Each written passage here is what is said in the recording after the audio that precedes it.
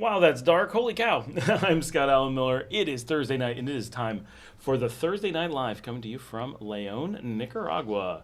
Welcome to the show, and let's get the word out there that we're going to be on. Give me just a second. We're going to try to adjust the brightness here just a tiny bit before people jump on. So if you're jumping on, be aware I'm just standing behind the camera for a second. There, that's going to help just the tiniest bit. It is early, so we got that backlight, which makes it a little bit darker. It'll get better as we go there. It's really not so bad. Once I'm in the light, you can actually see me. And, yeah. All right, welcome everyone to the show. Let's send out those messages. Let people know. Now I've got the hiccups. Great. Let people know that we are doing the show and get everything kicked off and started.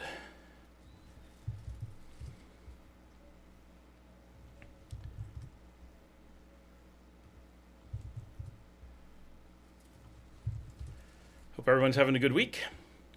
I've been crazy busy because I had shifts to cover and ended up working 3 straight days, doing 24 by 3 for 3 days. So no sleep or very little, just little naps in between things. 4 days. So I've been exhausted. I did sleep last night and feeling much better, but it's still been quite a bit. So on the sleepy side of things.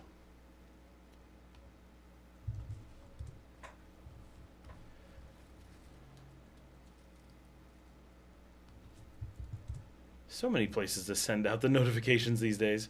Hopefully I get everyone, or it's all the different groups, right?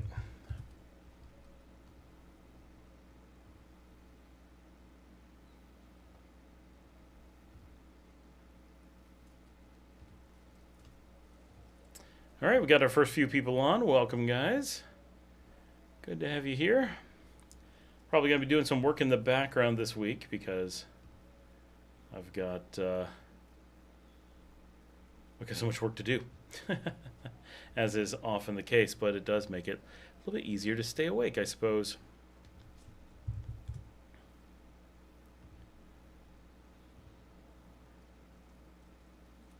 So how's everyone doing? How's your week been?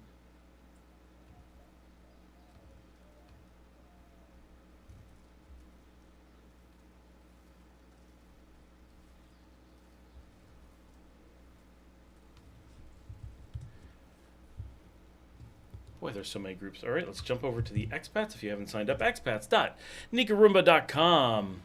Just JG is here. Hey, everyone from Montreal. Beverly Evans is here. Hey, Beverly, how's it going?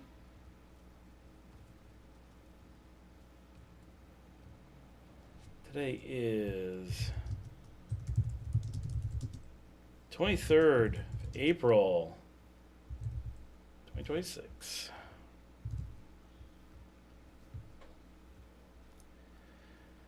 Sarong Goddess. Hola, Scott, Vicky in Rivas. I'm a drunk guy. What's up, everyone? I'm back in Indiana. Indiana. We called the dog Indiana. It is a state named after a famous movie dog.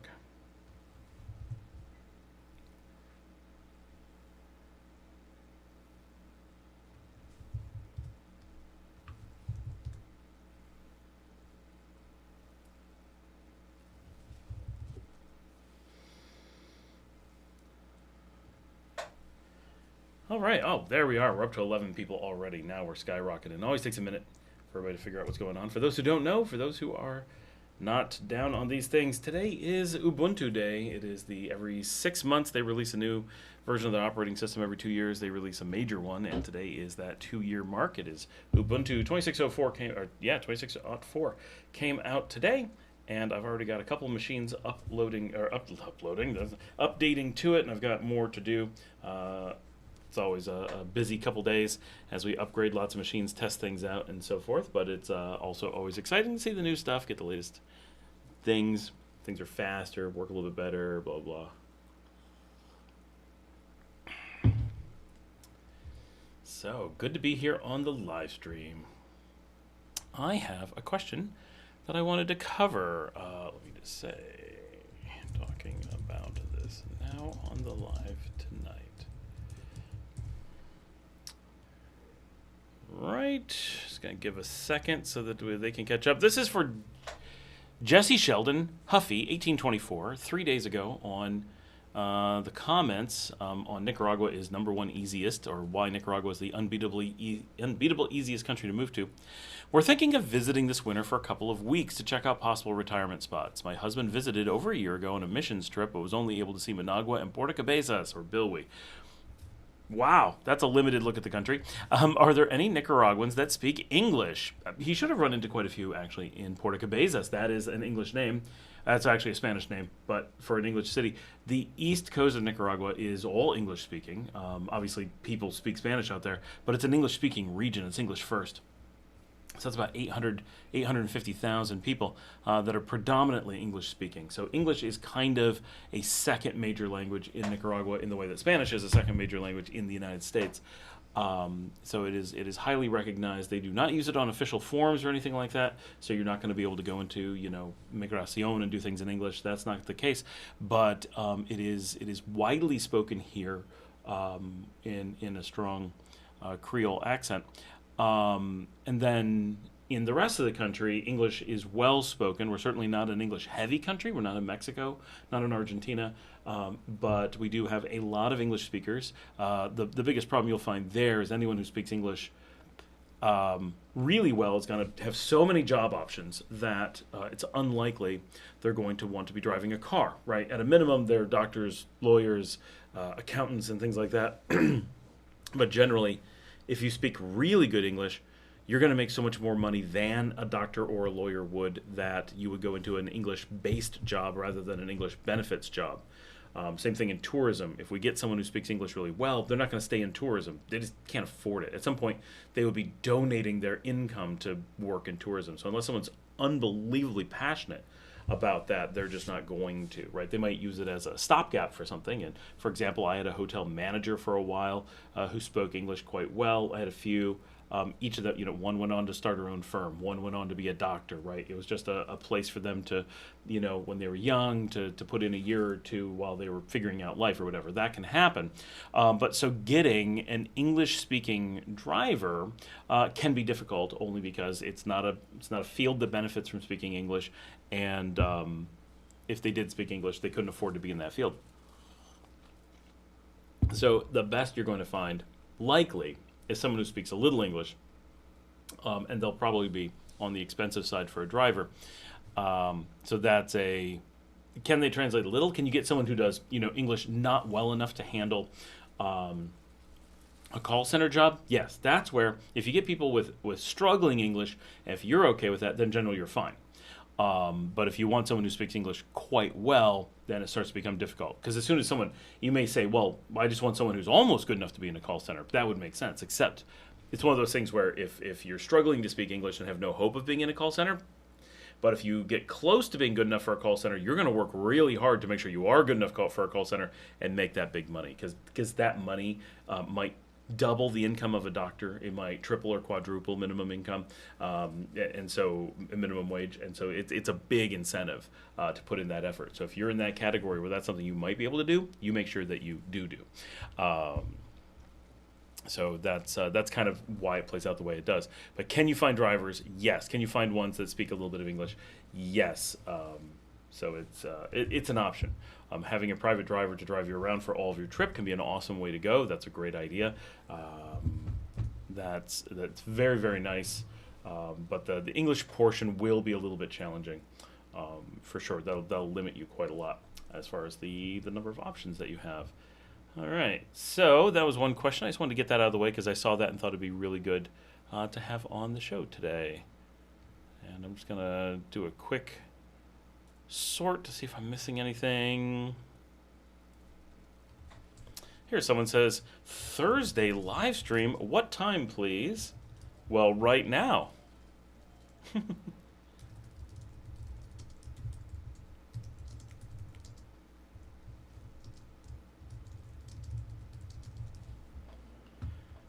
Which we didn't do too bad getting started this morning.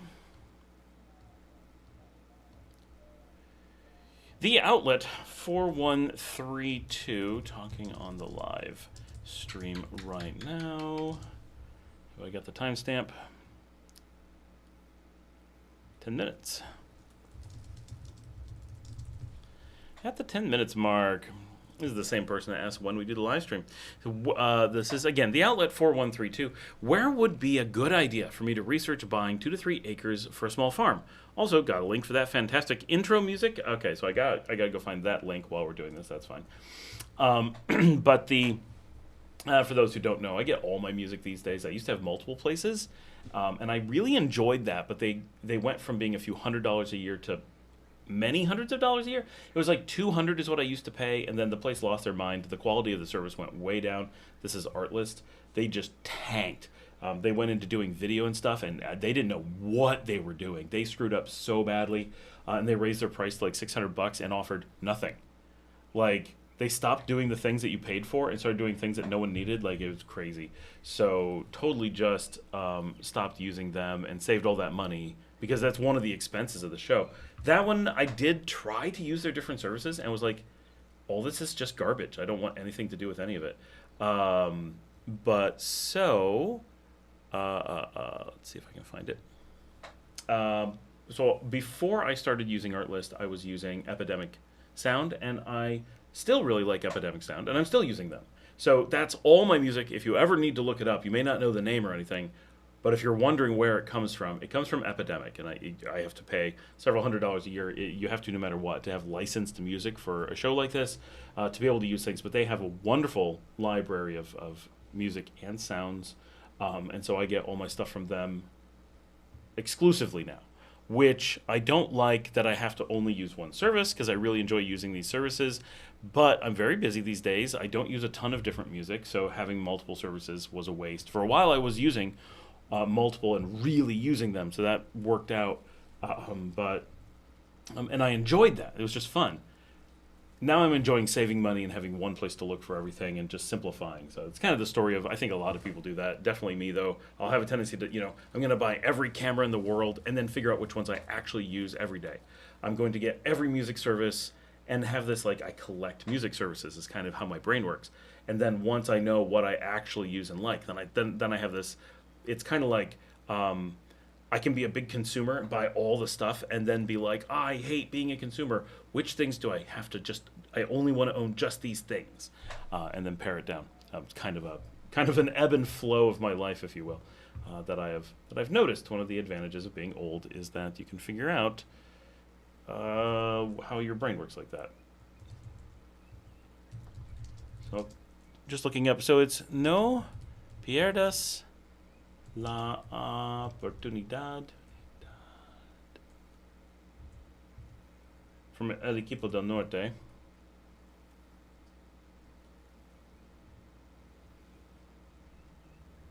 That's it. And just going to link that over.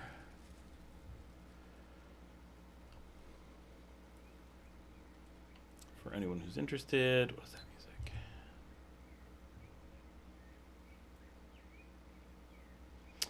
There we go. So, where would be a good idea for me to research buying 2 to 10 acres for a small farm? So this is a really rough one, right? Like, how do you answer something like this? Because we're an agrarian country. So the whole country has spots for that sort of thing. I need to drink this coffee. It is so bitter because it's cold and been sitting out all day. So it really leaves an aftertaste. All right, I'm going to bring up a map, though.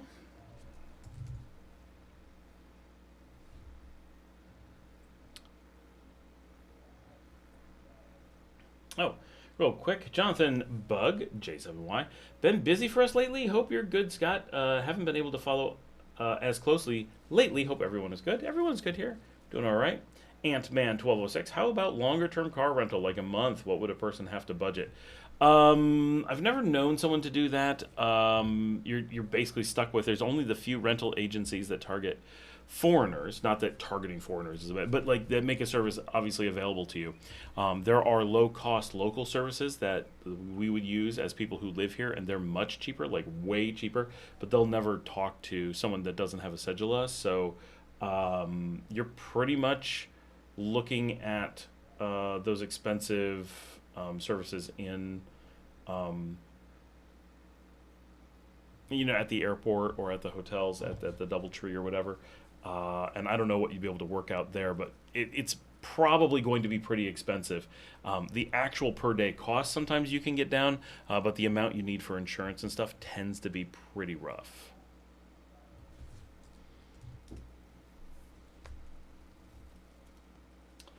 I don't know what the story, I'll just get this out there. I don't know what the story is for next week's live stream. I definitely hoping to be doing it. I don't think it's going to be a problem, but I have a meeting of epic proportions in the morning, and I'm actually going to go pop that on my calendar right now in case no one has. I think no one has. Yeah, I am off for the day next week. That is definitely a nobody.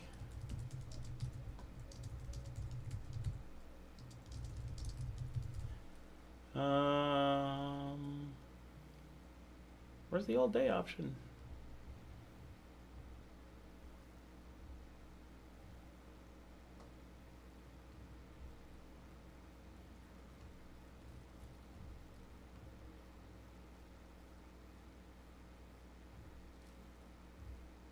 All right. I've blocked off the day on my calendar. That's probably best. I have such an unbelievably epic meeting next week. I don't know if it's going to be done hours before the live stream or if it's going to impact the live stream. So just getting that out there so people are aware of that is a thing that could be happening and maybe a little bit of a problem. So there we go. I was in the middle of something, wasn't I? See how I am?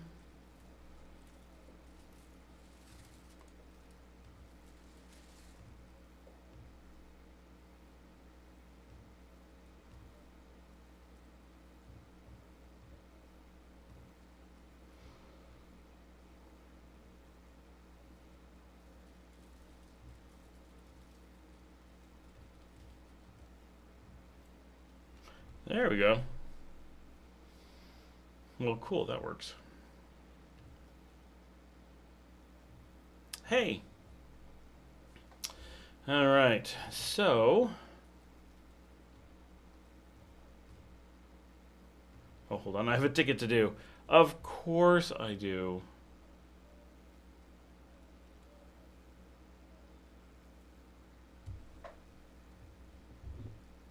Okay.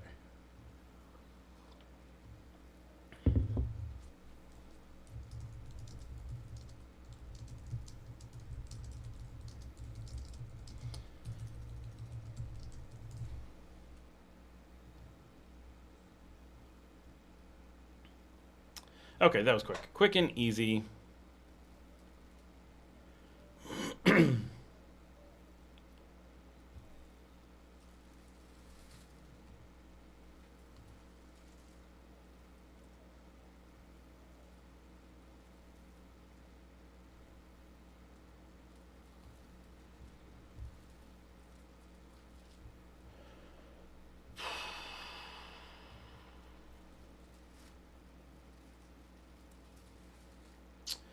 Real quick before because the person isn't on, I'm going to answer some of these other questions while we're doing this. So I don't know about the car budget. That one you just have to talk to those places. Oh, I'm sorry, I don't have to have the map up.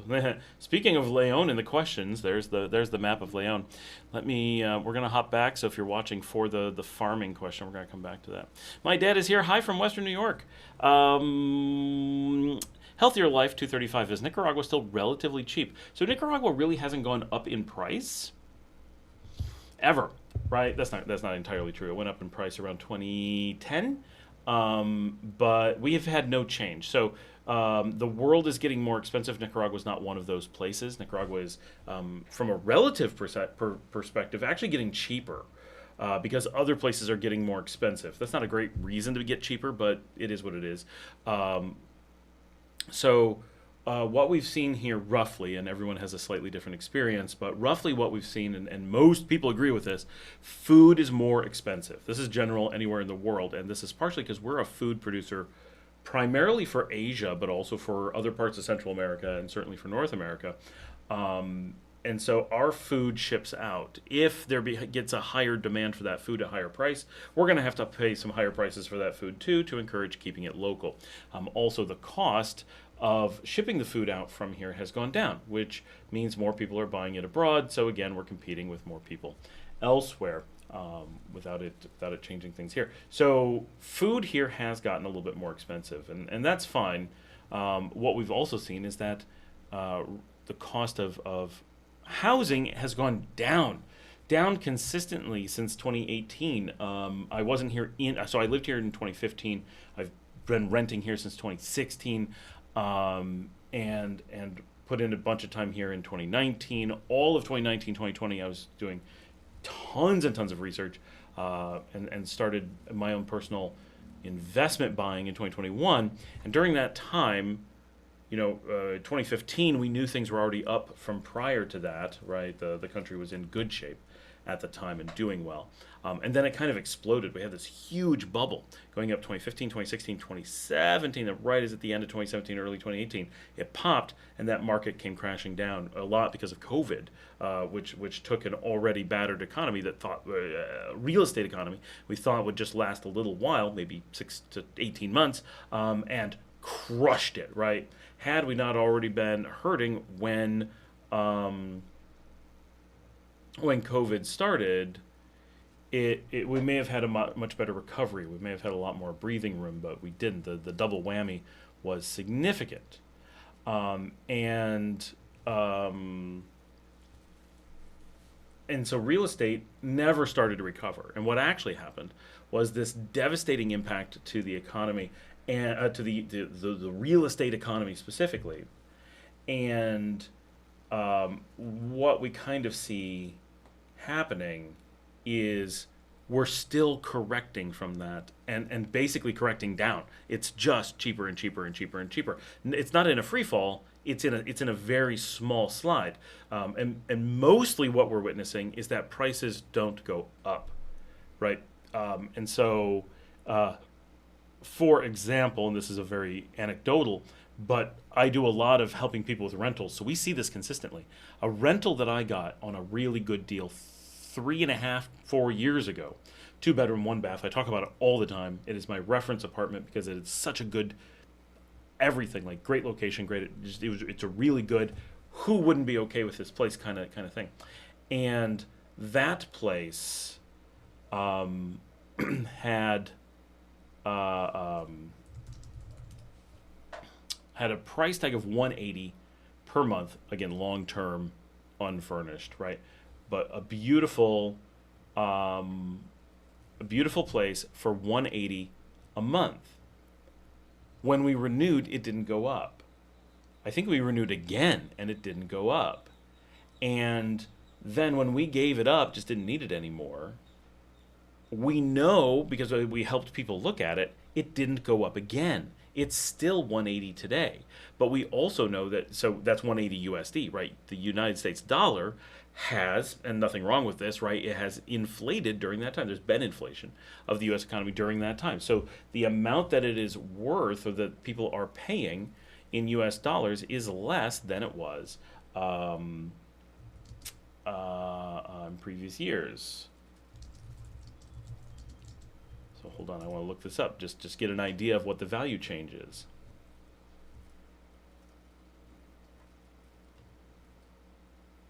So for the apartment to have held its value against inflation, the price should be $203 today per month.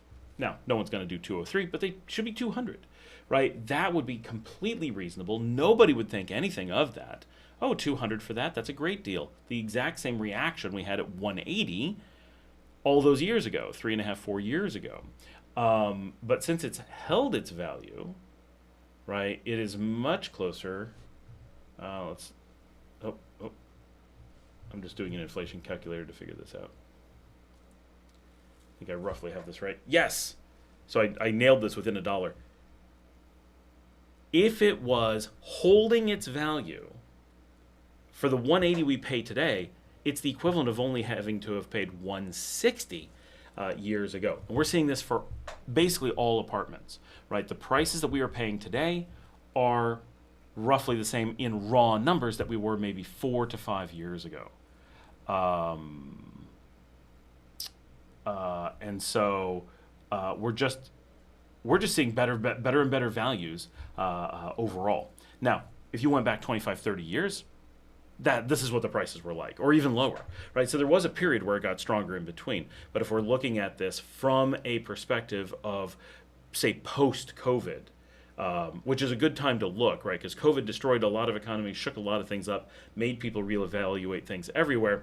In the post-COVID world, some places shot way up from COVID. Some places stayed steady. We are on a slow reduction in real estate. So what that means is, while we're paying more for food than we were 5 years ago, we're paying less for housing than we were 5 years ago. And these two things are the two largest.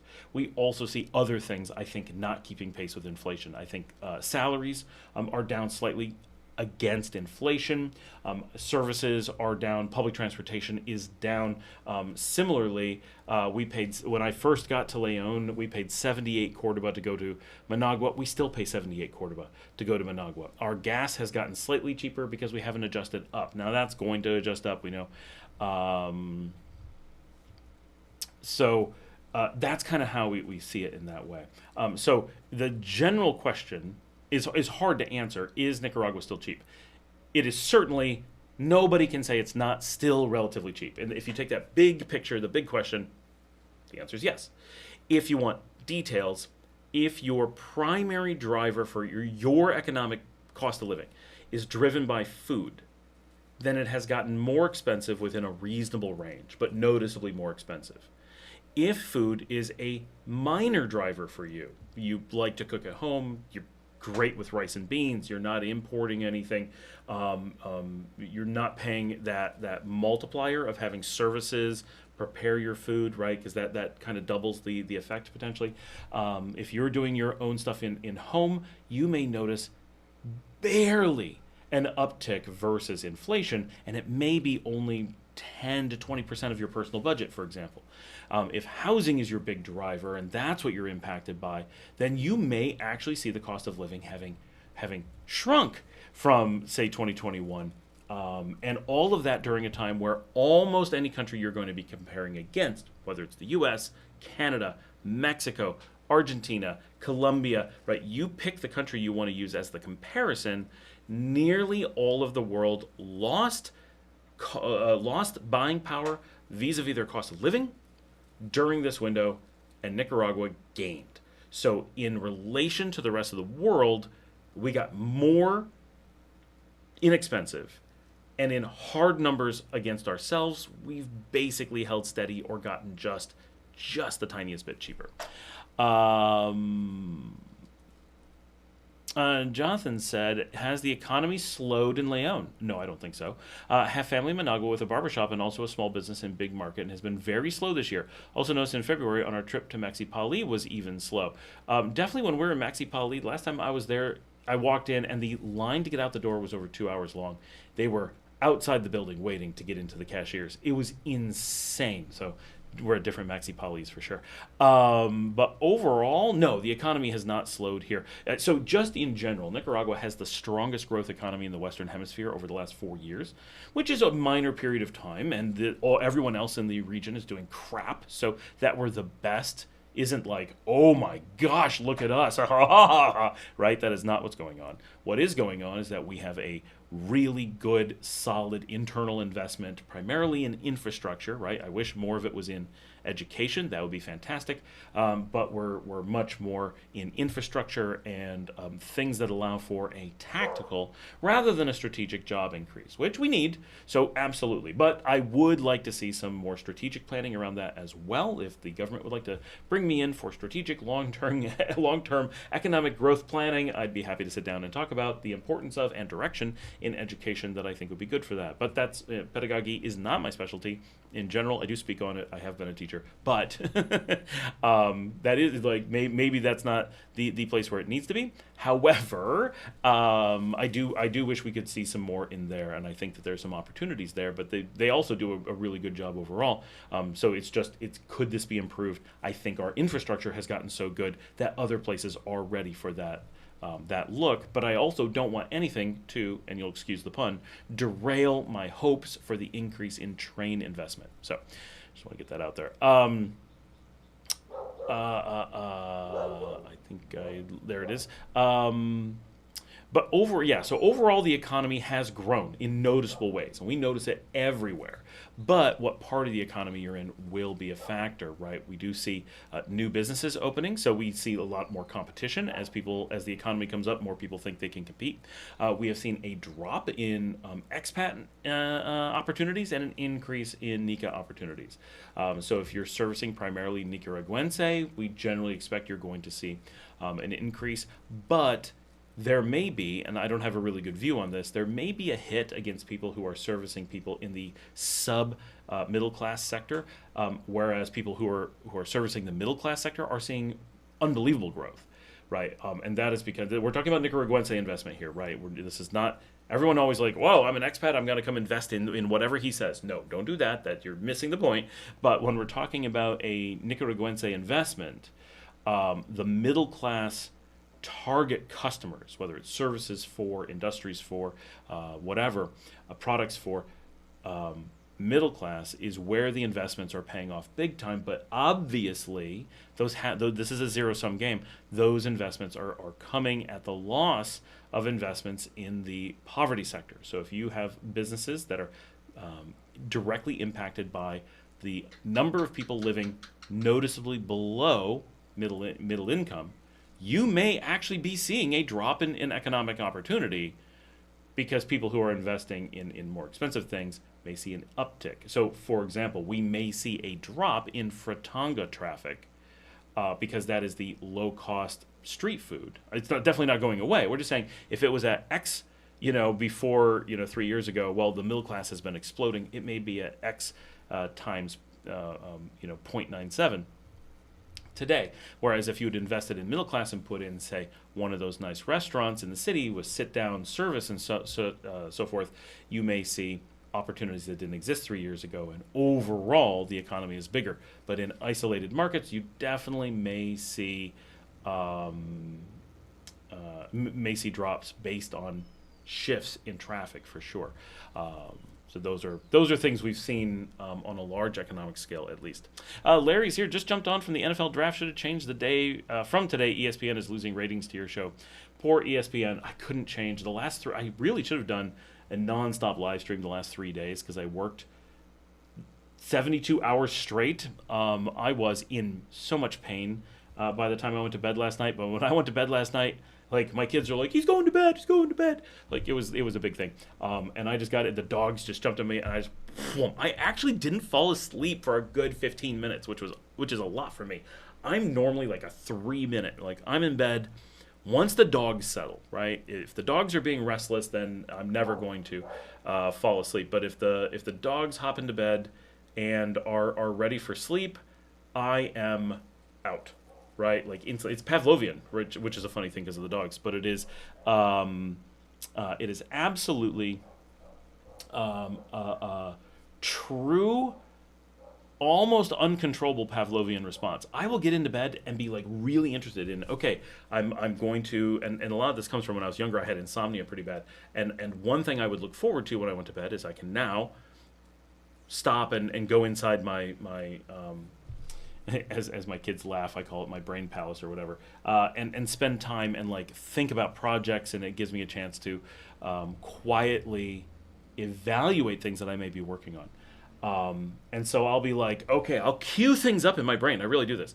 I'll be like, okay, this weekend I'm running a Nimble TTRPG campaign for my kids and some friends, and I'm going to lay in bed and I'm going to think about storytelling and characters that I want to be developing for this activity.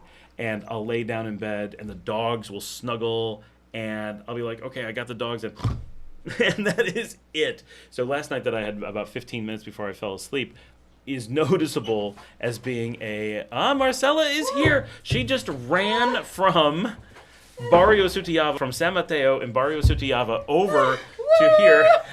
She said she was going to do this. I'm like, you're going to end up on the live stream if you run over. And here she is. Okay. He's very excited that she's very excited. Well, that's awesome. She's been wanting to get out and get running again, because many of you know she had cancer last year, or for the last 2 years, and has finished her treatments and is healthy and has been doing well, and then had pneumonia and is now doing quite well. And but she's been looking at getting back into running, because she used to do that before, back when she was healthy.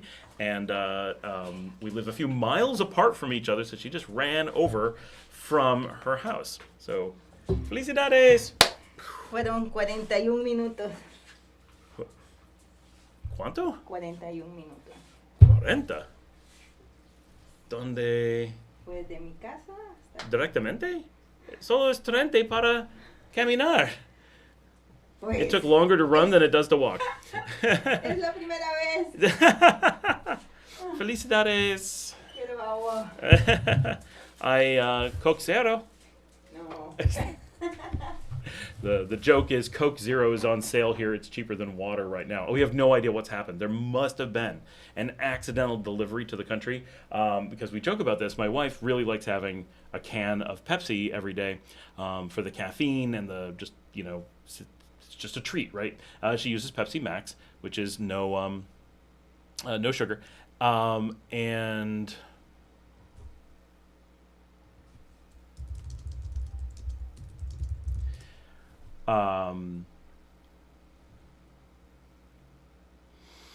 and we joke that she gets the Pepsi because it's cheaper than the Coke, right? Now, we're from New York, so Pepsi is actually more popular than it is other places, so it's actually something we like. But so she always gets these cans of Pepsi, and she works really hard to get them. And she doesn't want to share them, and we're like, you have to share them because they're the cheap ones. She's like, if you want your own stuff, go buy Coke. And I'm like, but that costs more. Well, right now, and for the last month, and it's already going until June, so this isn't some momentary thing.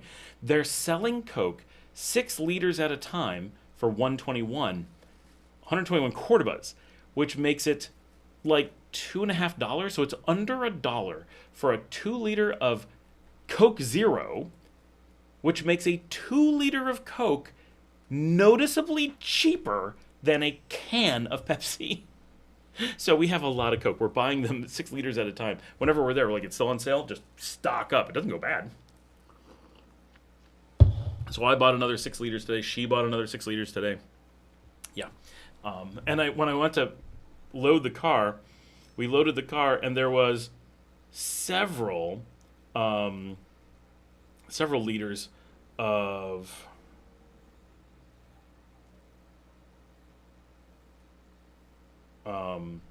Coke in the trunk already. It was very funny. All right, sorry for the derailment there. That's awesome that she made it over in a run, though. That's very, very good. Larry says, great pizza at Puesta del Sol. The first pizza there in 2 years. Yeah, they make an excellent pizza. My only complaint there is that they don't make a cheese pizza, but I'm sure they will for me at some point. But they used to have such a good pasta menu, because they would make all their own pasta and everything. It was fantastic. And then they basically eliminated all that because the margins were low, and now they focus on pizza, and their pizza is fantastic. But it used to be we would go and only get pizza maybe every third time we would go there. We used to get pizza from there all the time, because that was the place whenever our restaurant would have a party, like for our own employees, we always would go to Puesta del Sol and get their pizza as a reward for our employees, because we didn't make pizza specifically so we wouldn't compete with them. They're very, very good and really nice people. So if you're going to be in Las Bonitas, definitely check out Puesta del Sol for their pizza. Larry, what kind did you get? Sarong Goddess says, I've seen many people promote an answer to post for long-term car rentals on various Facebook groups, so maybe join some of them and post there, ultimately where you'll predominantly be staying. Yeah, post in the right group. Also, post in expats.nicaragua.com, which I'll throw up here. Expats.nicaragua.com, because that's where things like that, even more than the Facebook groups, but certainly more than the live stream. When you're on the live stream, basically you're just asking me, which is fine, but I don't rent cars, right? I own a car, like, I just don't need to. And I definitely want to avoid rentals that get super expensive. So,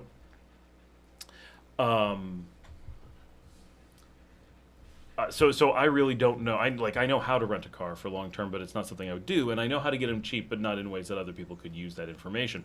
But if you post on Expats, then people from everywhere can see it, including people who don't have a membership. So that's important.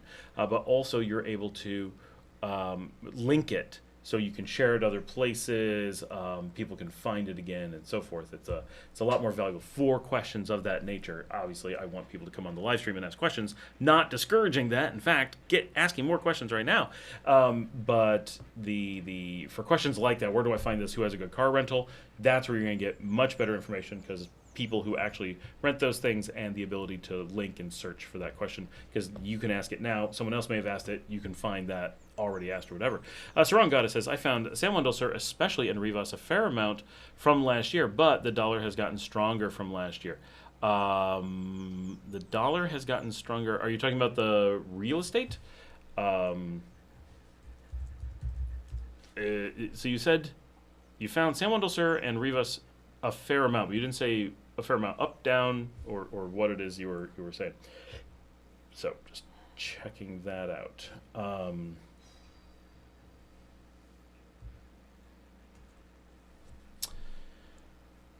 Martin Week, the algorithm showed me your channel, so I'm here by chance. You seem intelligent. Well, thank you. Is this about real estate? Greetings from Switzerland. So it's roughly about real estate. So this is a Nicaragua channel. So I'm actually Swiss, but I've been living in Nicaragua for 11 years, and we started the channel in 2019 talking about Nicaragua. I was here not living full-time at the time. I was coming back from Ukraine at the time, and was here in 2019 and started doing videos about Nicaragua because my employees in Nicaragua, we didn't have a way to share anything that they did here with my company broadly, and we used to have some channels that we liked, and they just disappeared, like literally got deleted from YouTube by the creators, I think. And with that, we always wanted to be able to show our other offices what it was like in Nicaragua, because people have no idea. You go on YouTube, there was like nothing. And so I was really encouraged to just start kind of journaling my adventure in Nicaragua, one, to share it with everyone, family and friends and stuff. And then when we actually moved here full-time and bought a place and just this was our lives, I started doing kind of a, not daily, but almost daily, journal for my father, who's on the show right now. And he's the one that said greetings from Western New York. And after doing that for about 9 months, we noticed that people were starting to actually watch the show, not just my dad and family and friends. And so it just became a daily thing. And so I've been chronicling my adventures in Nicaragua. Adiós, buena suerte, hasta mañana. En la mañana, sí, entiendo. Adiós, chao, chao. And so, one, this is kind of my story of living in Nicaragua. Two, because I've been here for a long time and because I'm an expat, but because I've been involved and an investor for more than a decade, I have a lot of insight into Nicaragua that a lot of other people just won't come across, right? It's not something that they will encounter in even if you live here as a more typical person, you're not going to encounter the same kind of things that I do. I end up doing a lot of work with different agencies and dealing with hospitals, and I have a lot of employees here. I have a lot of friends here on both the Nika side and the expat side. So I get a lot of perspectives, and I've been investing and working here for a really long time. And then because I'm doing the show, it also gives me a lot of reason to be actually paying attention to things and researching things that maybe don't affect me directly. For example, I've never used, and I left the country before it was a thing, Ozempic and other GLP-1 drugs. So never a thing that I would know anything about, except that, hello, my daughters have popped in. Really? Yeah, there's a really healthy looking spot, but I don't know where it is. Okay. Maybe move the pot up on top of that metal thing where we used to feed the cats, because the dog will eat anything that grows in there. Cool. And then I'll take a look at it later. Awesome. Thank you. My daughters came to tell me that one of our planters has sprouted something that looks very interesting, but I'm not sure what it could be. My hope is it's cucumber that I planted. We did have something, I think a skunk got in and devoured the cucumber, but there was an entire cucumber planted in there, so there's a lot of seeds in a cucumber. Hopefully one of them sprouted. Just fresh cucumbers would be fantastic, right?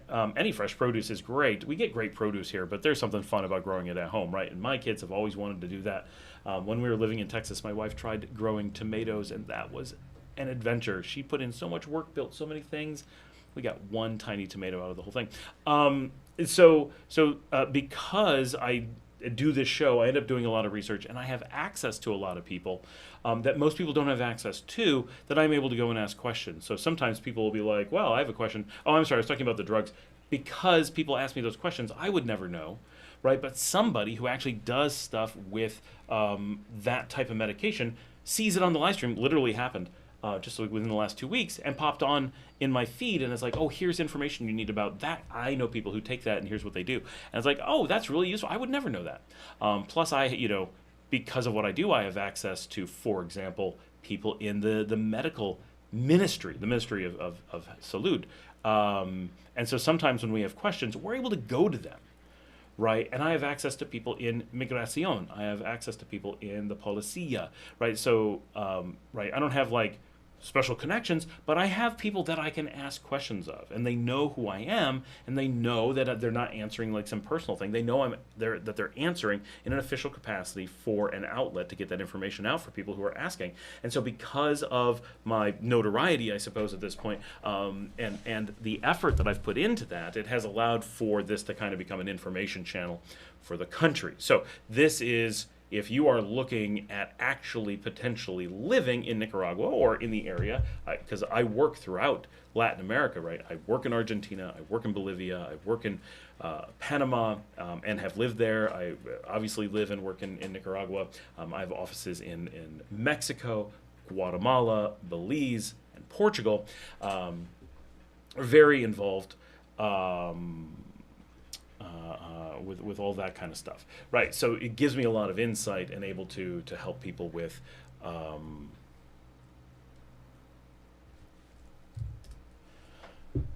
those kinds of things. So some people are asking about real estate. That's obviously a major part of the discussion, but also the economics, investing, tourism, how to find the right places, and so forth. So we cover a lot of things, but obviously real estate is very popular. Martin then says, I'm emigrating, so hasn't done this yet, from Switzerland to Argentina in a year. Awesome, using my Swiss pension. I'm going to Mendoza. What an awesome choice. I've actually not spent time in Mendoza and am super jealous. I really want to go there. My company's offices are in, I'm going to have to look real quickly to make sure I get the name right. We are in Buenos Aires, and we also are in, it's still the state of Buenos Aires, but it is the city of, I'm looking in the wrong place, Mar del Plata, which is 250, 300 kilometers almost due south from Buenos Aires. For those who don't know, Buenos Aires is littoral. It is sits on the river, and Mar del Plata is the second biggest city in the state, the province of Buenos Aires, and is an eastward-facing Atlantic Ocean beach city. It's a good-sized city. I actually don't know what the population is, but it's bigger than Leon, I'm pretty confident.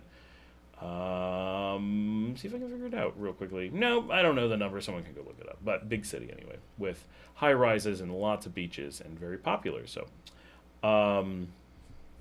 but Mendoza is the wine city at the foothills of the Andes, and just amazing. I was really seriously considering going there last time I was down in Buenos Aires with my wife, but we decided that Mendoza was something our kids would really want to do, and they weren't with us on that trip, and so we focused on Buenos Aires and just doing local stuff, and we didn't want to waste time flying places or whatever, so we focused just on that, and do plan on taking our kids back, and I certainly will hang out in Mendoza sometime I'm down there, but I do love Argentina. It's a great country. It has so much to offer. And that's awesome. And it's really nice to see someone going to Argentina that isn't going to live in Buenos Aires. Like, I love Buenos Aires, but it's too predictable. EPE Life, I want to be part of Thursday night party. It's Peter from Messiah. Larry says, I've seen Maxi Pali. That when Yazaki employees got paid, I was shocked as well. Yes, it was. We actually asked. We're like, what is going on? They're like, yeah, it's Yazaki. All right. Brent says, oh, wow, Wizard Frog is your daughter's best yet. I didn't have that loaded in my brain when she popped in the door. That was her that said about the sprout. I'm going to send her a note right now, Brent. Thank you so much for noticing the thumbnail. For those who don't know, my daughter, who is 14 but turning 15 in 2 days, has been doing my thumbnails for the live stream. She doesn't do my normal ones. Those are AI, obviously. But my hand-drawn ones are all done by my daughter. Oh,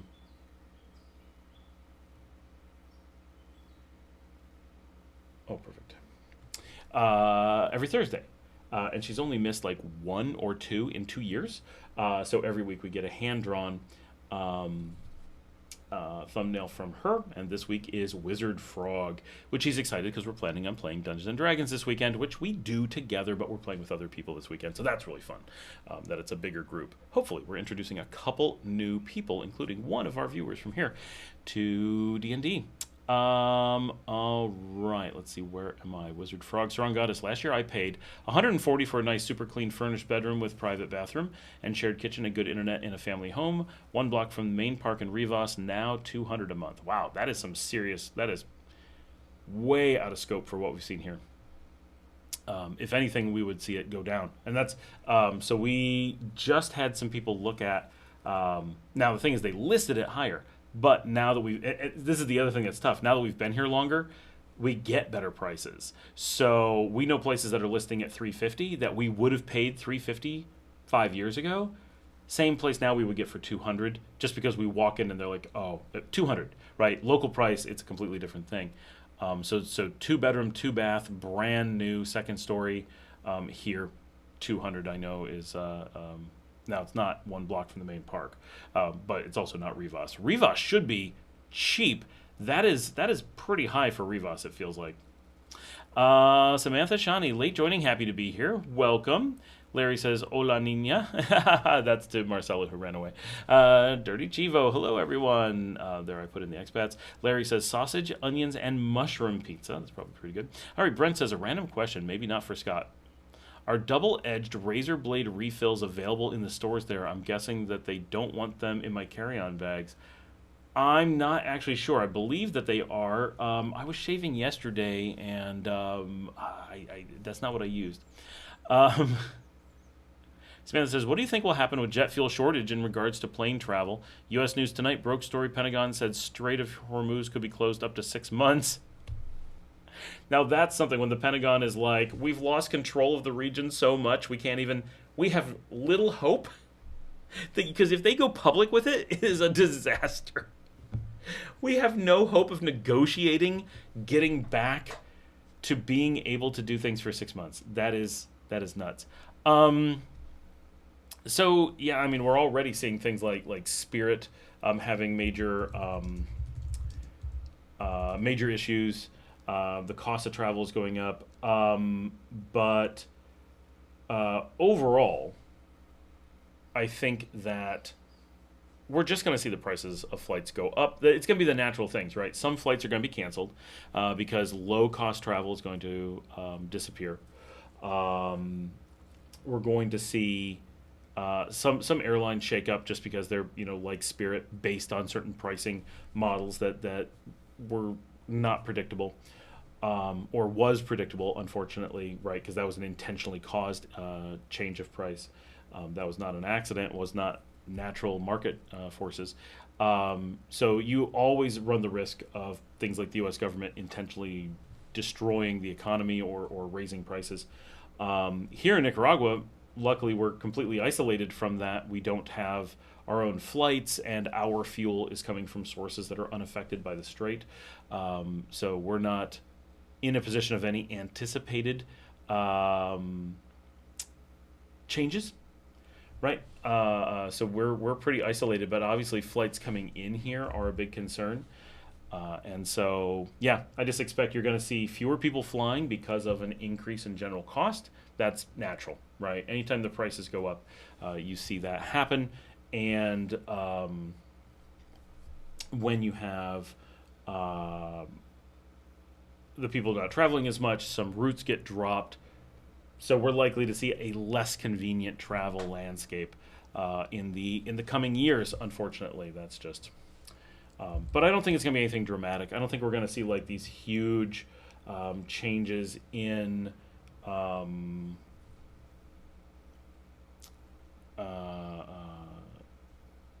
how flights work. I just don't foresee it being a revolutionary step. It's going to be a very just standard response to higher cost, right?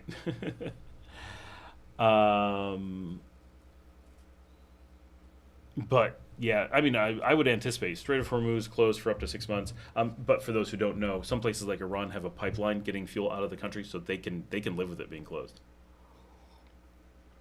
Sarangata says the exchange rate is a bit higher now from last year. What's the? I've not seen a change in exchange rate in over a year. I think the exchange rate is exactly the same, 36.4.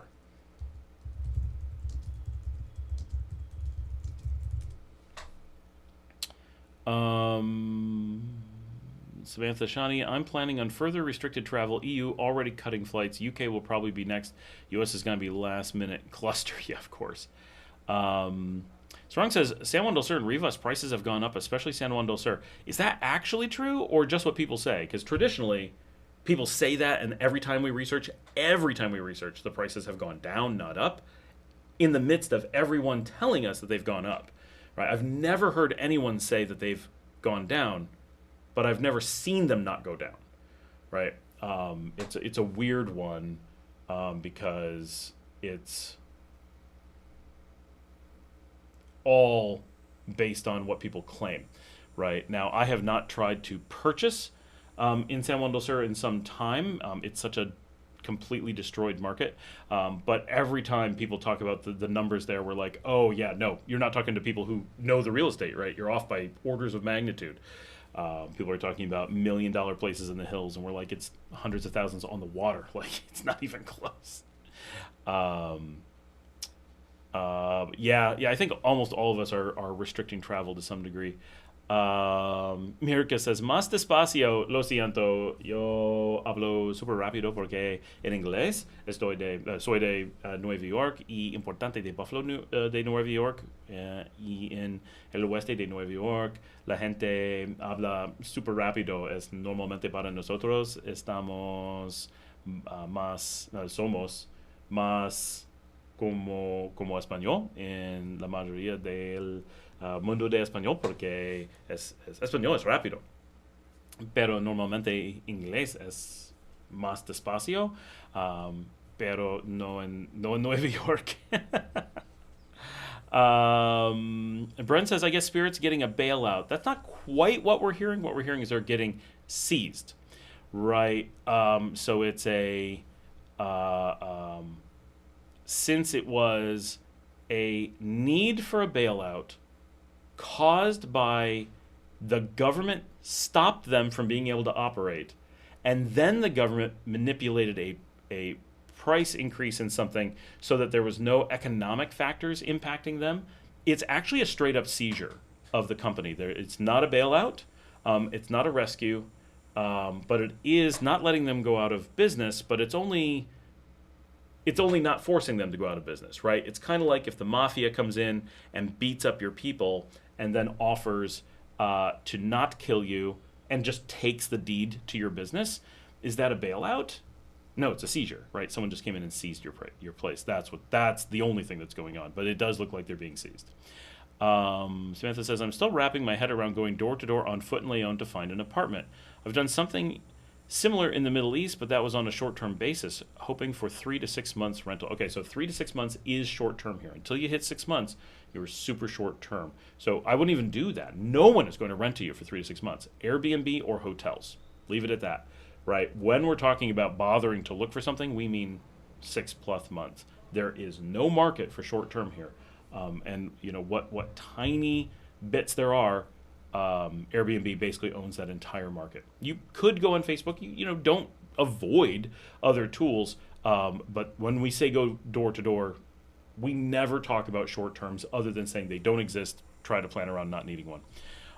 Luke says, "Hola, y'all. Spirit deserves a bailout and the conjoined government-private effort to block company from the aero monopoly." Exactly, right? It was bribes to the government to block them from being able to operate that caused them to go into from excuse the pun, flying high economically.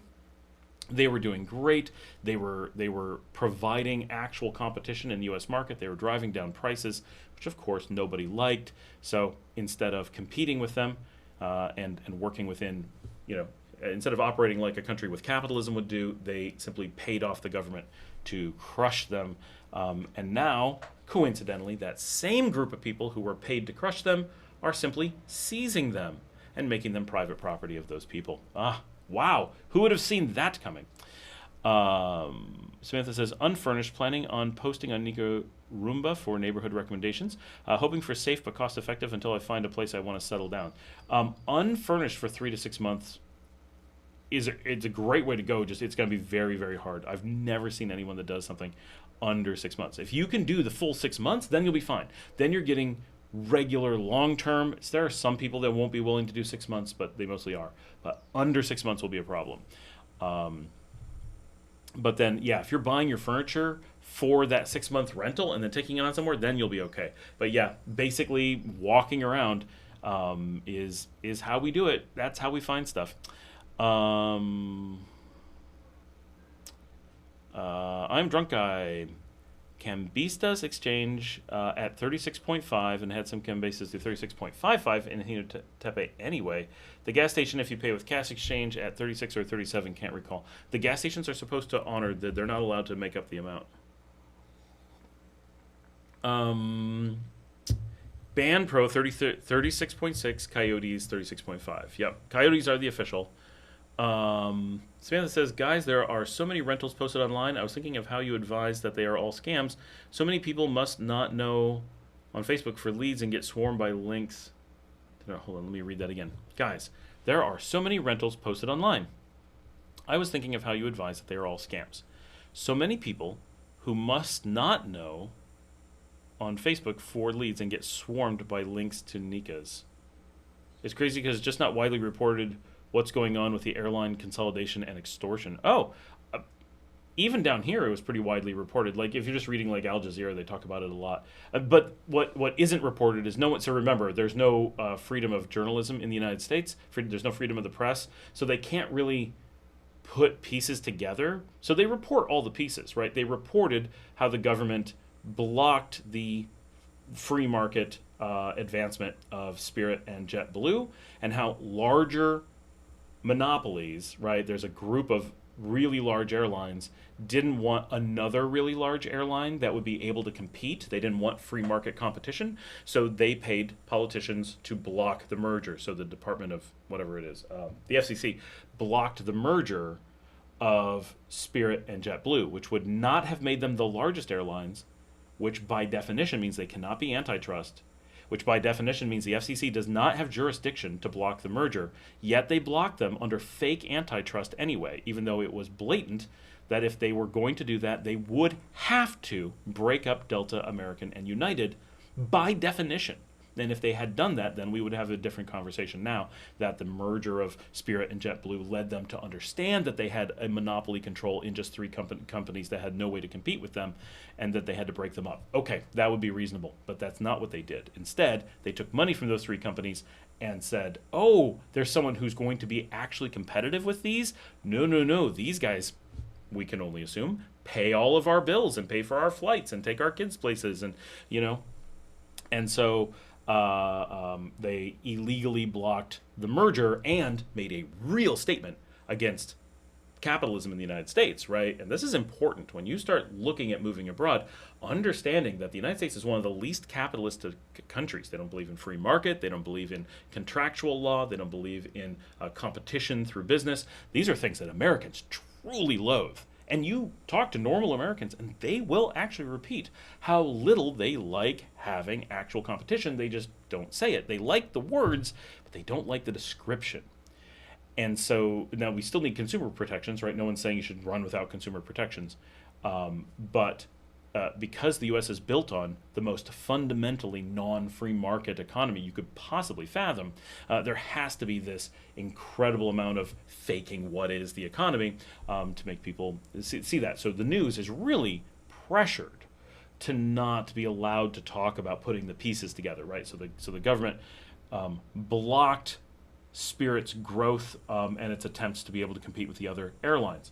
It put in tons of money into something that should have been unblockable under the law. Well, it was unblockable under the law. It was blocked anyway, right? Because the law has no meaning in the United States, right? It's a lawless country. Literally, it's a lawless country. It uses common law, which is a way of saying not a legal framework. It really is the Wild West, which works much of the time, but it is not a lawful country by definition. So without legal ability to do so, they blocked it and caused it to lose a tremendous amount of money, which put it into a bankruptcy tailspin. It did manage to recover from that, but only barely. Went into another one, was about to recover from that.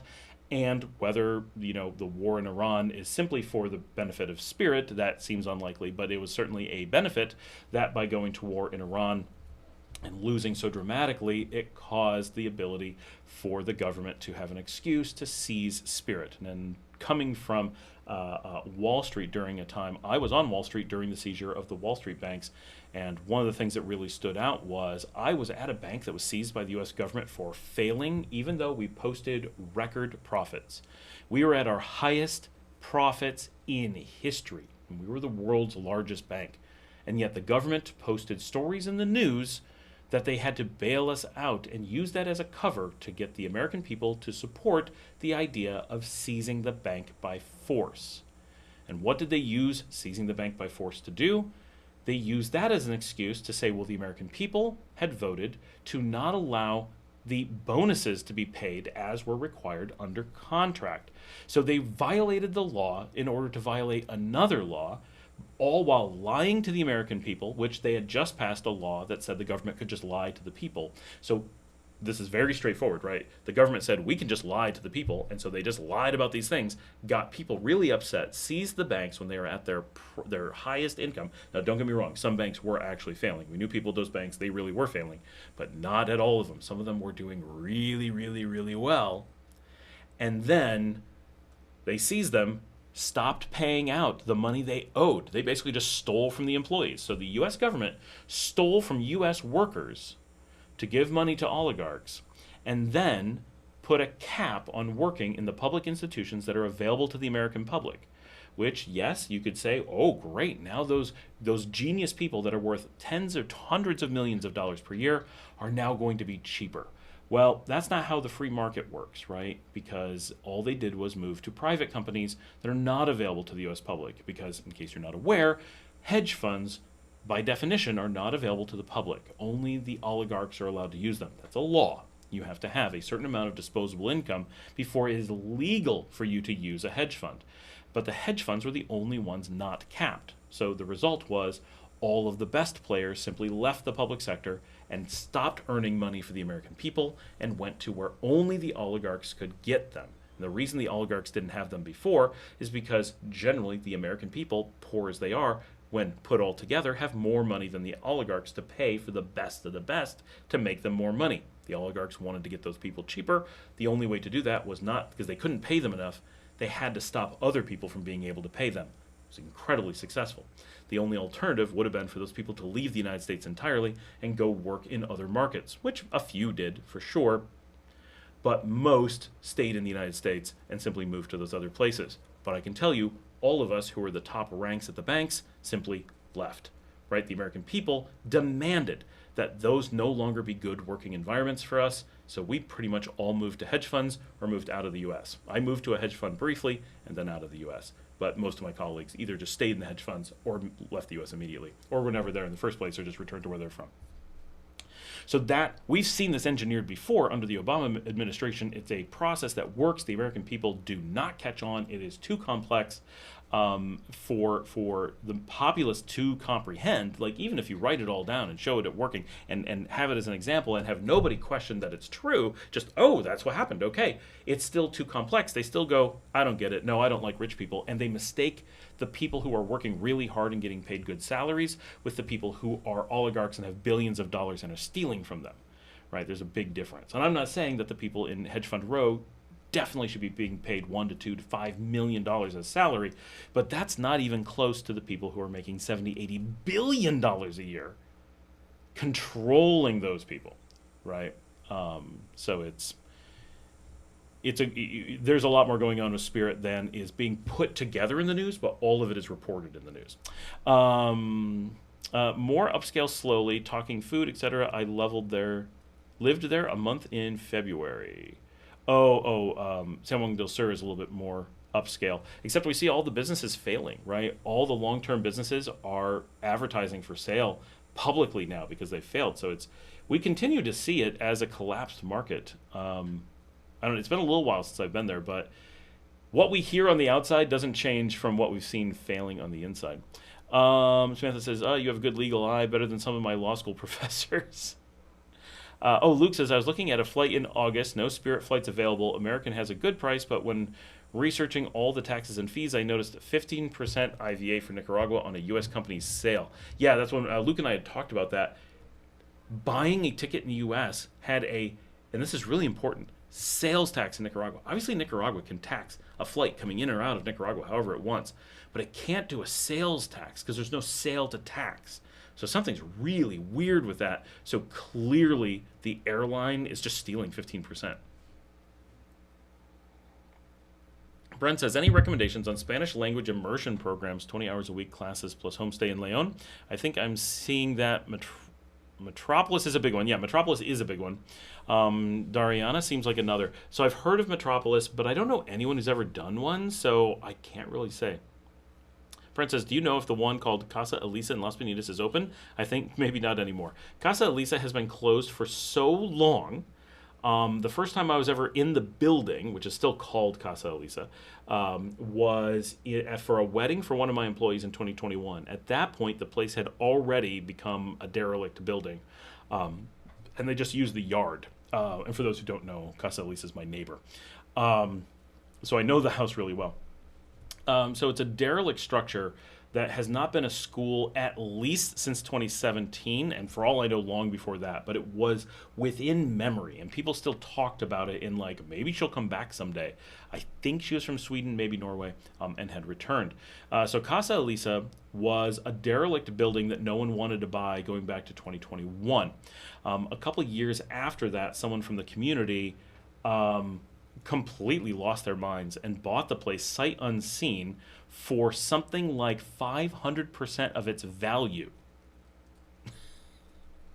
And now it's a completely derelict structure that no one can afford to work on because all of their money was spent buying it and never checked that it was livable, and it couldn't pass code. The place was not structurally sound. So I have this derelict structure as a neighbor. It's great. Just fantastic. Yeah, no, definitely there's no school in Las Piñatas. But it's funny that you mentioned my neighbor. Sarang Goddess, the room I've rented for the past 5 years is very nice and clean in an awesome location with its own water tank, so it doesn't shut down like it does in days for San Juan del Sur. I've checked out many places before. Samantha says Fannie Mae, not in relation to any of the things that I've mentioned. John Mason's here. Good evening, Scott and everyone. How's it going, guys? And we're actually caught up on all of the comments there for once, which I don't often get caught up this early.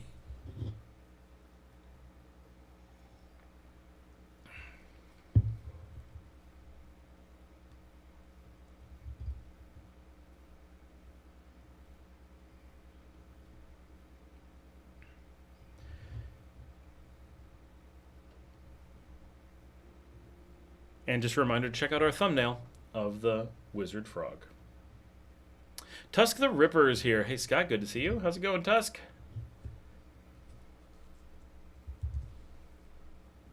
I'm almost done with this cold coffee.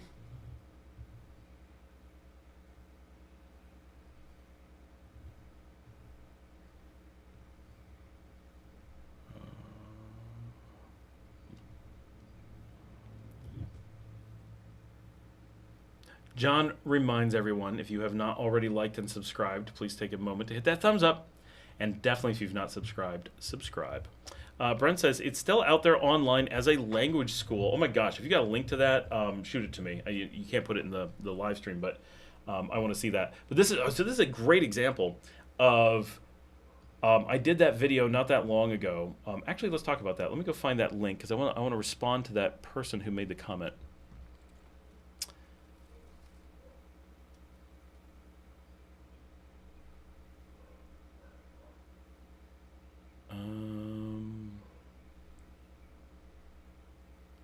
You know, someone said, I just wanted to say, there it is. Here, I'm going to, I've got to find my link so I can tell them at 1 minute, so 75 minutes.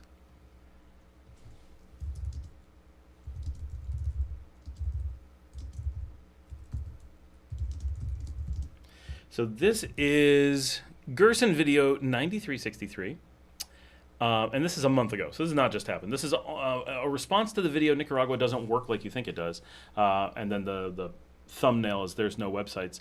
Hi, Scott. Just wanted to say that websites do exist in Nicaragua, and as Nicaraguan, we give more credibility to businesses when they have one. So websites not only allows us to see whatever services or product they offer, but also gives legitimacy to the business. I would say small business tend not to have one, but medium and big definitely do. Regards. So I didn't mean to say, obviously, I think, that there are no websites in the country. I have websites in the country, so clearly there's at least one or two, right? All of my businesses have a website. Nicaragua has a website. The Expats group has a website. We have websites, right? They do exist. But there's a few things. One is that the government does not actually use websites. So as a country, right, those don't exist. Most businesses do not. 99% of businesses do not have a website. One thing that's really interesting is, for example, out here, there's billboards all over the place for tiendabecool.com. No explanation whatsoever. Just, and these have been here for as long as I've been in Leon. I'd have no idea when they're from. When we first moved here to the beach area in 2021, these billboards were in multiple locations. They're in fewer now. There's still at least two as you drive from the outskirts of the city to my house. At least two of these billboards remain. A third one that I remember is gone. And so things that are amazing is, one, that billboards for something that doesn't exist remain from over half a decade ago. No one has ever considered putting up a different billboard. No one has considered taking them down. No one has graffitied them. Nothing. They remain pristine and look almost new. The website has not existed ever. I'm not saying it literally. They must have at one point built one, but it was a placeholder. You know, like just a website that says thanks for visiting. Or oh wait. Okay, so this is hilarious. I have been saying this for 5 years. The website just came online.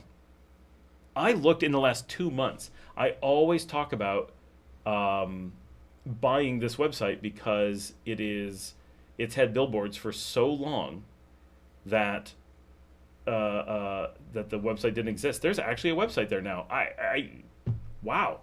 But who would go to it, right? Because and even this, the website says copyright 2024, but there hasn't been a website for years. I mean, literally, I check all the time. This is super weird. But it's hilarious that they finally put it up.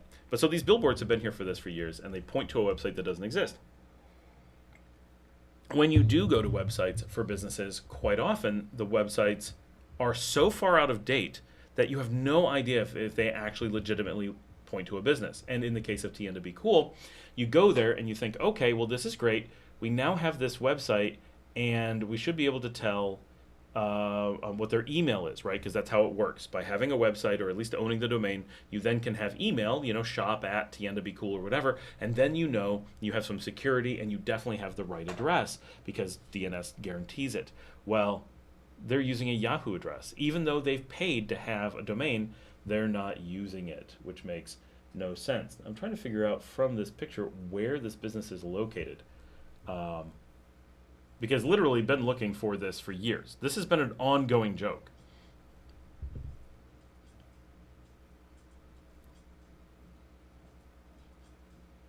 And of course, it doesn't make me think that the place is actually real.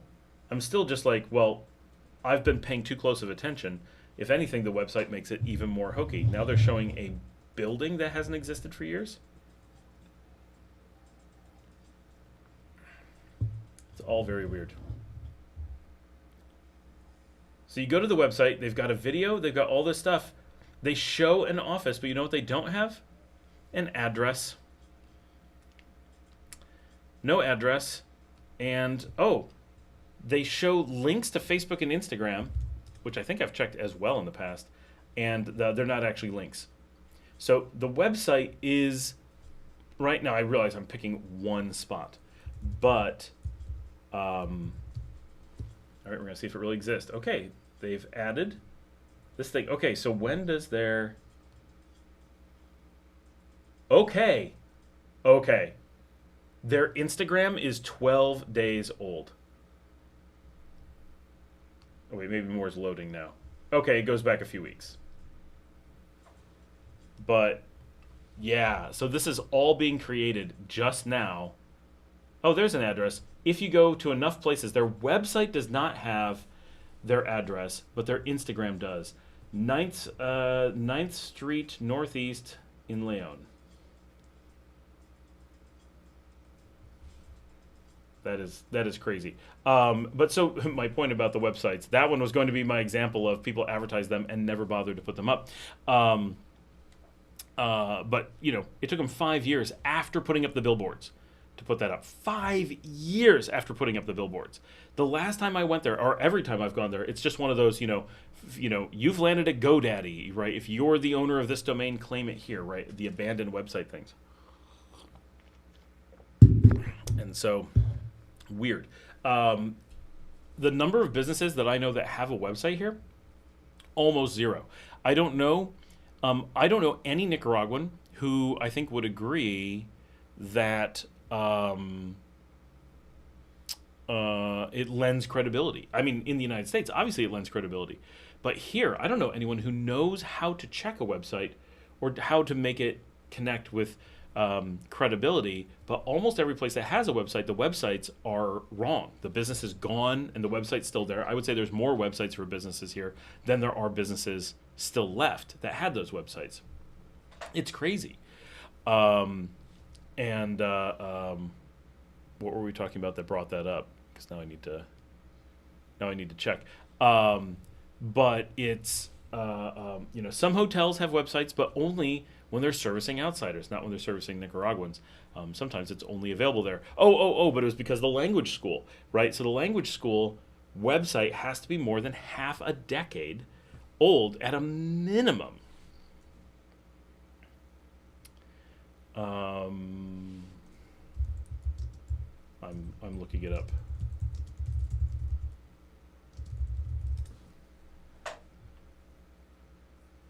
Leonlingua.com, Casa Elisa.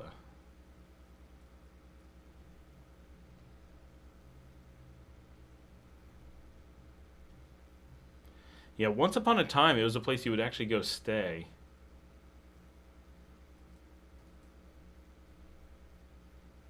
They're linking to, like, Instagrams and stuff.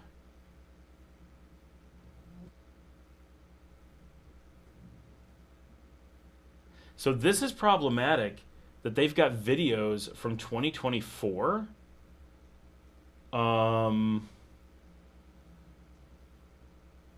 That is years after it closed. Now here's ads from 2022. But it's, yeah, they're showing pictures of the school.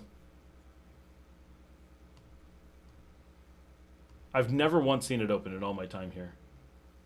Now here we go.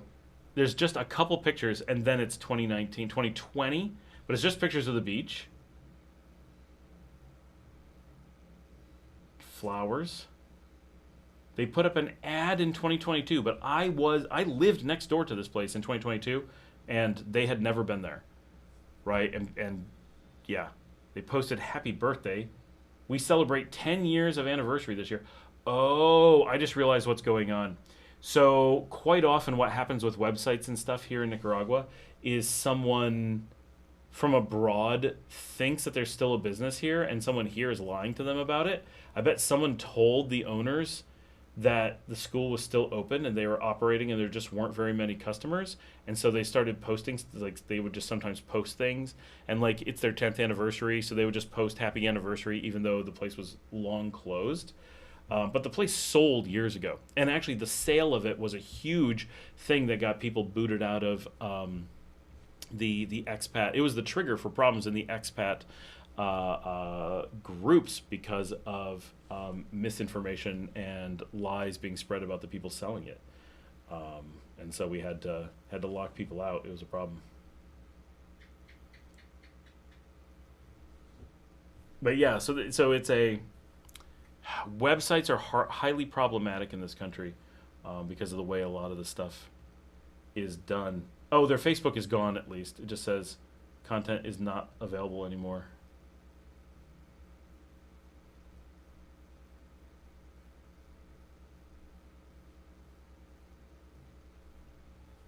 All right.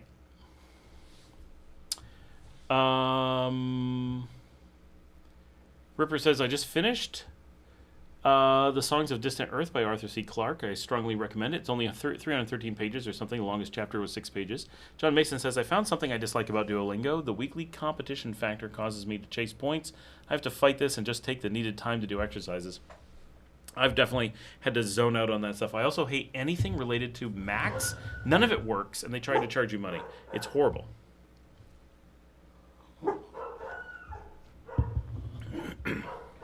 All right, I have to step outside for just a minute. I'll be right back.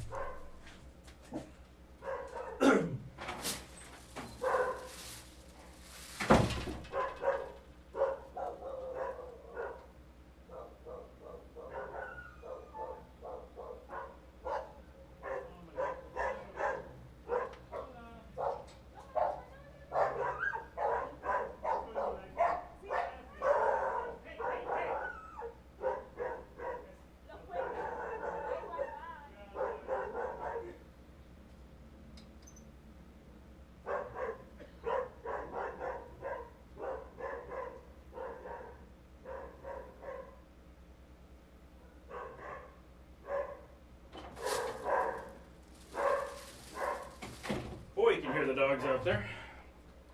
Sorry about that, guys. Had to just step out and grab something from someone in the driveway. We are here.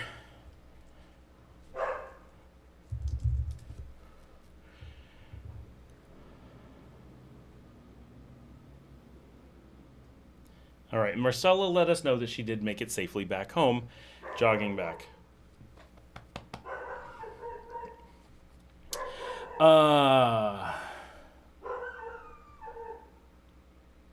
Yes. Anything having to do with Duolingo Max is complete garbage. Don't even test it. One of the things I hate is they give you free access to Max. It's so awful. It makes me want to stop using Duolingo to avoid Max. They think I'm going to pay for it. Are they trying to get me to pay to make it go away? Like, it's awful. John says, when I'm chasing points, I'm not learning as well, so forgetting the points and just focusing on learning is the best plan, definitely. Brent says, yeah, Casa Elisa Spanish School is still on Google Maps, and interesting, here's a response that I'm just seeing to an inquiry about it. Luke says, here, Facebook constitutes a website, which is true. That's what people think we mean. Brent says, response from owner a year ago. Under new ownership as of last week, we are now Minnows Hotel, working on updating the contact information. Will be open for Holy Week in April. Right. It's really confusing because it was a Spanish school and now they're claiming to be a hotel. It is under new ownership. I don't believe they are registered as a hotel. I could be wrong. I'm not saying that they are not registered as a hotel. I'm just saying I'm not aware of them being registered as a hotel or being registratable as a hotel, given the structure and stuff. But maybe. I've never heard of anyone staying there. I look at maps. Are there neighborhoods in Leon? Any that you recommend? Oh, there's definitely neighborhoods. We're the second largest city in the country. So if you look at a map, well, let's just go to the map. We were going to do this earlier, right? Let's go to the map. I wish I had some, automated thing that when I do that, it actually takes you to a map. That would have been freaking cool. Oh, Brent says, glad Marcel is doing great. And Kevin is here. Saludos desde Panama. Hey, that's awesome. Where in Panama are you, Kevin? I used to live in Rio Hato before I came to Nicaragua, actually. Let me, so there's Google Maps. I had this all set. Is that, boom, Google Maps. Okay. Except it's not showing the part that, oh, it's zoomed out. Hold on, let me see if I can fix that. Sorry, my dogs are nuts.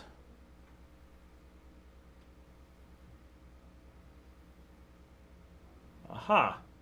How's that? A little bit better? I can't find the rest of... There we go. Ah! Sometimes OBS is an unnecessary pain.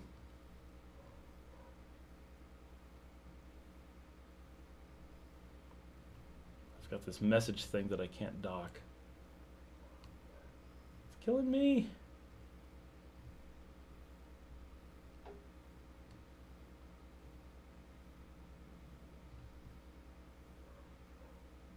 All right, is that a little bit better?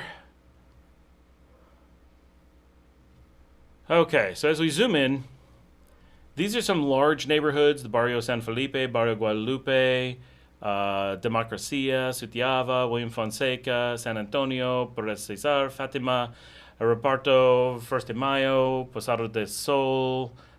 This is El Centro, just says Leon. Carlos Canales, if you guys saw the litter video from yesterday, that was filmed in Carlos Canales. This is Tomas Borges Martinez, first etapa, which is first stage, Colonia Universitaria, or Universidad as we often call it. This is Casa Leon that we talk about all the time, and so forth. So if we're zoomed out at this level, you see all those neighborhoods. And if you zoom in a little bit, try not to have something pop up. If we zoom in a little bit, you start to see others pop up. Los Jardines has popped up. You'll probably see... nope, you don't see it, but Veracruz is over here. You'll start to get... Fundesi has popped on. Here's San Carlos has shown up. As we move in, you'll see more and more. This is Zaragoza right here. This is Labo Rio right here. Providencia has shown up. This is Heroes y Martires de Zaragoza. If we come over here, this is unlabeled, but this is, I want to say Santa Lucia. And then there's another one right here. This is Heroes y Martires de Sutiava. This is one that I don't know its name. Oh, no, this is Santa Lucia. This is Heroes y Martires de Sutiava. That makes more sense. So basically, this is this area right here is Fana Uros. Some of these are really hard to figure out their names. So there's a whole neighborhood here that nobody knows its name. Where nobody knows your name. Boom, boom, boom, boom. But so yeah, so many neighborhoods. Now this is one I really don't know. El Sagrario, which is like the hospital district south of downtown. But I've got friends who live there. But no one ever calls it that. Calvario is really well known over here.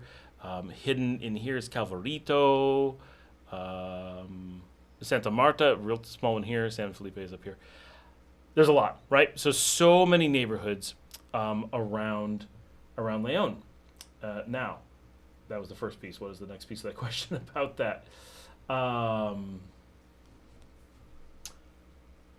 Any that I recommend. So Leon has a lot of decent neighborhoods. It really depends what you're looking for. And there's definitely some I would not recommend, like Borges Martinez. That's a really rough area. Reparto First de Mayo, probably not something that very many are going to want to look at. But we've got someone on right now from Posada del Sol. They like it over there. A lot of people on the show right now are from Zaragoza over here. This rough area of Sutiava. Sutiava is actually from this line all the way out here. This is all Sutiava. This is all Leon over here. A lot of us are in Sutiava. Sutiava, we really like it over here. Fundesi, I like a lot, but I don't know anyone who's living down there. Fatima, which is right here. Absolutely gorgeous. This is a wonderful area. Seen nice stuff up here. San Geronimo is nice. This area is not too bad. I really like William Fonseca. Most of these neighborhoods, not 100%, but most of these neighborhoods I have done dedicated walk around videos where I have actually explored around the city. Saragossa, I've actually walked every single street for Janet when she was first looking at moving there. She's like, I need to see everything. So I just walked in a zigzag through the entire barrio to get everything. That's the only place I've done to that degree.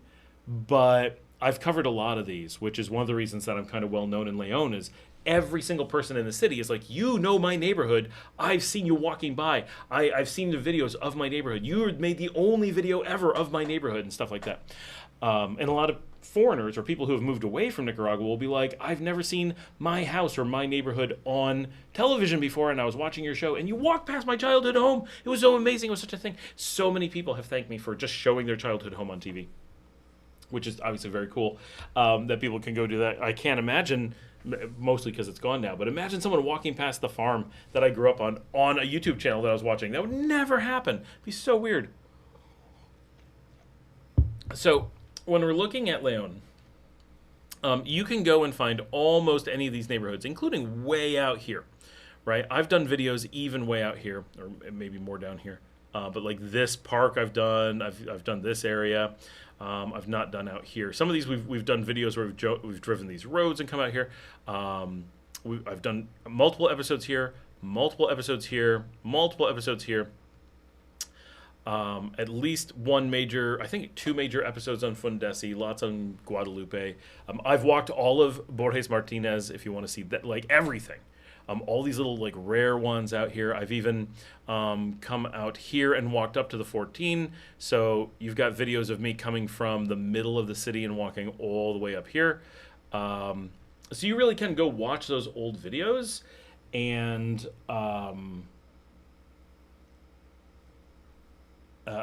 get some deep understanding of different neighborhoods. Now, there's plenty of this. As a regular city in Latin America, plenty of these areas are places you almost certainly are not going to want to be in. For example, Democracia, Providencia, Jardines. Right? Jardines don't even go there. Right? Everyone I know is terrified for me for being there, and which is ridiculous. But and I've even got a video where I walked from El Zapote up to Fonseca through this empty area. There's actually a field there. This road goes through a field. It's freaking hilarious. Let's look at a satellite just so you understand there's no road there. That is actually a field, and it's a dirt path through the field that people just walk and call it a road. But I've done it. I've videoed it, and it's one of my favorite videos. I need to get out and do more of those. I love those kinds of videos. They worked out so well. It was such a good video. But Sutiava, highly recommended. Guadalupe is kind of rough, but does have a lot to offer. There's a lot of nice places in Guadalupe. Fundesi has some of the worst and some of the best housing in the city. A lot of people like Calvario. It is kind of a rough area, but it's nice. It's like kind of close to things. This is the bypass, so it's very handy. This area down here, all of this is very nice, very popular with expats. Oh, this is Mercedes Varela. I've done all of this as well. I've walked all the Unan district. This is the cemetery. We've done a couple episodes in the cemetery. Anything like this that's like a water treatment plant, we've got a video somewhere where I've filmed each of those. Saragossa, which is right here, is recommended by a lot. And right here is Laborio. It's matching twin to the south. It's north of the river. It's between 8th and 2nd, and above the river, this is it. The Maxi Pali is, let's see, right there. No, is that right? Yeah, it has to be. No. Wait, oh no, that's the church. Sorry. That's the Maxi Pali right there, in Laborio. And then up here, Fatima, no, not there, here, Fatima is really, really nice. And I like William Fonseca.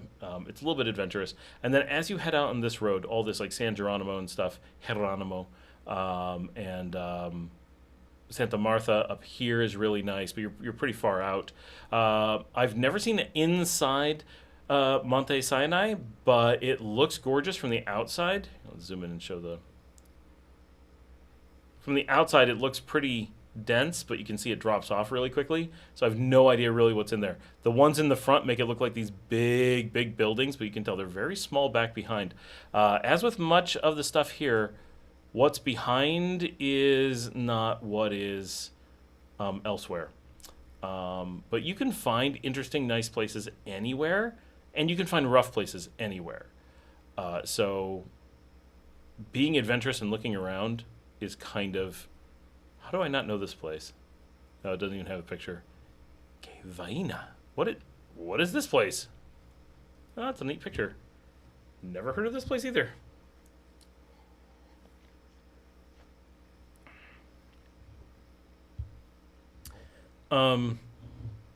Does that say flavor with the smell of the farm?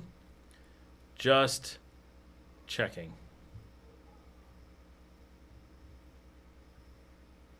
Oh, that's cute. Oh, that's really cute. Now I want to go there. Smell the farm. Que vena. Well, they did a nice job. Oh, look what they did with the tires. That's really cute. These are pretty recent.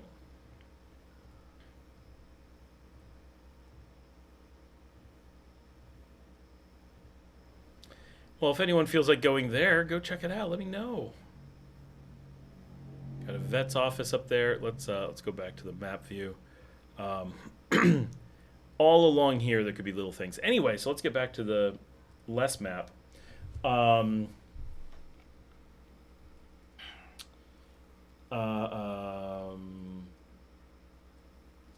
So those kind of gives you the idea of the neighborhoods that I would more recommend versus ones that I wouldn't. Ones I didn't mention are generally in the middle. Like, they're not bad, but they're not places you're going to be interested in. And then, of course, you can be in the farmland as well, and that's just basically always the same. Brent says, anyway, pretty set on doing an immersion program or two to help get immersed when I get down there. Can't hurt anyway. Samantha says, oh, awesome, I'll have to check out the videos. It's a lot, right? Like, I walk every bit of Leon. Other cities, I wish I did so much. I do a little bit. Like, you can see bits of Esteli, bits of Managua, bits of Matagalpa, and so forth. I love doing those barrio walks, but in Leon, because I can do it from home, I constantly did them in the past. Now I've had these walking problems, but I'm getting back out and walking again. And you can see, like, we're going to explore 17th Street, Sutiava, and just all of 17th Street, right? And talk about how it transitions and what makes it a special street and stuff. So you can really get into a lot of details about different neighborhoods throughout the city. There's almost nothing that you can't figure out. In a few cases, you might be like, okay, he didn't go to this one, but he went to this and this. Okay, you can see how it must be basically the same. Can't hurt. Samantha says, awesome, I'll have to check out the videos. Is it safe to knock on doors for rentals as a solo female? This is a very safe country, yes, and especially for women. Nothing's especially safe for women. I don't want to make that statement. Women are especially safe here compared to anywhere else you could possibly go, right? We're number 5 for women's safety and protections in the world. We're up there with Denmark, Norway, Sweden, and Finland. No, one of those is wrong. The Netherlands is the other one, right? But there's a group of 5, including us, that are the 5 safest countries for women as far as their safety in relation to men, right? So we may not be the safest, but the safety for women here with protections and equal rights and all that kind of stuff, right? We're the highest rate of women in government, I think, of any country in the world at this point, but we're definitely very, very highly ranked.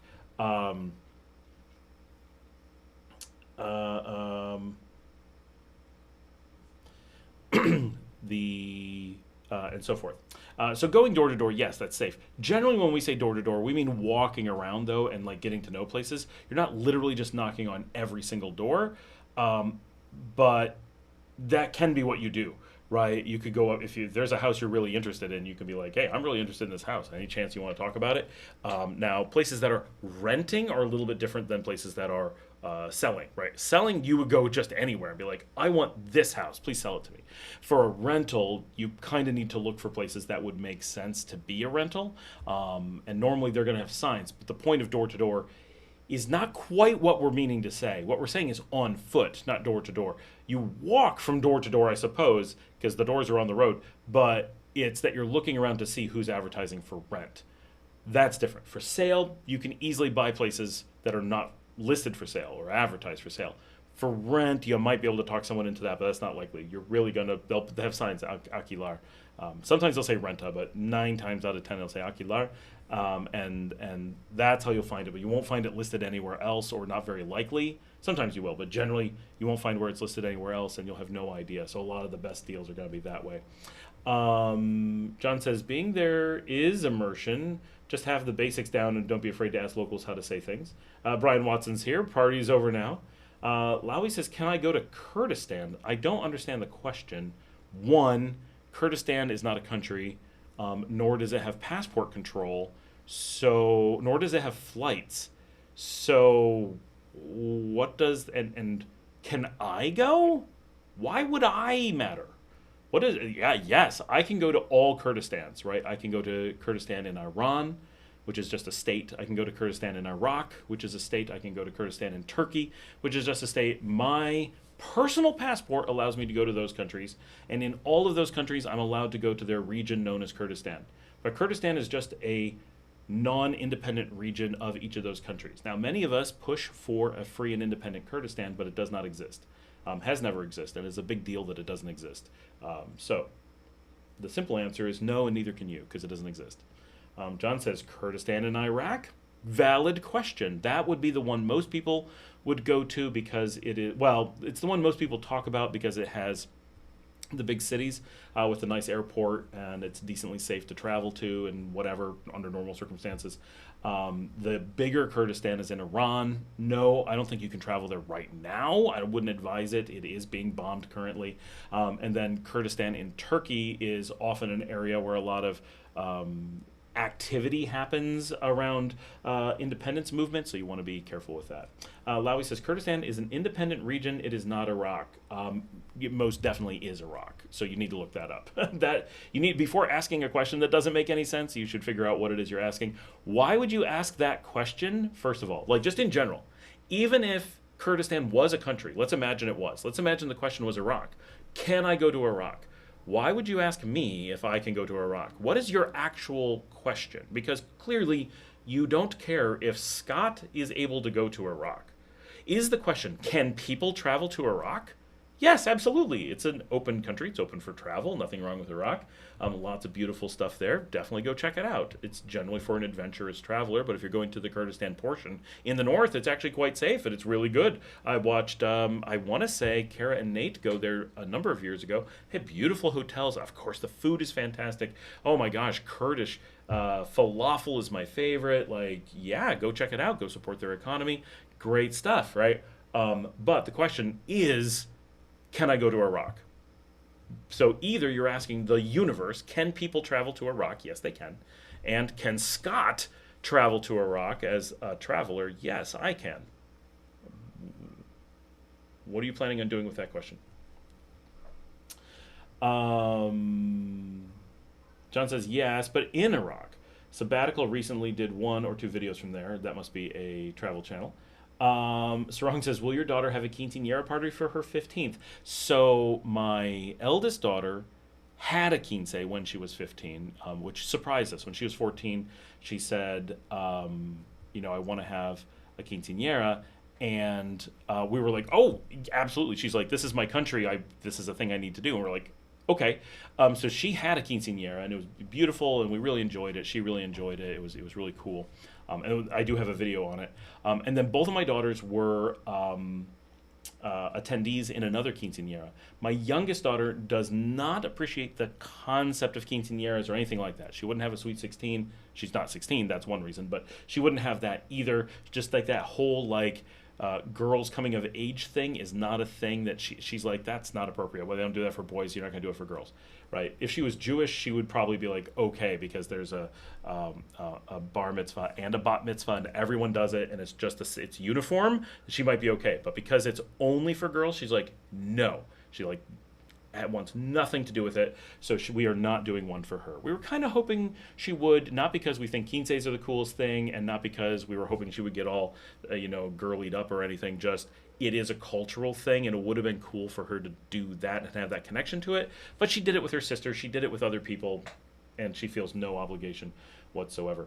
So no. So in 2 days, we're not doing a quince for her. Alawi says, we have an independent government and border. Sort of, but you still have to go through with the passport control of Iraq, right? We don't get permission. We don't have a Kurdish embassy. We have to use Iraqi permissions to get in and out. John says, understood. My dad says, good night. Super hug to Chana for her birthday. Lawi says, in Iraq, they have an independent government and airport. That's true, but Kurdistan is larger than Iraq. So for those who don't know, and for Lawi to discuss this, and Lawi says, I want everyone to know the Kurdish people. And so I am a huge supporter, me personally, Scott, I'm a huge supporter of Kurdistan, which is the theoretical nation that is shared between borders. So let's give some background, right? So Kurdistan is in the Middle East, or roughly what we would consider the Middle East. It's in an area that's actually far enough, you may not call it the Middle East, right? It borders regions that would be Southern Europe, or just Central Asia, right? So Kurdistan is a relatively large area with a relatively large population that is generally pretty safe and super nice and has really good falafel. And no, I've not been there, but I've lived in areas with Kurds.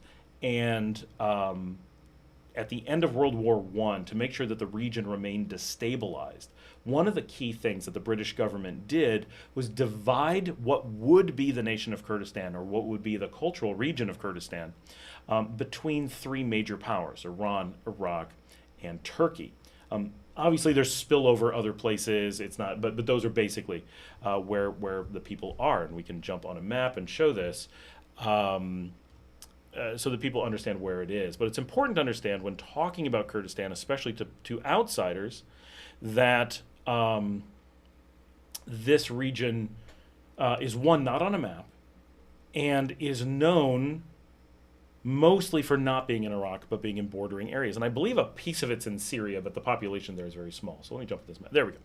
Okay, so we're going to zoom in some. So Erbil, and I'm probably pronouncing all of this terribly, is generally seen, in my understanding, as kind of one of the main centers. This is going to be your travel. Like if you were flying in, if you wanted to go investigate a safe, accessible portion of Kurdistan, Erbil is probably where you're going to fly into. Correct me if I'm wrong, Lawi, but this is what would make sense to me. And this is a beautiful city known for being pretty safe, pretty accessible, and so forth. And like I'm just grabbing Google pictures, but this is a really cool city that I've wanted to go to. Obviously, right now is not the time to travel there, right? Not that they're at war, but everyone's at war in their skies. So this is normally Kurdistan. Think of it like Scotland in the UK. It's part of the UK, but it's not part of England. And that's really what's going on here within Iraq, is you have a cultural zone that's kind of like Scotland, because Scotland is actually culturally connected to Ireland, not connected to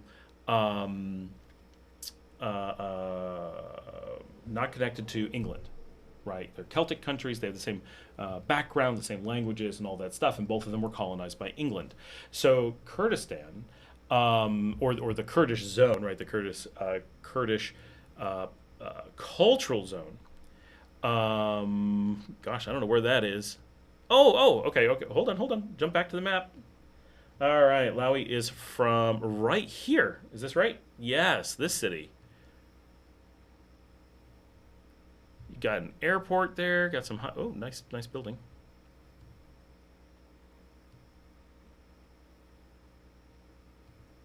Bigger than anything we have here.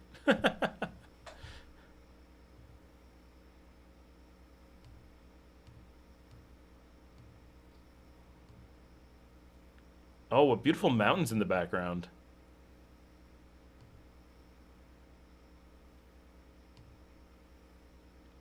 That is a huge city. What's the population there?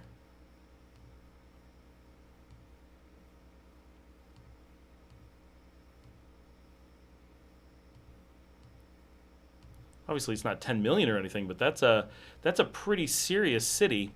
For one, I don't know the name of. Now, how close is that to what border? So you're right off of the Iranian border, not that far from Baghdad. That's an amazingly large population in that area, though. So let's get back to, so Kurdistan is roughly this region. I think it spills over this little corner here. And you can see that it's green here, right? There's a lot more lush kind of landscape compared to like right here. So the Kurds have a tendency to live in this much more farming region.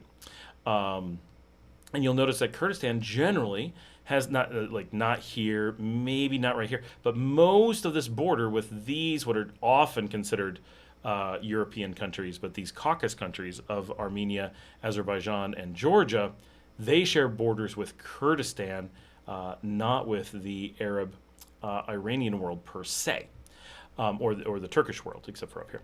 And then this is Russia right here for those who aren't sure. And I used to live right here. So, I mean, not that far away, right? I used to live, let's see, just north of Targa Maresh. There's Reagan. I live just outside Reagan. Let's see if I can find it. So there's Reagan. So we would go up this road. And I remember Lunka. Where's my town? No, we were not that far.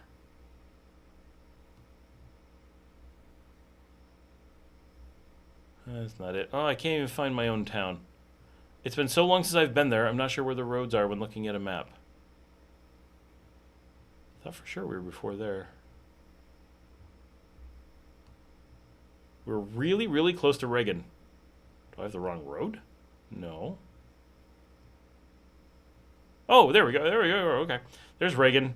I don't know why this wasn't showing up. We had to drive through Frunzeni, and we lived in Baitza. Right here. And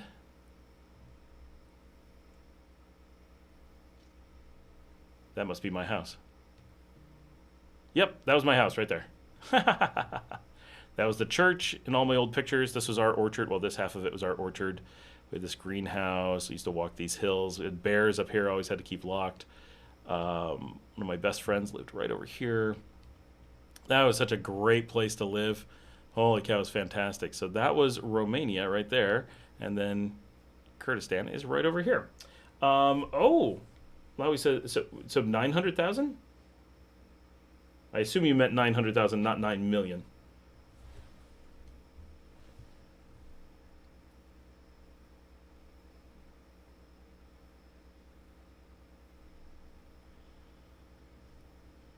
Hold on, I'm just doing a quick search, make sure I'm not crazy.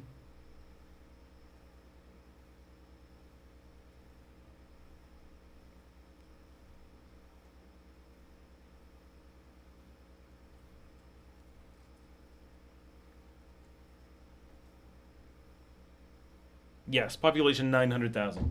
That's a good sized city though. So that's 3 times the size of Leon, where I am now. So for you, Lawi, when you're talking about this region, I would talk about it specifically as we call it Iraqi Kurdistan, because it's the portion of Kurdistan that's in Iraq, and it's a useful phrase in English, or a useful way to present it in English, because it gives you a couple of important pieces of information just in the way that it's said. One is it tells us which border you're asking about, because especially right now, most Americans, and this is really important, I happen to be American, right? Most Americans think of Kurdistan currently as being a portion of Iran, not of Iraq, because of the war right now. Most Americans have never heard of Kurdistan, which is just a sad statement as to the American education system, but now are just hearing about it because we're bombing it in Iran. So because of that, just mentioning Kurdistan, we assume you mean Iran. In the case of John and myself, we happen to know Kurdistan a bit more, and so we jump to, well, we know most people are probably talking about Iraq, because that's where, if you were going on vacation to Kurdistan and you just wanted to go explore the culture, chances are Iraq is where we would go, because we're easily able to travel to Iraq and we're not easily able to travel to Iran. Before the war, we are able to travel to Iran. It's just a pain. But Iraq, I can pretty much just make a few calls, hop on a flight, and I'll probably be able to go, right? Now, the portion in Turkey is more accessible, right? Because it's inside the EU. I can catch a flight from here through Istanbul and be in eastern Turkey really easily, because I can get from here, we have a Conviasa takes us to Havana. Havana takes us to Istanbul. I can be in that portion really easily, but Turkey doesn't recommend travel to Kurdistan within Turkey. So we normally for those of us in the know, we're thinking of Iraqi Kurdistan. But the reason that you want to say it in this way, one, because it keeps there from being these questions, but it also makes it clear that it is a divided nation. It is a nation, not a country in English. So the country is Iraq. The nation is Kurdistan, because it's a united people, but they don't have control of their borders. And so simply by using the expression Iraqi Kurdistan or Iranian Kurdistan or Turkish Kurdistan explains just within that phrase that it is a people who have been colonized by other countries. Or in this case, that's unfair. Iraq did not colonize Kurdistan. England broke up Kurdistan and gave it away as if it was a possession. But Kurdistan is one of the most important talking points when we talk about destabilization of the Middle East, the intentional destabilization of the Middle East by the UK to create wars there. Kurdistan is the most prominent, other than Israel, example of where they drew lines with the intent of creating a permanent problem. And they have then since worked really hard to push all of the member states in the region to refuse to move the borders, or in this case, pull back the borders and leave a space in the middle. Iran does not want to give up its Kurdistan. Iraq does not want to give up its Kurdistan. Turkey does not want to give up its Kurdistan. So there's a nation stuck in the middle of these borders that has nowhere to go. If you want a European equivalent, let's hop on the map again, and let me show you. Similarly, much smaller and no longer at war, there is a region. Switch this map over. Right here, that goes from somewhere around here. I'm not sure if Santander's in and out it, and goes up here, but it definitely does not go to Bordeaux. But right around here, right? This is France up here. This is Spain down here. But this right here is the Basque country. And this is a nation of a people that neither speak Spanish nor French, nor are related to the Spanish or the French. They are a completely independent cultural, linguistic, and historic nation, but they were not able to create their own country, and the superpowers of France and Spain simply divvied them up. But they didn't make them an inclusive group the way that, say, Provence became just a part of France. Instead, they got split down the middle. It's actually, I think, 2/3 in France and 1/3 in Spain. And so, but all the big cities are in Spain. Maybe it's the other way around. So they sometimes get special privileges, and they kind of have some autonomy, but how much autonomy and what they're able to do varies by which jurisdiction they are in. Yes, I'm on the Google map right there. Brian says, so kind of like how Kansas City covers 2 states. It's, yeah, Kansas City's split between 2 states. Did you see the comment that it was your best thumbnail yet? She likes that. And my dogs have been delivered. Oh, I was looking for Kansas City and started scrolling through Europe. That was super weird. All right, so this is Kansas City. So this is Kansas over here, and this is Missouri over here. And downtown Kansas City sits in Missouri, but as you can see, the city goes over state lines, and someday it's going to grow into Topeka. But it's called Kansas City because it was near Kansas for whatever reason. I think it actually sits on the Arkansas River is what it is. No, it sits in the Missouri River. Oh, and the Kansas River. Okay.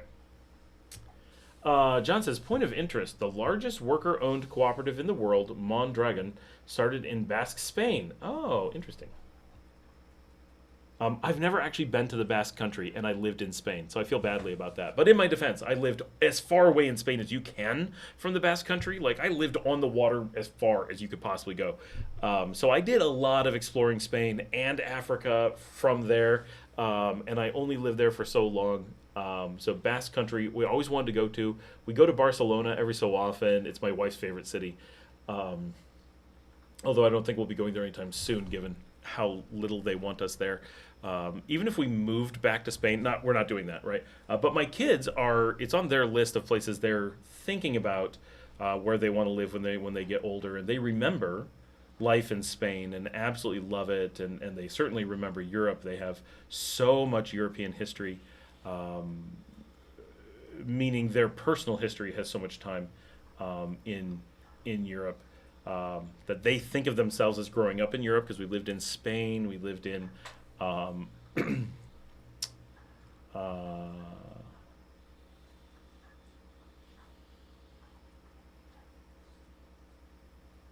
wait, let me just read this ticket.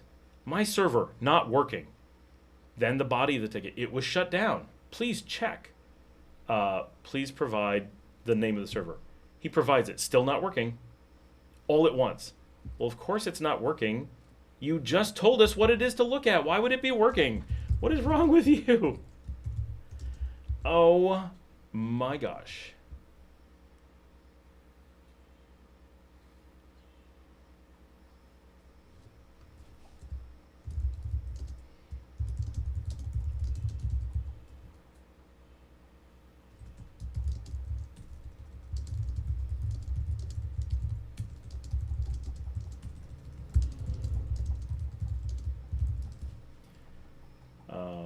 Yeah.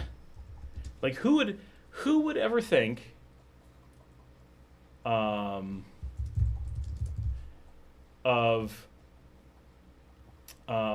providing the name of a server or an identity of a server when asking for support of a server?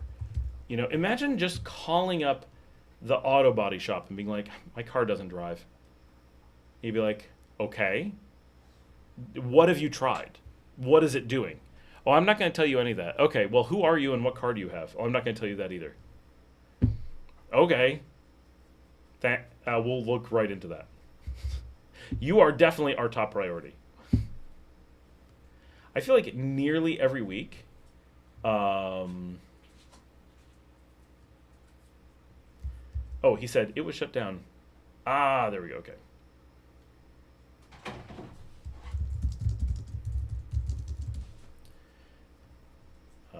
Okay, dog. Okay, dog. Hi. Hi.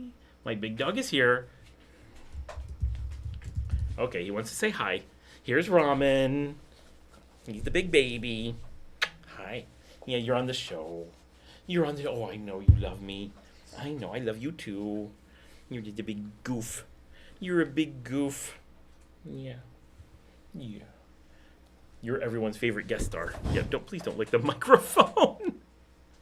Can you get down? Okay. I'll be right with you. I will.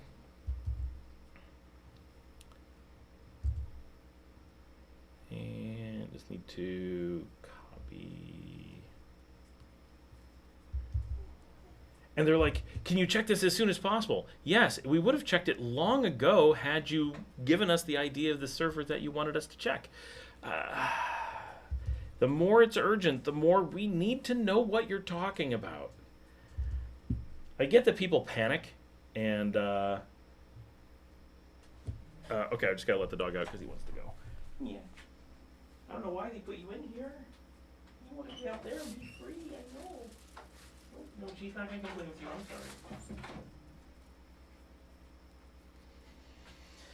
I'm sorry. Alright. Oh, sorry you guys have to watch me work while I do stuff.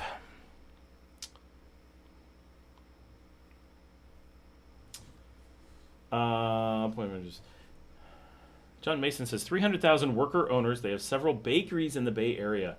Lol, reboot. On corporate network, dmin can see the device and connect it if needed. Just need machine name. Like, he thinks it was just turned off. Well, we just have to turn it on. But we have to know what we're looking for. We don't have anything.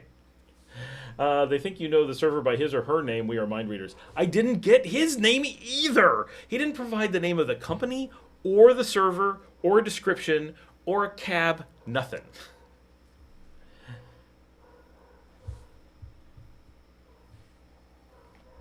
It's like, this is great. Which data center do you want me to call? I got nothing. Oh, the dog is out there barking like a maniac. Great. Great.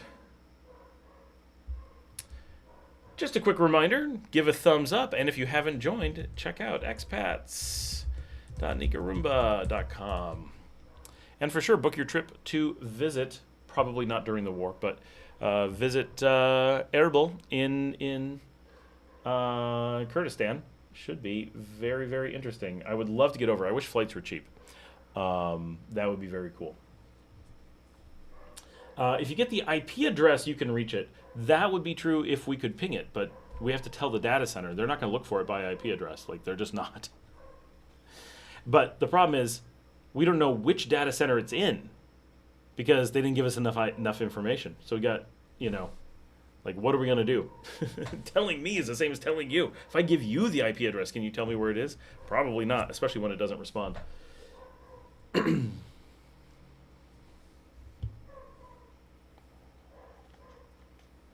We're carrying signs now. Says, I'm still working. We'll actually listen later. I have so many questions still. Viva Nika.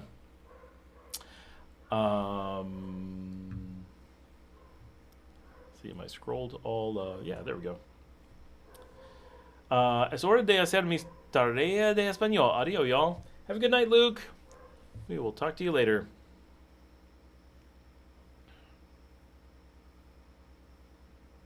Just checking the stats and stuff. We got a lot of people on. I keep going over to check other messages, other places, and getting distracted. Probably because I have to work, right? So, suppose that's a real thing.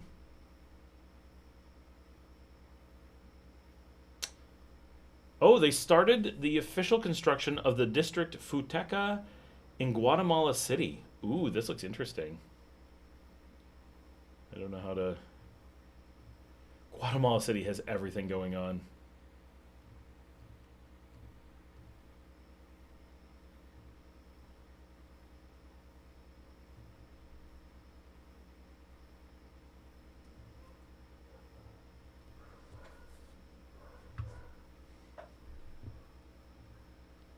Distrito Futeca ya dio su primer gran paso con la colocación de la primera piedra, marcando así el inicio de construcción de un proyecto urbano que busca cambiar la forma en que se vive el entretenimiento en Guatemala.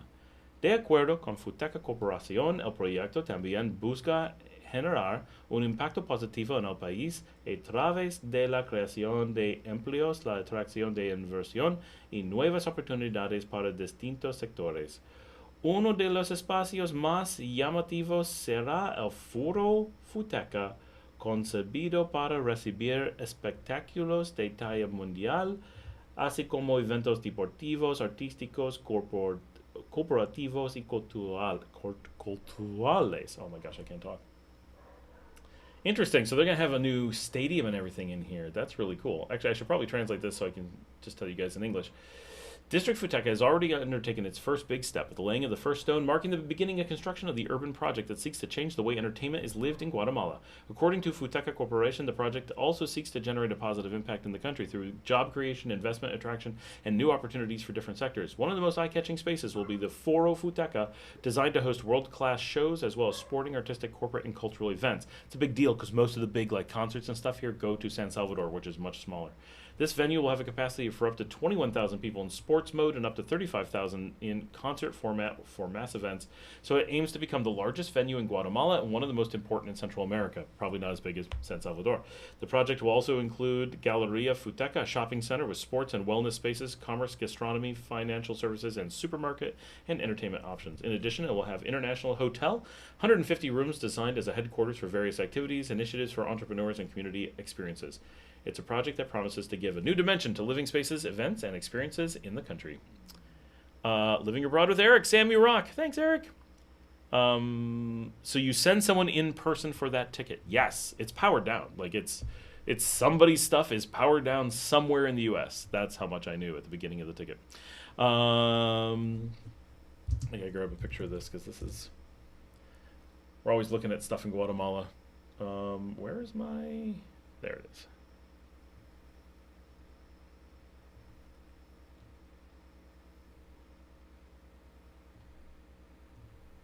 There we go. Living abroad. By the way, I'm currently in Caba in Argentina, and I'm a bit blown away at how expensive accommodations and restaurants currently are. Insane. Nearly the same prices as Uruguay. Wow. Dino says, look at Expat Tech or something like that and join. No, we can't. These are secure data centers. We have hundreds of employees. We just have to send the right one, but we have to know where they are. We're not missing a person. These are literally our data centers, but we have to know which one. So when a customer doesn't identify themselves, we got nothing.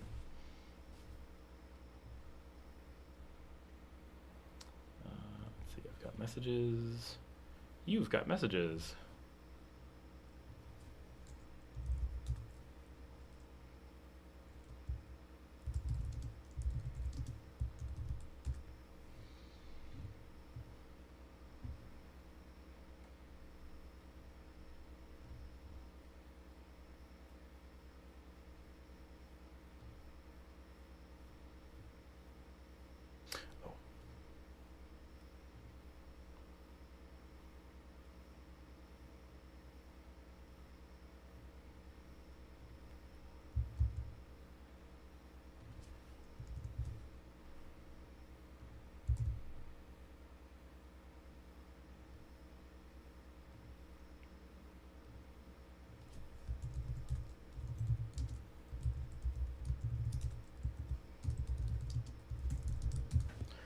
Okay.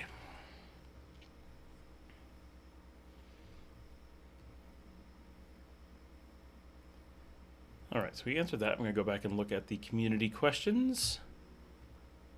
Go see which ones are held in quarantine. Why do you have such a dark filter on your camera? It's not a filter. It was a mistake.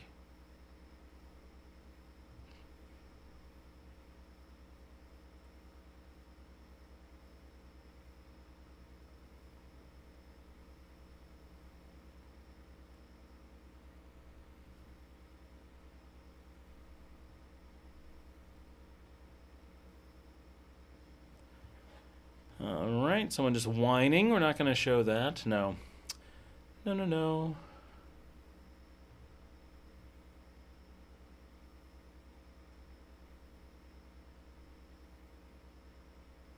I like this one. Someone's like, I don't want to go to Nicaragua. It's too expensive and very poor. Really, how's it expensive and poor? Does that occur to anyone as not being plausible? Okay, not going to post false information.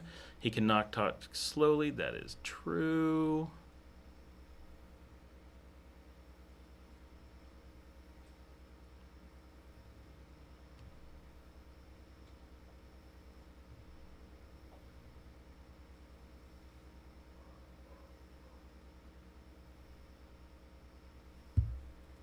Somebody posted, we did a video on this, right? But on my Is It Really This Cheap? Someone posted, interesting, I live on $1,200 per year in Trinidad, California, or Canada, whatever CA means. I'm looking at Panama due to the retirement visa, 10 years on arrival. How do you beat that? And then someone posted, no such thing. I also did research on that. There is no such thing. Completely made it up to make Panama sound good. Panama's fantastic. It is a wonderful country. I used to live there. It's so good that it made me switch to Latin America instead of Europe. So I have a lot to love about Panama, and I love visiting, and I like that it's so close, and I go there from time to time. However, it does not have 10-year on arrival. 10-year on arrival visa doesn't even make sense. Like, if you know what a visa is and you know what 10-year is and you know on a, like, it just doesn't add up when you look at the visa requirements. And think about how angry people would be if you could get that when they had to work so hard to get their visas otherwise. None of it makes sense. And it doesn't make sense because he just made it up, right? But that's how desperate people are to try to claim other places are as easy as Nicaragua. And what's amazing is he says, how do you beat that? And it doesn't even describe something that's easier than Nicaragua. It's still a step harder than Nicaragua. We're talking serious desperation of people who have to. They are passionately lost on how they can say negative things about Nicaragua without just making something up. And so they just resort to just making something up. Literally where people are at this point. It's nuts. I don't know if, like, does the rest of the world have so many people who are so ashamed by their own countries that they have to disparage other ones so much? It's crazy.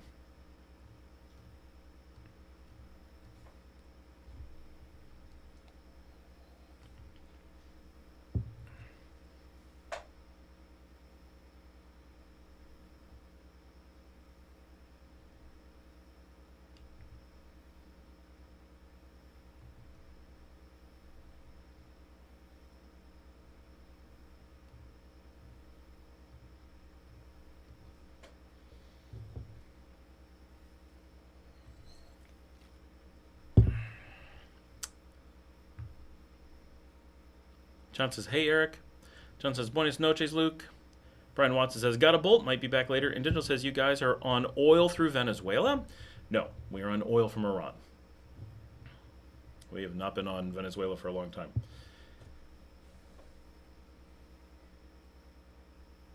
I don't know why we don't get it from Venezuela, but we don't. I assume because it has to go through Panama.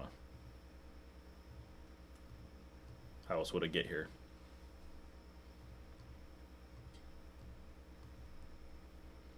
Although we should build a pipeline, but that's really far.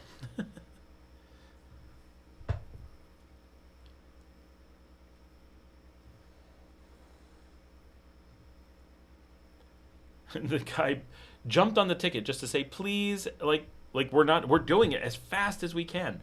All of the holdup is you, dude. You caused a big delay. All we did is ask for verification so that we could get right on it, and we did.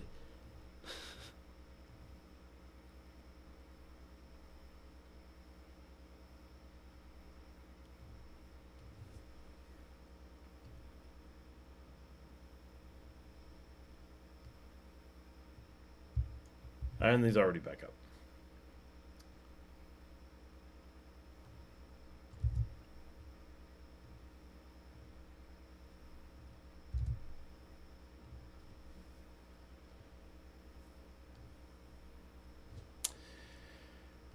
Okay. Now you guys are quiet.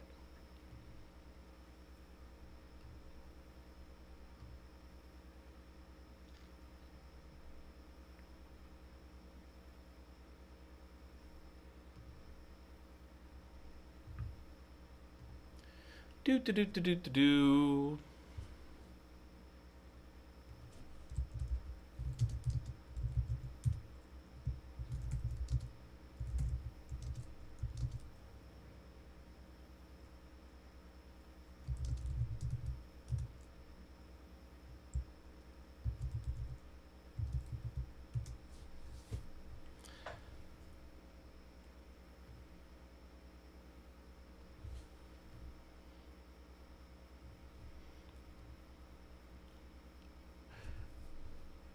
John says, last week my net worth increased by 4,000.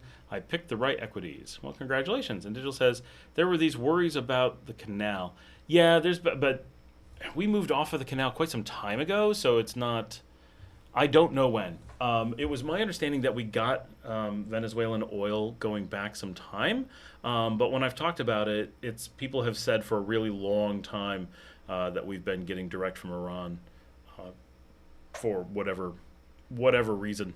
But all of our ships come in that way, so we get very little apparently coming through the canal. You can ship to us through the canal, obviously, but not it's not a big thing that happens all the time.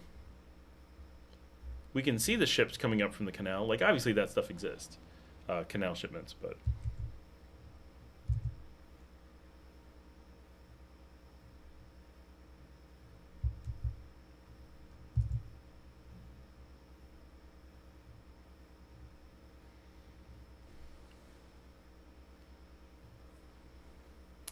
And in the background, I'm deploying a new server. Yay! Trying out a new vendor, seeing how it goes.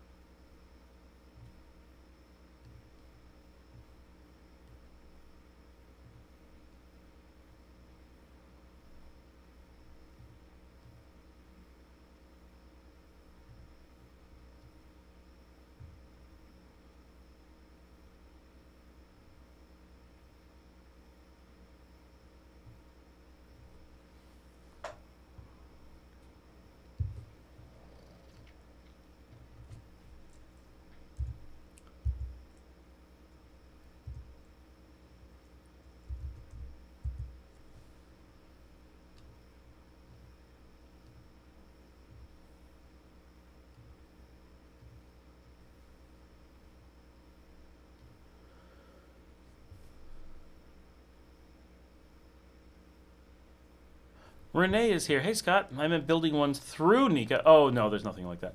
It is well known. It's well known that they're not building any through Nika. Yeah, that's not that's never been an actual thing. That's just a joke for the Americans. John Blair says, hey, Scott, good evening. Just curious, if you were to live in Managua, where would you live? If I was in Managua, it's a little bit tough, but if you just gave me unlimited money, I would almost certainly go in Las Colinas. I really like the area. Really like Santo Domingo. I really like Villa Fontana Sur, and Aurora. I'm getting very bougie, right, with all those. But honestly, if I was going to be in Managua, right, those are places that I like, my kids like. It was not brought back up by China. It was not. Whatever you're hearing, it's a lie. It's 100% someone's pulling a joke on you. China has never brought it up. It can't be brought back up. It has never been on the table. It has never been a thing. It has always been a ploy to get North Americans to respond. There was, a long time ago, an independent person who was involved in the scam, and there was some playing along with the scam, whatever, but at no point has it ever been put on the table, invested in, taken seriously, moved forward, actually been proposed. No one's ever done a study to do it. Like, it's never been a real thing, right? Now, you could argue us discussing it is bringing up the canal. Okay, if that's what you mean by bringing up the canal, it has been brought up this evening. But has it been brought up for discussion in a serious way that has ever been anything more than, hey, should we talk about a canal? No, it has never been, right? Not even the famous in the past. You go back and look at that. I was here 11 years ago. It was a long dead joke at that point. Like, no one ever had taken it seriously. There was nothing behind it, right? Now, everyone wanted people to think, whether it got them investment by talking about it, or it looked good in the news, or it made the U.S. panic, whatever. But it is, you can be assured, China has never and will never talk about it. Nicaragua will never seriously talk about it. Nobody being serious will ever bring it up, outside of pointing out that it's not a serious thing. Just not real in any way. But there's a constant news cycle that falsely reports this. So we know on YouTube, for example, about once a year, a channel will make a completely falsified thing about the canal and run it as if it's new. And there's like really well-known people that do this, and it completely discredits them. So it's definitely not above my pay level. This is definitely something that was not brought up. 100% sure. 1,000% sure. You have been scammed. Wherever that's coming from, whoever that person is, if someone comes up to you and says they're seriously talking about a canal, never speak to that person again, because it's not plausible. Right, it's not within the foggiest realm of, because first of all, there's no path for it, right? If you look into it, there's no spot for it, right? And China has no logical reason to ever get involved with something like that. Like, there's so many layers, so there's no possibility that it's never going to come up, right? And if you look in the news, nobody's talking about it, right? There isn't anything. And it would be such huge news, right? Huge news. And it would impact everything. It actually isn't physically possible. I know it sounds that way, but when you talk about taking through the mountains and stuff, it's pricey to fly from MIA to Managua. It is, because MIA is the wrong airport. You should be flying from FLL. That's generally the secret. When the oil isn't the way that it is, the cheapest flights are as low as 67 is the lowest I've seen. Almost all the flights I do are about 130, 135 generally, but that's shopping around. Like, I take it very seriously getting low prices. Renee says, so since it's pricey to fly into Nicaragua from Florida, what do you mean it's pricey? I was thinking to fly to Guatemala, then go Tunco, then do the boat from there to Leon for about the same money. The boat alone cost as much as the flight from Miami. So I'm confused. Yes, in digital. Everyone has seen the fake maps. Everyone. Replace, no. everything you're saying is the myth that we're saying is the joke played on the U.S. There is no map. Importantly, there's no engineering study. How could there be a map if no one checked anything? Right? Like, you and I can make a map and just draw with a crayon and say, look, there's a map for a canal. It doesn't mean a canal can go there, right? There isn't a map. There's been no study. There is no interest. There is no canal. And mostly because you'd have to go through the mountains, right? There's no spot to put through. There's no water source to power it. There's no way to do it, right? It's just the degree of implausible. And for what, right? There's no need for it. Panama put in a bigger canal, and we're already putting in the railroads that make the canal completely pointless. I mean, canals in theory are really nice. They're also super risky. And it's amazing to think that someone would put in a canal today when we're looking at the threats against the Panama Canal, when Suez is being threatened, when Hormuz is closed. Canals have proven in the last 6 months to be outrageously fragile, not something that people want to be investing in. Not that Nicaragua would have come up under any circumstances, right? The Super Panamax was for the original discussions, for the theory. It was only a theory of the original canal, was based on that Panama was going to build a super canal, and they had to build the one in Nicaragua before Panama built that, or it would be dead on arrival. There was no way to have the discussion about the Panama Canal, the Nicaragua Canal, unless the Panama one didn't move forward. And that discussion still would have, we now know, ended in no possibility, right? There was never a serious discussion about the Nicaragua Canal. Never. I mean, maybe in the 1800s when the people were just, they had no idea. They were just kicking around ideas and it was as serious as anything else. Sure.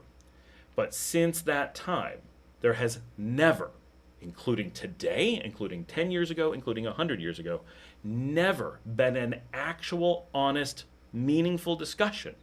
Not engineering study, not proposal, not investment, discussion about the canal ever, except for if we could build one before Panama builds the Super Panamax.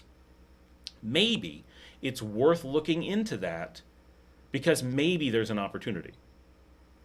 They seriously thought about looking into it, but did not do an engineering study before the Super Panamax was completed, ending the possibility of a discussion about a Nicaragua canal. I heard people talking about jobs and modernizing Nicaragua. Exactly, they're very, very powerful. So things that it would not do. We know one of the reasons that the canal is never going to be considered is it would not modernize Nicaragua in any way. 2, it does not create jobs for Nicaraguans. It's all specialty jobs that have to be brought in. Those are reasons that they aren't talking about it. And we talk about this in all the videos, that those are reasons. It didn't help Panama in that way. It's not going to help us in that way. There needs to be an option, and it's money. But it's not possible. And it would lose money. So there's no reason, right? These are all, you're explaining exactly why it'll never be discussed. It would be so expensive to make a non-working one that it would never be able to pay for itself. So it would always be a loser. It would lose jobs, it would lose farmland, it would have a terrible ecological impact, it would cause a huge loss of modernization, a loss of jobs, a loss of economy in a country where those things are pretty important. Right? They don't want to do that, and it doesn't benefit the country. It has no actual benefits to the country. On the maps, it just looks like the shortest route. It does look like the shortest route. That's why it works as such a good trick. There is no way to make even a remotely short trip on the map, right? Anything that looks short is one, not even the map that people are talking about. That's an old map from decades ago that was so shot down as so unbelievably non-plausible, right? The actual one, if you look at, the route is so much larger than Panama, like 100 times the length. We're talking so non-feasible. This is not like hard. This is not like Panama, but twice as much. This is so implausible. I don't know how to describe how impossible you're talking about. Like, why don't you put a canal across the United States? Right? Instantly you say, well, that's not plausible. Exactly. Now I understand this isn't that implausible, but it's like that. This is so ridiculously hard. Sure, it's easier than doing it across Honduras, but that's also not feasible, right? We may be the next most feasible spot. I'll give you that. Although even that is questionable. But just because we're more plausible than impossible places doesn't mean we're actually plausible. And you can see this in the fact that no discussion of it has ever happened. No person who's ever actually looked at the landscape or thought about it or gotten a price or anything like that has ever moved forward with a discussion for a reason. Right? So the proof is in the pudding. Right? With hundreds of years of people pushing the idea and the narrative, that it has never gotten enough to even get places to talk about it tells you a lot, right? Of course, those places in Managua, which place would you say is the most, of those places in Managua, which is you say is the most walkable? All of those are decently walkable, probably Las Colinas the most. The problem is none of them are super walkable to things, just nice for walking around. Of those for sure, Las Colinas, you can walk two things, plazas, sports, shopping, much easier than the others, mostly because it's a little bit denser than the others. Santo Domingo starts to get into the hills, Villa Fontana and Sur, and certainly Aurora. You're getting into big, wide open spaces, including the Chinese embassy, the German embassy, right? Chinese embassy is in Fontana Sur, and the German embassy is in Aurora, and the Spanish embassy and the Russian embassies are in Las Colinas. The Venezuelan is in Santo Domingo, so you can see they put people where they want them, right? Further up on the highway that runs through that, the Carretera Messiah, is the Guatemalan, kind of in the middle, but not in one of the luxurious neighborhoods. But definitely of those, Las Colinas, even though its name is the hills, is the one that's the least hilly and has the most like mixed in stuff, where you have a dense enough population of houses with shopping centers and stuff that it feels a lot more livable. Whereas in Santo Domingo, sure, I'll walk from thing to thing in all of these, but like in Las Colinas, my kids would be like, let's walk to the corner place. And in Santo Domingo, they'd be like, we're taking the car, right? And the hills are steeper as you get up. Like Aurora has the steepest hills of those, even though the name would make you think the least. All of them are a little bit higher, but of those, Las Colinas is going to be the warmest, and Aurora is going to be the coolest. It kind of goes Las Colinas, Santo Domingo, Villa Fontana, Sur, Aurora from an elevation standpoint. The higher you get, the further you are from downtown. The lower you are, the more you can walk around and do things. That's kind of how it is. Indigital says, if there may be an opportunity, they are definitely searching it. There is no opportunity. They are not searching it. I can't be clear enough. There is no opportunity. If you nuked Panama and guaranteed that the canal could never be rebuilt, I would still say there's no possibility of them ever actually considering a Nicaragua canal. That would trigger them to look a little bit more into it. But it would take a few days of looking into it before they went, yeah, there's a reason we never went further than this before. Because it's not plausible, right? It doesn't matter what Panama is doing. It's not plausible, right? It just isn't. So they're not searching into it.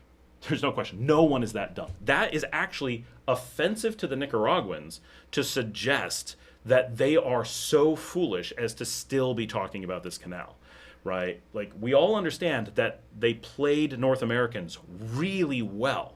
The reverse propaganda of Nicaraguans tricking North Americans into panicking about a new Chinese-controlled canal in the region got the U.S. to freak the F out. It was super effective, but it was still a game, right? But Nicaraguans are not playing that game to each other.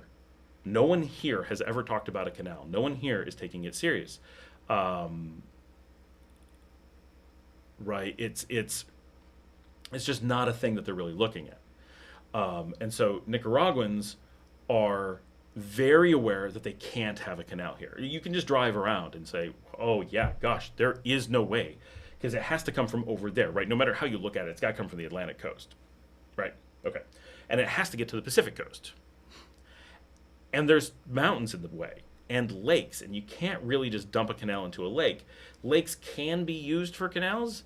like Jatno, but Jatno, is that the right name, was destroyed by the canal, right, and was much smaller. The disaster to Nicaragua would be very different, and also the lake in Panama is deep. The lake in Nicaragua is not, and that means you can't bring those ships through it. That's a problem on top of everything else, right? So what looks on paper to be a short route for ships is actually a barrier. And while, okay, you could dredge a lake, you would destroy the lake. You actually have to create a canal through the lake for it to work, which actually makes the lake possibly worse than the mountains. It's actually a barrier that would be in the way. And then you would create a canal through a lake that you would have to have water go under. Imagine the engineering problems with that. Like, there's nothing in the world that quite touches it, so it's really, really rough. He says, I do not want it to happen either. I would fight it.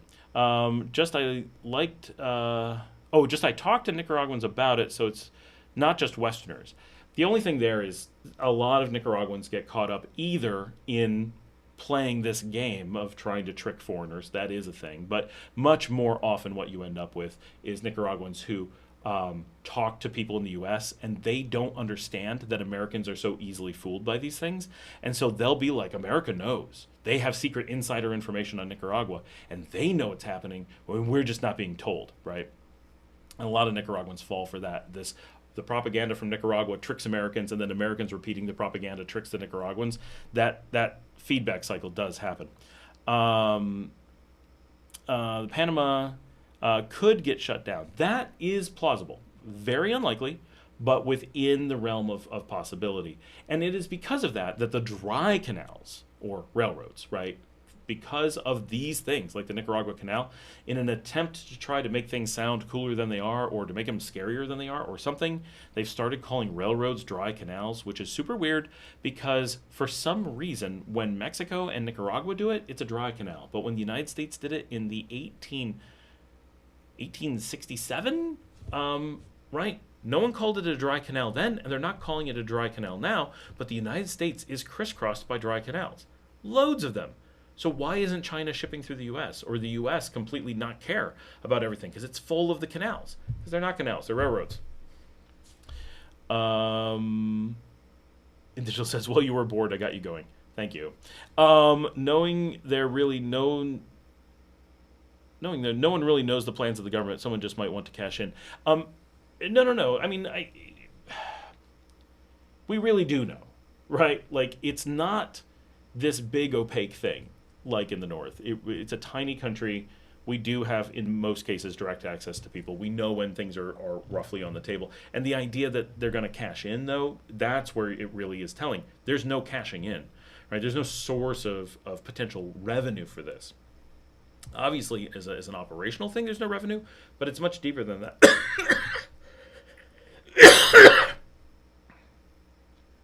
The real idea is that there would be a investment opportunity that, of course, would fail, but someone, in theory, could break in a few $1 billion of investment money and take off with it, right? Not quite that simple, but you get the idea. You get someone to invest $100 billion into building a canal, and a bunch of that money disappears, whether it's through contracts that don't get completed or projects that take too long, or, there's ways to make a lot of money on big government contracts. So that's where the real cashing in could theoretically happen. But there isn't an investor capable or interested in doing that. So there is no, you could even, theoretically, you have the most corrupt government officials, or even not corrupt, right? We're just stealing from other countries who are dumb enough to give us money. Hey, that's fine, right? That's how governments work. They take money from each other. All right. Totally with you. But no country is going to do that. So it doesn't matter what the politicians here think they're going to get away with, whether for the country or themselves personally. There isn't any money in play. There isn't any possibility. No one with that kind of money is going to get tricked by this kind of thing. So it's just not really feasible. He says it would go through Ometepe, lol. So the original thing that they were scamming people with 15 years ago was actually through Ometepe or by Ometepe. Like, it didn't actually go through the middle of it. That doesn't make any sense because the path is south of it. The idea is to come up the San Juan River, go in at San Carlos, cross Colsi Bolsa on the south side, and go through the portage at San Juan del Sur. It would essentially wipe out San Juan del Sur. So, not all bad. I'm kidding. People know my joking about San Juan del Sur. But it would wipe out Greytown. It would wipe out, which is San Juan del Norte. It would wipe out the San Juan River. It would wipe out Cosi Bolsa, Lago Nicaragua. It would wipe out the highway down there. No one cares about that. And it would wipe out San Juan del Sur. All of those things. Because that was the path for the ships for the 49ers in 1848, 1849 during the California Gold Rush. That is where the ships went. Right? But they're very different ships, and they didn't do a canal. They ported them, so it's a portage. So that was how it worked in the old days. So there's a reason why people kind of proposed that path for the canal, because it felt like there was some viability to it based on those things. But it actually created a lot more ecological impact than it would. It just doesn't, one thing doesn't actually naturally lead to the other. It's worth investigating because of that, sure, I'll give you that. But it doesn't actually have a if this, then this kind of thing. It's just, it's keeps it from being a random guess as to where to start. But that path was discredited so completely so long ago that when they redid the new scam, the new play to get the Americans riled up, they completely abandoned that because it wasn't a very good way to trick people. It was such a bad plan. So the new plan actually brings the canal from much farther north through a shorter route that goes through a spot in the mountains where there is a gap, and then goes through Lago Xolotlan rather than Colsi Bolsa, because Xolotlan is deep and able to actually take the ships, and it's polluted, so its ecosystem is already highly disrupted, so they're not so worried about possibly destroying things there. And then it actually is a short distance with an existing portage that goes to the Port of Corinto or nearby where the port would go out, which actually gives you the shortest route. So the shortest route is not the one that you've seen. The more recent map, which was just someone drawing with a crayon, quite literally, is very different, but does actually take into account some of the obvious problems with the canal. And it, from a very casual look at the landscape and such, is the probably least impactful way to go, and would arguably be able to use the lake at Xolotlan as a kind of source water, because the ecosystem is already so badly damaged. But that's still an extreme. There would be so much additional damage that it's hard to imagine anyone actually moving forward with that. But much more plausible. But it's so implausible that to take it as more plausible is like, yeah, it's kind of like, I built a slingshot and I'm going to shoot someone to Mars. That's so ridiculous. Okay, I'm just going to shoot him to the moon. Okay, way more plausible, but still, it's not realistic, right? It kind of falls into that category. James says, the lake in Panama didn't exist prior to the building of the canal. That's true. RM says, this guy is trolling you. He's got you all worked up. Yeah. Well, he said he was trolling me before, but it's still important points, right? These things are true, that the canal is this ongoing thing, and lots of people do fall for it on a regular basis. And with the stuff going on right now in Iran, people panic about that stuff. No. Someone said something. Where is it? RM said, have you ever considered doing a video on Bolivia? I assume you mean beyond all the ones I've already done.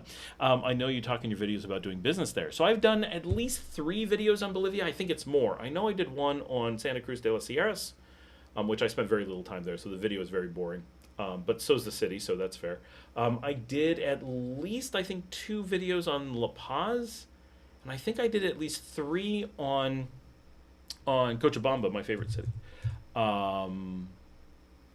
And Digital says, the whole country should be a protected natural area. It's such a magic environment. Rich, good people, unspoiled. It's true. I mean, it's hard to protect an entire country, but it would be. They need to, we have an opportunity to protect an awful lot of it. And it would be. We should take more, my personal feeling, but I agree, is that we should take more of a stance like like Costa Rica did, and really focus on the country as a kind of broad natural resource. And real quick for RM, I have 10 videos on Bolivia. There's the playlist. I did Santa Cruz de las Sierras revealed first impressions, Cochabamba, Bolivia at Caru Caru Fidel Anze, from Caru Caru to El Prado, Cochabamba walk, more Cochabamba Airbnb tour and Cala. And then a video that's Bolivia caught me off guard. That's the one where we visit the Christ statue in the middle of Cochabamba. Then the Ciclovia in Cochabamba. And then I did the Cochabamba Monument. So 6 on Cochabamba, 1 on Santa Cruz. And then I did La Paz, Bolivia walking tour at high altitude. Then I did one where we spent the whole day riding the aerial way. So La Paz's insane aerial subway changed how I see cities. And then the third one from La Paz is what they actually sell at La Paz's Witches Market. So 6 Cochabamba, 3 La Paz, 1 Santa Cruz de las Sierras. I'd love to get back and do Sucre, do more of each of them. But I did do 10 videos on Bolivia, so it's not nothing. John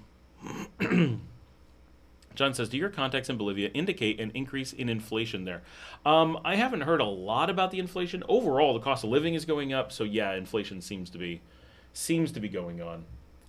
It's a little bit more than contacts. Like it's our main offices. So it's pretty big. Oh geez, I hate these things.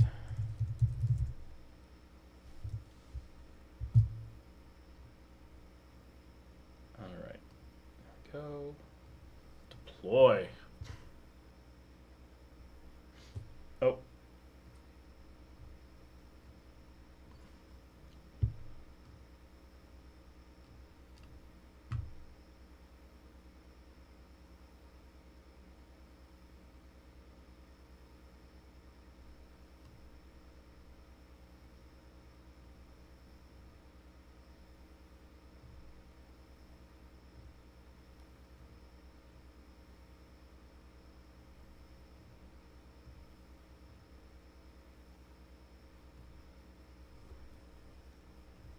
Okay, that doesn't work.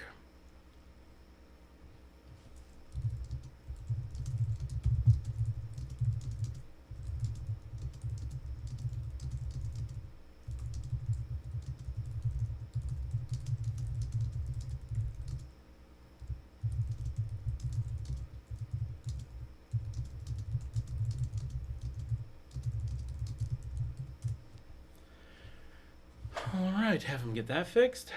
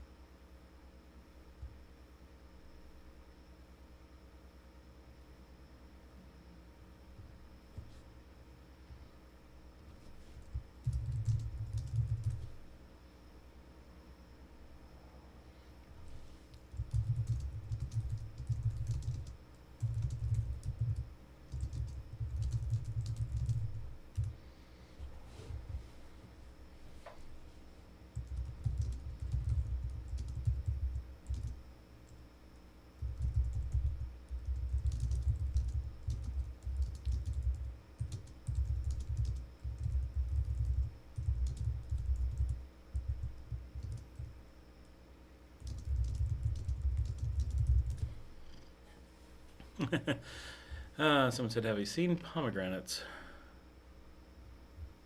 My 2 cents.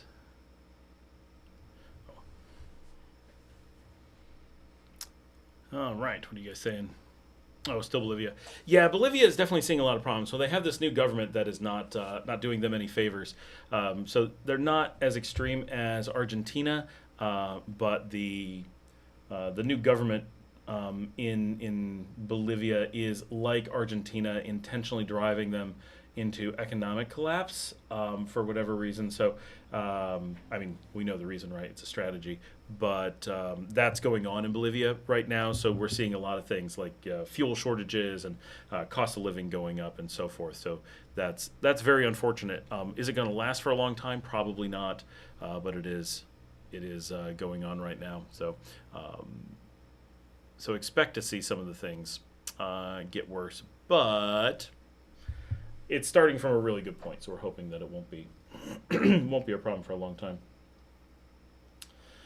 And I'm really hoping that we will have an apartment down there. I'd love to be able to spend more time in Bolivia and have my own space, right? Like, it's always nice to just go down and visit, and, I'm perfectly happy with that. But there is something about having a place that you know you really like, and being able to have your own space and your own stuff, because the weather, so Cochabamba is where I would be. I mean, I like La Paz a lot too. If you were like, nope, it's got to be La Paz, I'd be like, okay.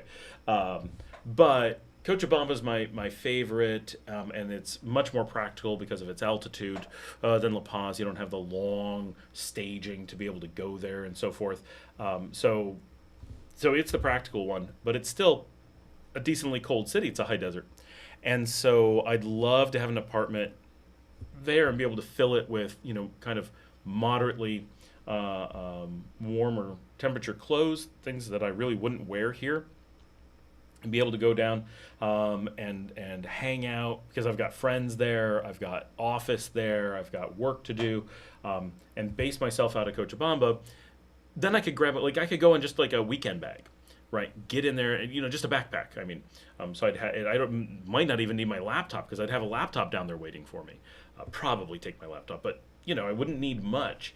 I could fly in, have all my clothes there, have a little laundry in the apartment, do my own laundry with the stuff that I brought, have warmer clothes, swap things out, have a suitcase ready there, fill up for whatever I need. And then if I'm going to go to La Paz, I would fly from Cochabamba up to La Paz and have all of my clothing from down there, right? I wouldn't need to bring anything with me, which makes the flights down so much cheaper, all kinds of things. So...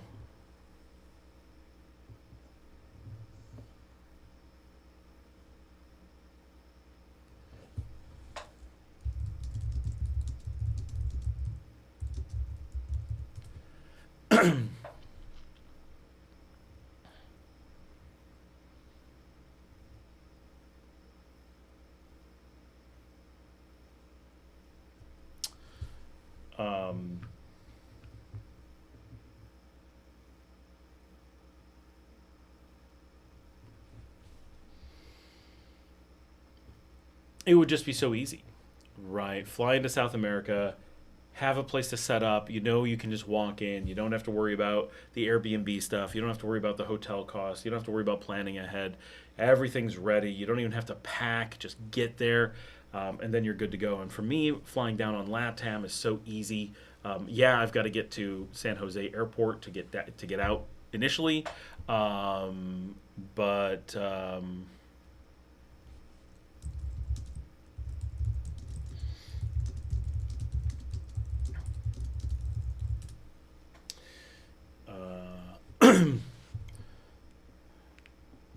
it's just nice to have, a home base, because it's so far away. We're talking about another continent here. I realize that it's relatively close, but even a flight to Bolivia is a flight. When looking on a map casually, it's pretty easy to be like, that's not that far. What are you talking about? No, that's pretty easy. And then when you really do it, you're like, oh, this is a really long flight. This is really complicated. I'm in a very different part of the world. Bolivia. John says, I would like to check out the wine region of Bolivia. I've never had Bolivian wine. It's probably okay, just because the competition is fierce, but it's not known for its wine. Bolivia would go to Argentina or Chile for wine most of the time, because they're really close. But it is a high desert, so in theory you can grow some decent wine, but it wouldn't be a lot. But I've honestly never seen it. I don't spend that much time in Bolivia, but if it was much of anything, you'd think someone would be like, hey, we got to check this out. James says, adjusting to climate, would you be comfortable without AC now? Well, I live in Leon, so, no. I just wouldn't. Would I be comfortable without AC most of the time? I think that's probably true, right? If you were only worried about getting up to the 90th or maybe even the 95th percentile and said, would you be okay without AC, and I didn't have the office problems that I have where I have to have AC, then I think, yeah, I think I would be mostly okay without it. Like, Janet doesn't need it. And where I live, like, this part of Sutiava is pretty breezy and not too, we don't have too much concrete to hold in the heat. So that part's okay. Um, in the middle of the afternoon on the hottest days, it gets pretty intense. But I would also move my office, right? So I sit like I've got a wall here that brings in the heat like crazy. If I just put my office in the back of the house instead of the front of the house, that would change. I mean, quite seriously, possibly 10 degrees of the indoor temperature. I also, if I had no air conditioning, that door, instead of being closed continuously, would be open continuously. And obviously, that would change things immensely, too. And these windows, because I still go without air conditioning the majority of the day. On the live stream, I'm always air conditioned, or else you would hear people talking behind me, like for real, all the time. As it is, you do. But if we didn't have to do that, and I was just working during the day, I have a huge door right here, and these windows I could just open up, and I'd have all this breeze. I'd basically be sitting outside. But even with these closed permanently with plastic over them, and that door closed permanently with shelves built-in shelves keeping it closed, I just open my door and with no fan, I still go the majority of the day without air conditioning in my office. And at night, the room that I sleep in has two windows that I normally keep closed and I air condition. But again, if I was to not have the air conditioning, I would open the windows and put a fan in one of them, and that would circulate air around. And I still do that sometimes, and I really can sleep that way. The only reason that I need the air conditioning at all is that I sleep in a pile of dogs, and they're warm, right? You see the one pop up, and the other one sleeping on the floor right here. Oh, she's being so sweet. You're so cute, sleeping here with your daddy. And so, yeah, I think, right, like, so I'm almost acclimated now, or I'm almost living without AC now in a practical sense, and I'm doing so without any of the things you would do to stay cool. The windows aren't open, there are no fans, the door's not open, I'm not putting myself in the part of the house that makes sense, and so forth. So I think if I really tried, it would be so much cooler, and I'd be like, oh yeah, no, this is completely pleasant. I would just need a fan sometimes. And as it is, when we're like just sitting outside, I never sit outside and go, oh, it's too hot. I'm in the shade, of course. But my wife and my business partner, they're out there with a fan on them, and I really don't have one, right? They'll be sitting there with a fan. I forget that people need fans. Because to me, it's so comfortable outside that it doesn't really come up as a thing. So yeah, in those ways, I've already acclimated to the heat pretty extensively, even here in Leon, where it's so hot. And I know it's so hot. I guess the time that I'd be most impacted is in the evenings. Oh, Samantha's leaving. Thanks for a great live logging off. Have a good night, Samantha. Thanks for joining us. Remember to give a thumbs up. So,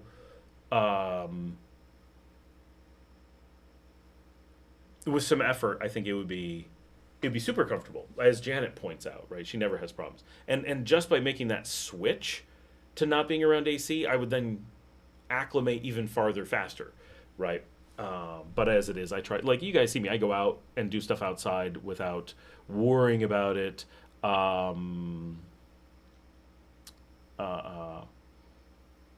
That's very viable. James says, you talk about a breeze. What about wind generation for electricity? Do you mean like my personal house? I mean, I could. Nothing that would stop me from doing it. I've never seen anyone do that here. Where my wife comes from in New York is a big factory that makes those. Certainly viable. We have a pretty decent wind. I think here in Leon, it's not quite enough, unless you're on like high ground. If you're on high enough ground, I think you probably could. But there's so much city to kind of slow down the wind. I don't think you'd find it crazy effective. Definitely better than Granada. Granada just doesn't work. But if you're in like Rivas or south, if you're in like La Virgen, yeah, it would work great. I mean, 'cause that's where all the national power, wind power generation is. So they definitely found that effective. That's a pretty good.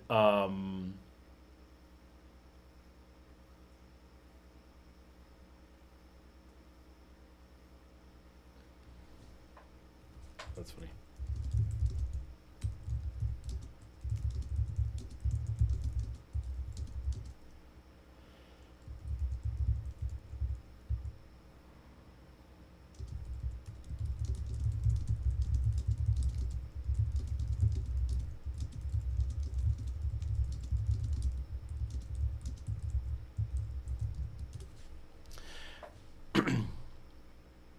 Lost my train of thought answering people.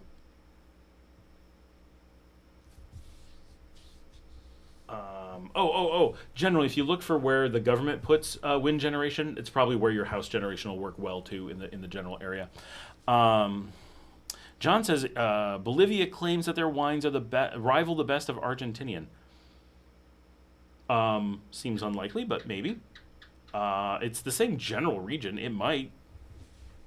I mean, I love wine. I'm all up for let's find out. Am I down to... Yeah, In Digital says, how could we create a place like that in Nicaragua, temp pad? Like what I'm describing in Bolivia? I think, sadly, the answer is going to be you can't. The problem is not that you can't create the temp pad.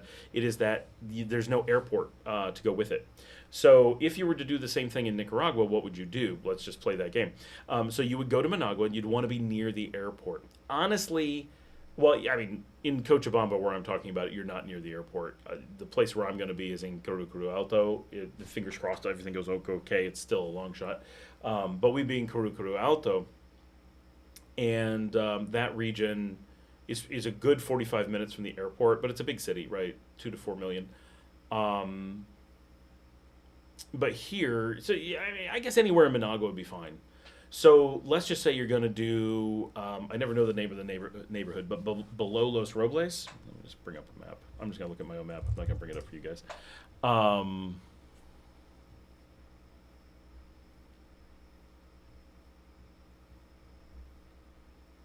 did I say? Oh, yeah.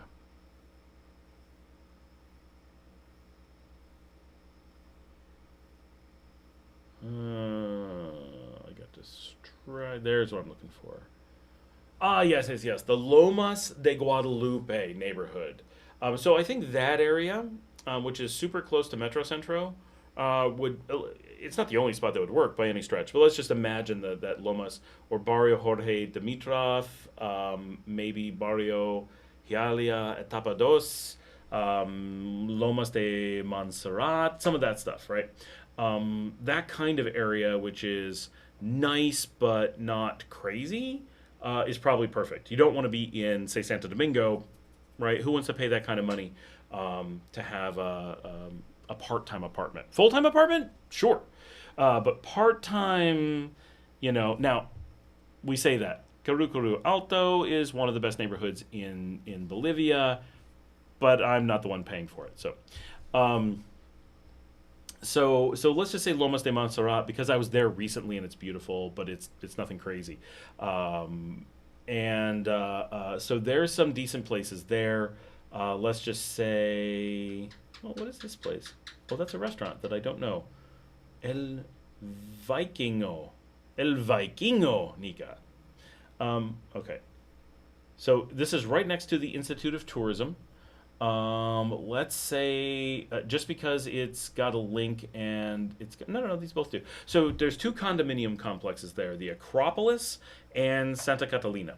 I don't know the prices there, but I guarantee that they're affordable, right? But decently nice. So, the only pictures of the sign. That's useless. See if there's anything of the other one. There's people grilling. Okay, that's exciting. How many pictures of a grill do we... Okay, these pictures are useless. I'm glad I didn't show them to you guys. I feel stupid.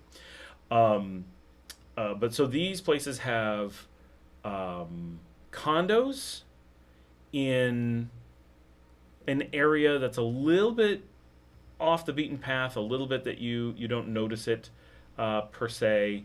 And that's going to make it really nice for some security. Like, this is a part-time place, right? You want it not so flashy. You want a gated community.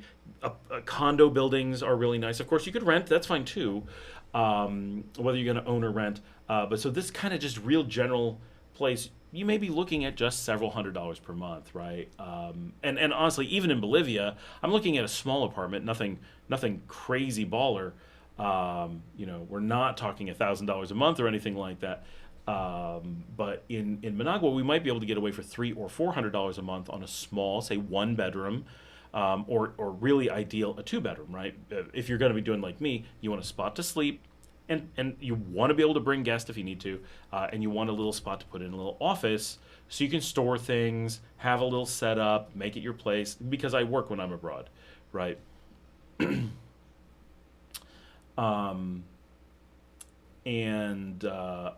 So that's kind of neat. You only need a 1 bathroom, tiny kitchen. You don't need anything fancy, but you want something kind of modern, just because they're really easy to deal with, very low maintenance in that kind of way. That's where an apartment might be nicer than condo. The biggest problem being that there's very little of those rentals available in Managua. That's where the real problem is. In Cochabamba, millions of them. Right, so you're just pick the one you want. In Managua, you're going to be searching a bit to find that kind of place, but you'll find them. And finding something you like for a few $100s, where you could do that and just think about time to the airport, think about time to the bus terminals, as those may be your key indicators for making it convenient. But you also want to be in a part of Managua that is full of restaurants or has easy delivery or whatever, which is kind of why something like Loma de Montserrat or Guadalupe are kind of perfect. Guadalupe especially, I could walk from at least parts of that to restaurants and shopping areas that I really like. I may get tired of it doing it all the time, but it's pretty significant. The amount that I'd be able to do. And if I had guests coming in, there's nice hotels nearby, which is nice. Oh, I'm just going to stay in my apartment. You stay in your hotel. Let's go do things. And that's handy too. So I think you could do it pretty easily. But your big problem is going to be that the Managua airport just does not have connections most places. So you'll be really sorry using it if that's your goal. Whereas Cochabamba, yeah, it's not a La Paz. It's not a Buenos Aires. But it's because my office will pay for it. It could make sense. If my office was not providing me the apartment, then what would I do? Okay, then things would change. And what I'd actually be doing is looking at Bogota, Lima, Sao Paulo, Buenos Aires, and possibly Santiago. Santiago being way too far, and even Buenos Aires to me is too far. Sao Paulo kind of too far. Realistically, if my only goal was to have that pivot point into low-cost South America, the logical one is Bogota, but you have to be willing to do your flights primarily on Avianca, and but you get that really close, really easy city to deal with. But because I like LATAM Airways so much, and because of the places I tend to go, I would very likely pick Lima as my base. Get a small, modern, but tiny, convenient apartment in Lima, and use that as a base. The Lima airport is the secondary hub for LATAM and would allow you to go basically anywhere in South America that you want to go from there, while still being on its own a destination that you would be thrilled to be stuck in if you had to, because part of the goal of something like this for people who've never thought about it, which you probably haven't, is you want to be able to fly in when it's cheap. Oh my gosh, I got this great flight out of, maybe I got Wednesday and Thursday, I don't have to work or I'm not needed anywhere. And, oh my gosh, I'm in a South America mood, which I don't know about you guys, I totally have. And because I love Central America, but sometimes I need to branch out. And South America gives me this huge world that I really love nearby that's completely different than the world that I'm in. So I love being able to hop flights to South America, and I so hope we get connecting flights to South America. It will change our world completely. But just having that ability to say, okay, there's a cheap flight out of San Jose on next Wednesday. I'm going to make the transition to South America because it's cheap. Head down on the bus, because that's what I do. Get to the airport, possibly just get dropped off and sleep in the airport if you're feeling cheap. I've done that. And get that LATAM hopper to Lima. Then when you get to Lima, presumably you knew what you wanted to do. Or just show up in Lima and be like, what do I feel like doing? I just felt like being in South America. That's fine. But you get to Lima, and then you're able to get into your apartment and you have a giant New York City-sized city that you can just hang out in, and there's endless food. I don't know if there's any food on any food. I don't know if there's any city on earth that's going to give you more food than Lima, from variety, quality, anything like that. So you have an endlessly large city to pass the time in. You have an affordable city. You have a major hub airport. You have the ocean right there, should you be in the mood for that. You have mountains not that far away. You're somewhat central in a practical sense. And you are just staged in such a place that your low-cost apartment could allow you to stay indefinitely, right? Oh my gosh, I can't get a flight anywhere. I'm just going to hang out in my apartment. Great, super comfy. That's wonderful. And just to give you, like, I looked, and the first, and it's just a 1-bedroom, 1-bath, right? But I looked up the first Airbnb right on the water, or basically on the water. $38 a night for a middle week in Lima. $38. That's not a weekly rate. That's not a monthly rate. That's not shopping for something cheap. That's literally just going, I want a nice looking modern place by the water, right? What if I wanted something that isn't by the water, but it's more like near the airport, and I'm willing to be cheap? Okay, let's see. Here's a 1-bed, like nothing fancy whatsoever apartment. No, this is actually not terrible, right? Like, would this be a place I'm thrilled with? No, but is it terrible? No, it's not terrible.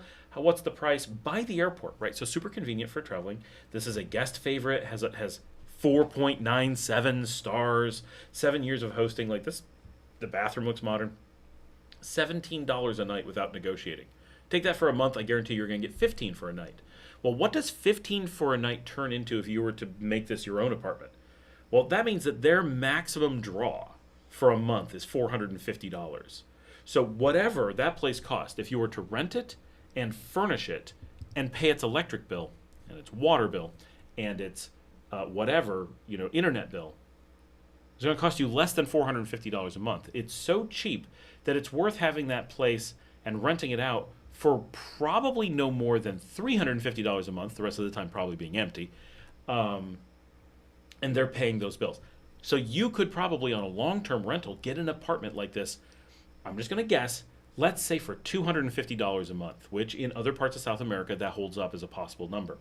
A modern, comfortable, tiny, not super flashy apartment, not in a cool part of town, not far from the airport. Like, okay, now you're talking. This could be a really handy way to fly in and have your stuff, right? Like that's seriously not bad at all.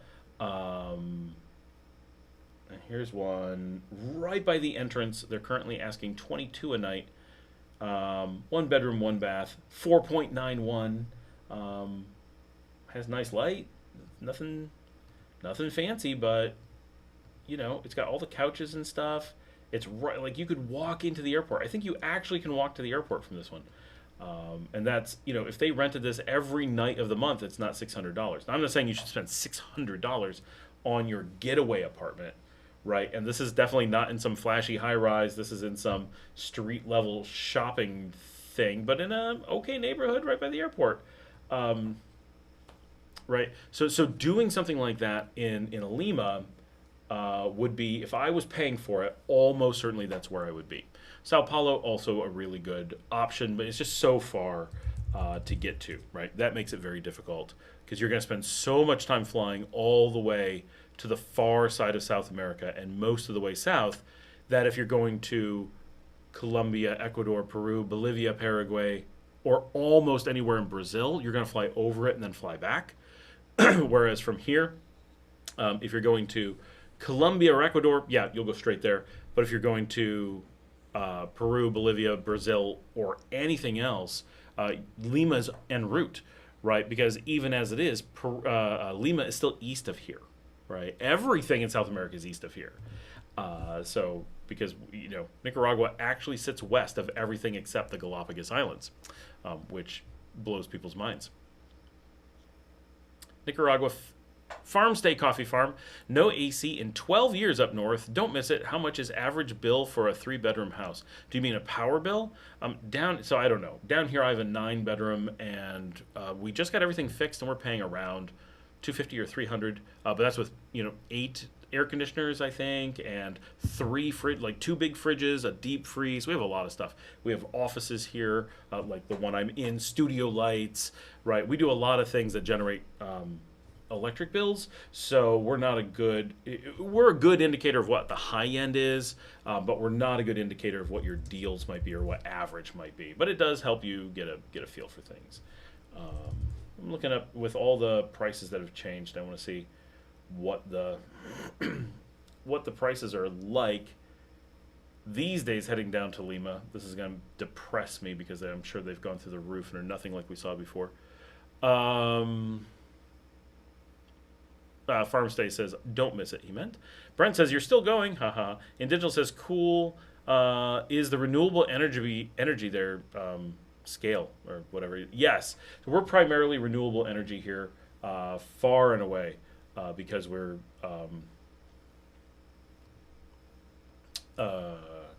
sorry, I'm getting stuff in Chilean pesos. That is not what I want. Let's go for English too, just to make it fun. No, I don't want to log in. Seriously, you erase everything I was working on just because I switched to dollars? Why would you do that?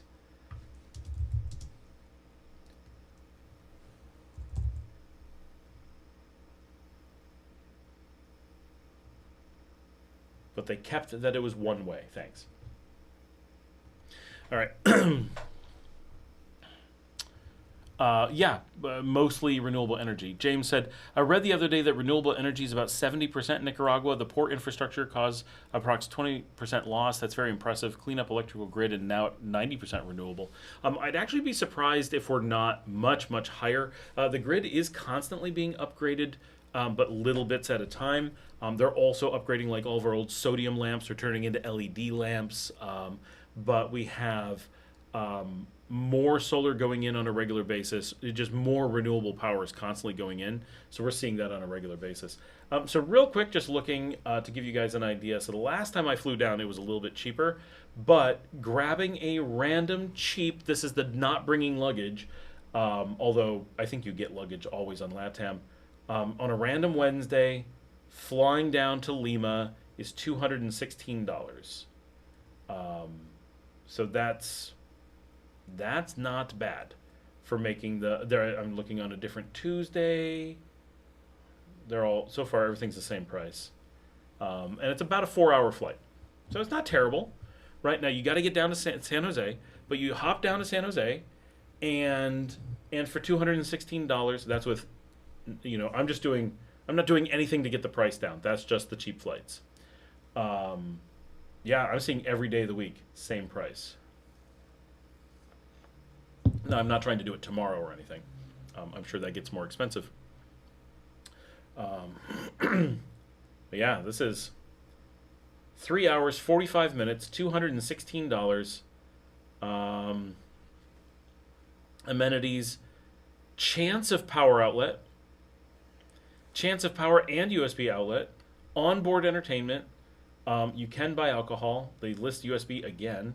USB entertainment again. Food service, yep. And they list Wi-Fi, I think. So depending on type of aircraft. But pretty nice, right? $216. You have stuff waiting in that apartment. If you're doing this with any regularity, this can be a big deal as far as making it very, very affordable. To be able to hop to South America. And once you're in South America, then the flights around it are very cheap. I get it flying around Bolivia. We pay like $50 for a flight, right? To go over like Cochabamba to La Paz, which, look at a map, is not short. Like, that's actually quite a flight over the mountains. So to do so for very cheap on a comfy airlines, very nice. Of course, if you're doing this with any regularity, quite quickly you end up with, you're getting miles. You are potentially getting, savers clubs and different things to make it cheaper. And so it gets better and better as you go. So those opportunities do exist for sure. But just looking, from here, $216. You can see why, if we just had those kinds of flights out of Managua to go directly to Lima, even if it costs an extra $30, would be so nice, and we would do it all the time. And that would change everything. That would make Managua such a hub. If we had the connection to Spain and the connection to Lima, we would be all good. Now here, I found one for one day that's more expensive, a Saturday, $261. See, does it go back down? Yeah, it goes right back down. Just must be a busy day.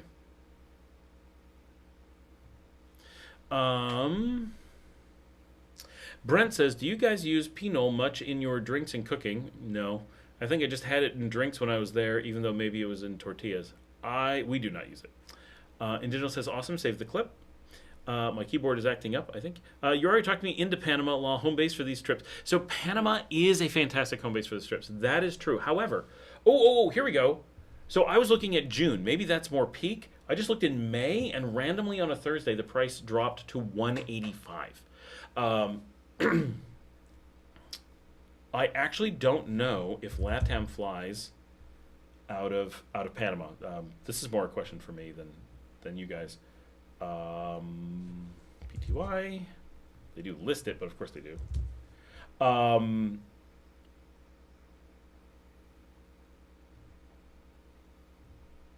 Let's go see.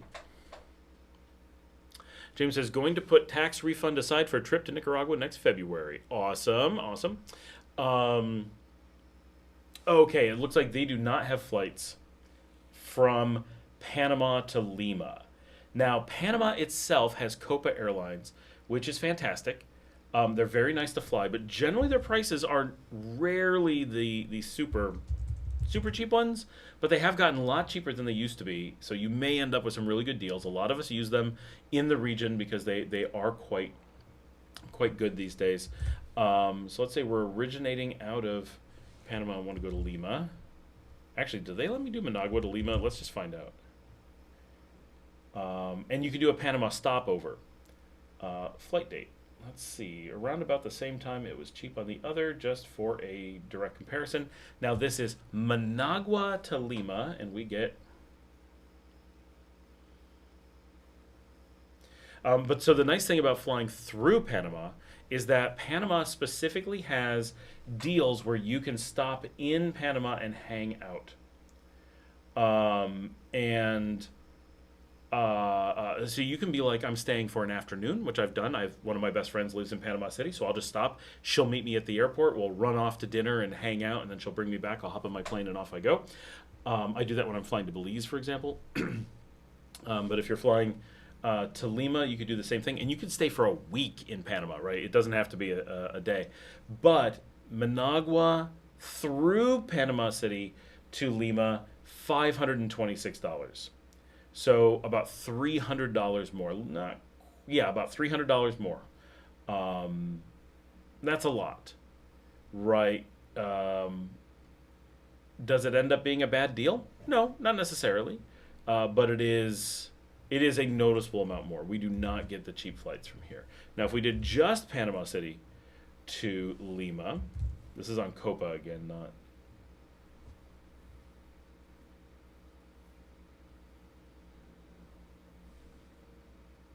Oh, the flight out of Panama is essentially, it's not exact, but it's essentially the same price. So basically you get the flight from Managua to Panama City for free. You're just paying a few dollars for the Managua airport fee. Wow. So the flight from Panama City to Lima is completely outrageous in how expensive it is, but the flight from here to Panama is all but free. Now this is economy basic, checked baggage for a fee. The upgrade is $60. Then you get the checked baggage, advanced regular seat selection included, not a fee. One change allowed, no penalties. So the economy classic is what you'd really want to use, and that's $575. So almost $600 if you flew from Nicaragua all the way to Lima, which is not terrible. $600 is not terrible. And if you were getting a Panama vacation out of it, that gets really nice. And it keeps you from needing to take the bus to Costa Rica. So there's lots of reasons why that could work out. If Copa is the airlines you want to use, then Panama is definitely the logical base.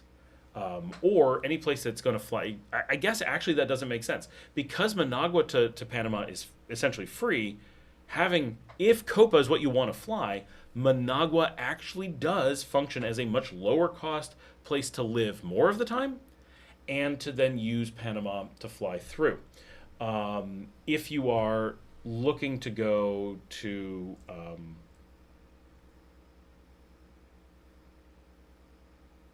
forget what I was trying to say. If you wanted a base for LATAM up in this region, San Jose, it's actually having a place in the city of San Jose and flying LATAM would make more sense. The problem is up here we're not in the hub for anything, which sucks. And Digital says, I would love layovers in Nicaragua. That's the thing that never happens, is that Nicaragua is always a terminal, never a pass-through. So you need a hub for those things to work. So the logical hubs that you can make work are Mexico, sort of, El Salvador. You could theoretically push it in Guatemala, but boy, you're pushing it. Costa Rica, Panama, Colombia, Peru, Brazil, and Chile. Those are the ones that realistically, to some degree, make sense. And it really depends where you want to go and which airlines you want to fly and are willing to fly. And, there is a lot that you have to make your own decisions about what your, we lost the camera, what your travel decisions are going to be like. Do I use Google Flights for search? I absolutely do not use Google Flights for search. I look at real flights.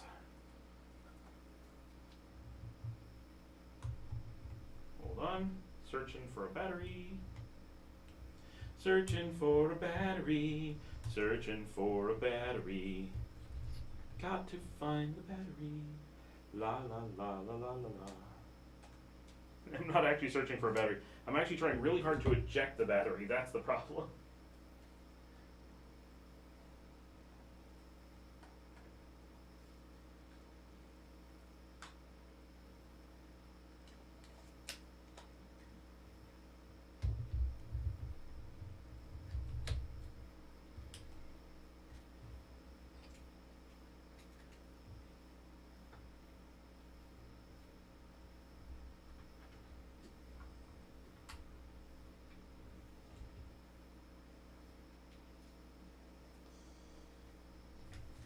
And hopefully we're back. And we are. All right. I never use Google Flights. People tell me it works great, but I have never once used it that it gave me anything even approximating honest results. It's always been 100% fake. And I understand that that's not most people's experience, but my experience has been that it is utterly fake. And I look it up, I get excited, and I go, and the flight that it's listing does not exist at all. It is never even close to being what they say it is, right? And so it's just really frustrating whenever I've used it for whatever reason. I just noticed that the why Nicaragua is the unbeatable easiest country to move to is doing incredibly well. I honestly didn't know it was that popular of a video. Holy cow. I didn't even begin to know. How did I miss that? What? I've not looked at my analytics apparently in days. Oh,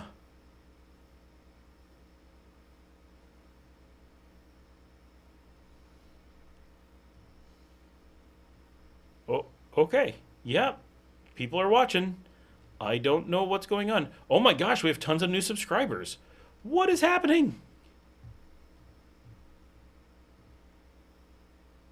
Well, cool. No wonder there's new people on the live stream. That's awesome.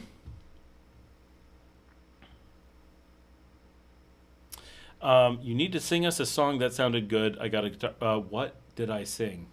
What was I singing? I sing without thinking about it. I'm autistic, right? Like, it just happens. Um, by the way, a reminder, it is Ubuntu Day. The new Ubuntu, whatever Ranger Rick operating system is out. It's something raccoon. Raucous raccoon or something. But it is out. 2 of my machines have updated to it. We're starting to play with it here. We are a Linux-based company, so for anyone, is Avianca that bad? Yes, truly is that bad. Can get direct out of Toronto. Talk to oh, hold on. Sorry, getting distracted here. Still waiting for people to check the simplest things. Talk to JG, who was on. He tried to fly down, got totally screwed by Avianca to the point where he flew back to Montreal. Everybody has had really bad experiences on Avianca. If you are flying into South America, it's supposed to be much, much better. So I'm not too worried about avoiding it for South America connections, but anything that flies into North America, it is technically operated by a different airlines under the hood. It's another thing that Avianca owns, but they kind of disavow it, and you can't touch Avianca. They're British based, so like other British companies, people really use British jurisdiction and the Commonwealth for criminal activities. That's always be afraid of businesses that choose British jurisdiction for things, right? That's the why Cayman Islands for money laundering. Like, obviously honest businesses do this stuff too, but most of the time companies choose that jurisdiction because of loose laws and favoring oligarchs over the people. So when dealing with things like an airlines, if you're looking at who's going to pay off politicians rather than provide good service, yeah, there's a reason why Avianca moved their headquarters from Colombia to London. Truly that bad. Now, I do fly them from time to time, but I'm always prepared to be stranded. Right? They're not going to stab you or anything, but are they going to flat out lie to you and steal your money? Oh, absolutely. No doubt. They will. If you give them the chance, they will. So you really have to be on your toes when dealing with them. As far as just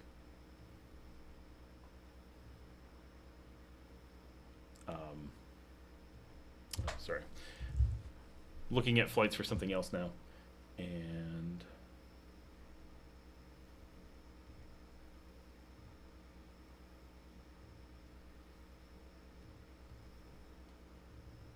oh wait, oh okay, just confused.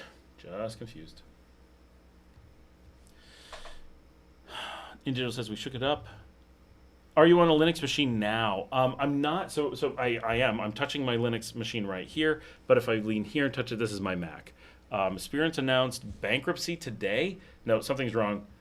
So Spirit can't announce bankruptcy because they've been in bankruptcy for a long time. They announced a bailout yesterday. But there is no, to the best of my knowledge, I checked just before we were at the early part of the live stream.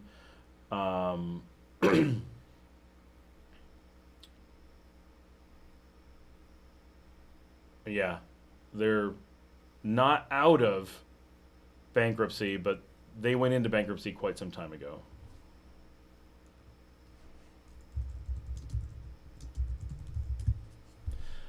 Yeah, it's funny how many places are announcing Spirit bankruptcy, and it's like, you can't bankrupt a bankrupt airlines.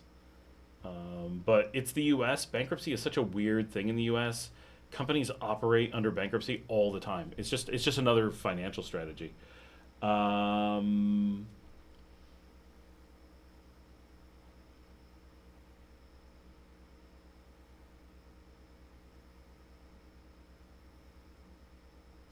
on, I'm just seeing what the...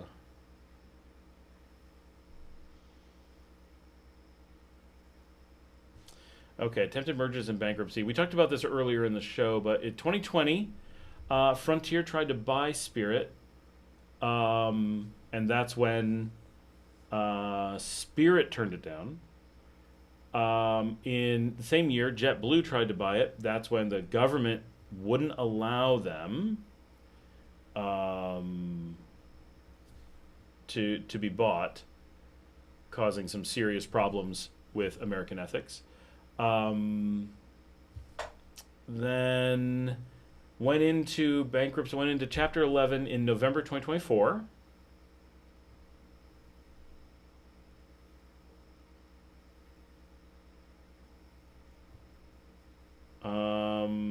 They tried to sell again in 2025. Did not finish. They left bankruptcy in March of 2025.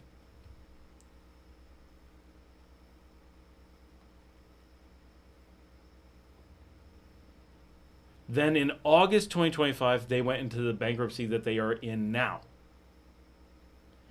So they've been in bankruptcy, the current bankruptcy, for 9 months, which we've known, and that's been fine. But at this point, there is no additional news. So they are still simply in bankruptcy. They have announced that they are worried about the real fear is that they go out of business. Bankruptcy doesn't matter. No one cares about bankruptcy. What we care about is if they go out of business, if they liquidate.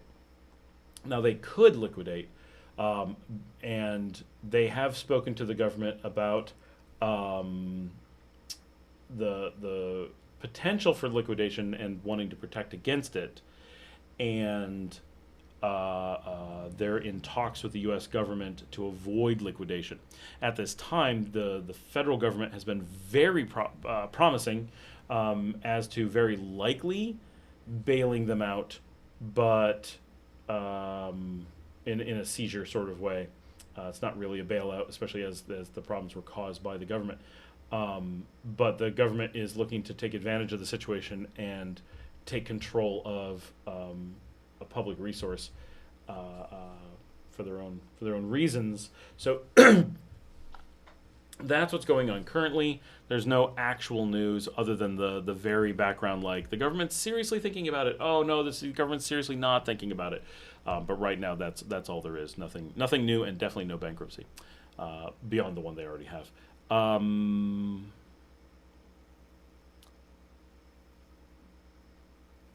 Evan says, what are the options for schools in Nicaragua for kids? My kids are in grade 2nd and 5 in Canada. So it depends. As a tourist here, we'll just assume you're a tourist. As a tourist here, it is common for kids to be allowed to go to public school, but it's not guaranteed. If you become a permanent resident, then public school is guaranteed for your children. It's a right. It's kind of like being a citizen, but not quite. But if you're a kid and permanent, you need some protection for your education, so they provide that. So my kids are permanent residents here, and they have, right on their cedula, it says their right to education on there, just like mine says right to work. So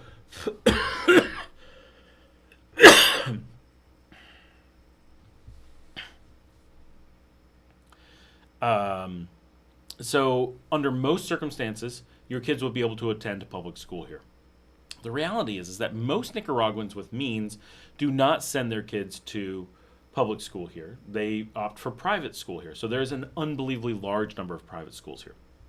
Private schools include local small schools that are all in Spanish. They include big schools in Managua that are huge and fancy.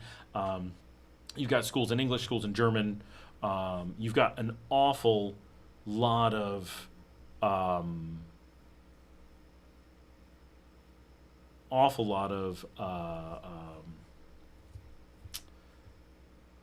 options, right? Depending on what your kids want to do. Plus, like my kids, we homeschool, right? Now, partly we're able to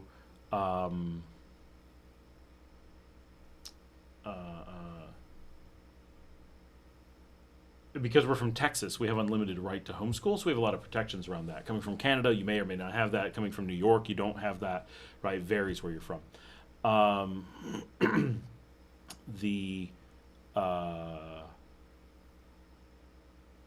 options are pretty decent, but where you are in the country is going to matter a lot. Places like San Juan del Sur and Granada are going to have a lot of schools that are geared towards expat kids. Places like Leon have a ton of schools, especially out here in Sutiava. We're like the education mecca, but it's all in Spanish. It is all assuming that it's going to be Nicaraguan kids or maybe Honduran kids. It's very different. A lot of people just expect that all the schools are going to be in English, but English is not something taught in very many schools here. It's very limited. I missed this earlier. James says, how is Liat there, the Trinidad Airlines? I don't know. I'm not really comfortable flying into Trinidad. Not something I've tried. They hub out of there. So they don't fly anywhere that I want to go, or they don't fly between places I want to go. So they never come up as an option for me. So I don't really have to worry about it, but I'm definitely not going to Trinidad these days for base. But Liat is not actually from Trinidad. They're actually in Antigua and Barbuda. But they still have the problem that they don't go anywhere we would want to go. So they would be fine. So they currently fly to Antigua and Barbuda, Barbados, BVI. They do go to Colombia, to Cartagena, which is cool. They go to Dominica. They go to the DR, Grenada, Guyana, Jamaica, St. Kitts and Nevis, St. Lucia, St. Vincent, Saint Martin, and then they also do go to Trinidad and Tobago. It is a tiny, tiny, tiny airlines. They have one ATR 42, and they have three Embraer E145s. That is the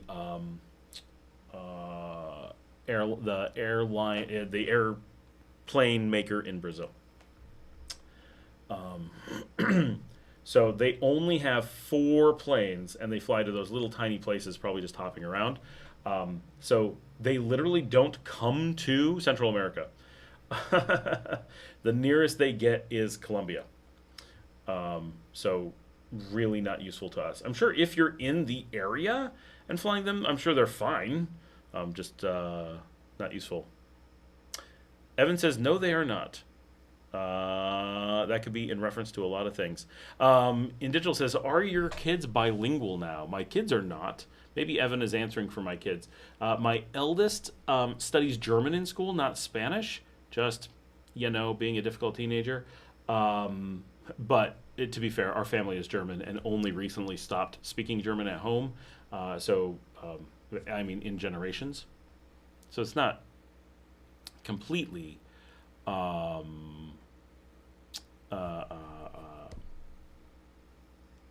not completely random, but I think it's kind of a useless language for her. But heaven only knows what she'll end up doing in the future. But she, like me and my cousin, are all very into German culture and stuff. And our family comes from Switzerland and the Alsace and the part of Germany that kind of fits in between there.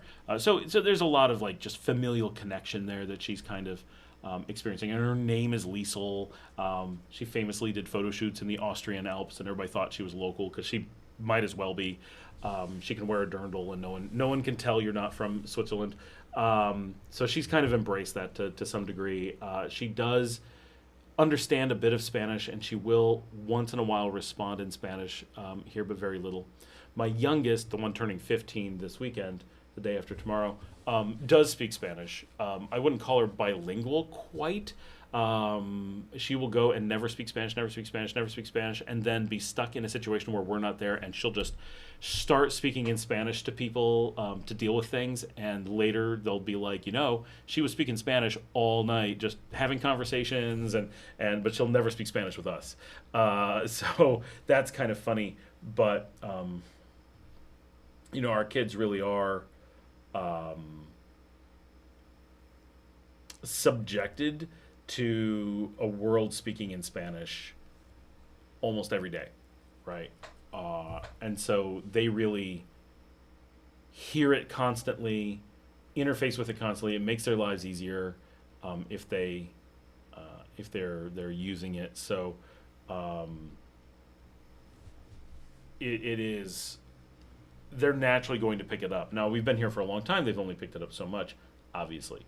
But it is, they're getting there. Evan says a half Spanish, half English school would be nice. They do exist, but you'll be very limited. Managua, Granada, San Juan del Sur, almost certainly. You may not have other options. It may just be those three. And Digital says using AI, just saying maybe avoid it. Is that where you're getting the bad information on the canal and the Spirit Airlines? AI definitely will give you bad news. Yeah, that's I would never use AI for research. That's why I make so many videos using AI to do research on stuff going on, like in the news in Nicaragua, is just because it will always feed you an answer. It will do its best to figure out what you want. Sometimes it'll actually try to give you a real answer. Sometimes it won't even try, but it'll always give you something, right? And with confidence, because that's just how things work. And a confident, completely gibberish answer is a very dangerous thing because it's so tempting to think that it's actually an answer. So yeah, never use that for research. AI is really useful for research on really well-known common things,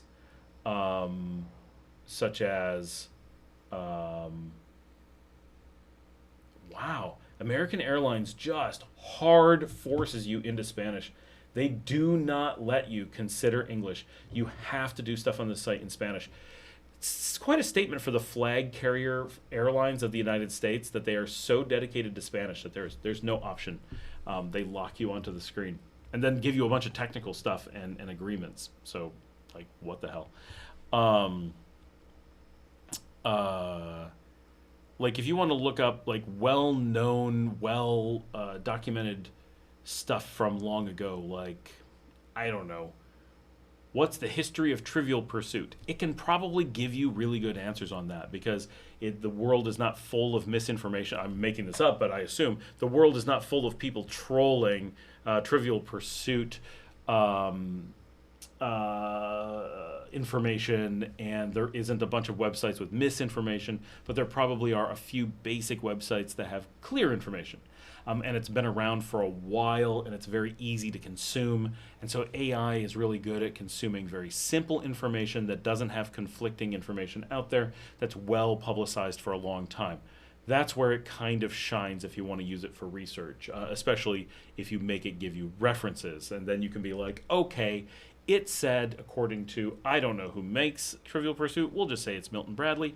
According to Milton Bradley, Trivial Pursuit was invented in this year, and according to Wikipedia, it backs that up, and you say, okay, this, and then you can check those references if you want, you've got something. But if you ask it, people, every time someone asks me a weird question, it's then, oh, that's not what the AI said, and it's like, why did you add? Like, you just don't do that, right? The amount of stuff that I have to correct. And someone today said, oh, yeah, they said that the AI said you get a $20,000 credit. We're like, well, yeah, don't ask them that. It has no way to know. It has no way to know. It's like, if my wife was sitting here and neither of us had ever been to Nicaragua, I could ask AI or I could ask her, hey, what's the tax credit for moving to Nicaragua for household goods? And you have to answer me with confidence. She would just, okay, I guess I'll just make something up and tell you a number. $1 million. Absolutely, yeah, I heard it yesterday. And she'd be like, and I'd be like, okay, I can't tell the difference.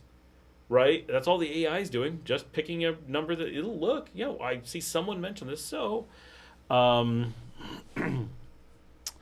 Individual says, Scott, is the Caribbean beach destinations possible? I mean, they're possible. It's a really long drive from here, or a kind of expensive flight on a little tiny prop job from Managua to get out there.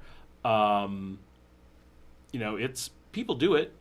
It's like a 12-hour drive. Now the speed limit's dropped, so you gotta be careful. So it's 18-hour drive. And there's very little population out there. There's only a few places to go. So it's not a popular thing to do. It's popular for everyone to ask about it and be really interested. And then when reality sets in, most people are like, yeah, I'm not interested in that in any shape or form, which is kind of how it works. So, is it neat that it's there? Absolutely. Does it have cool stuff? Yes. Do some people rave about it? Absolutely. But are you going to move to Nicaragua, live in Leon or Granada or Masaya or Matagalpa, and be like, oh, cool, I'm going to the Caribbean coast this week? Nope, you're not going to. You could love it. You could think it's the greatest thing in the world. Once you realize how much it costs or how hard it is to get out there, you'll instantly be like, I don't care. It's the other side of the world.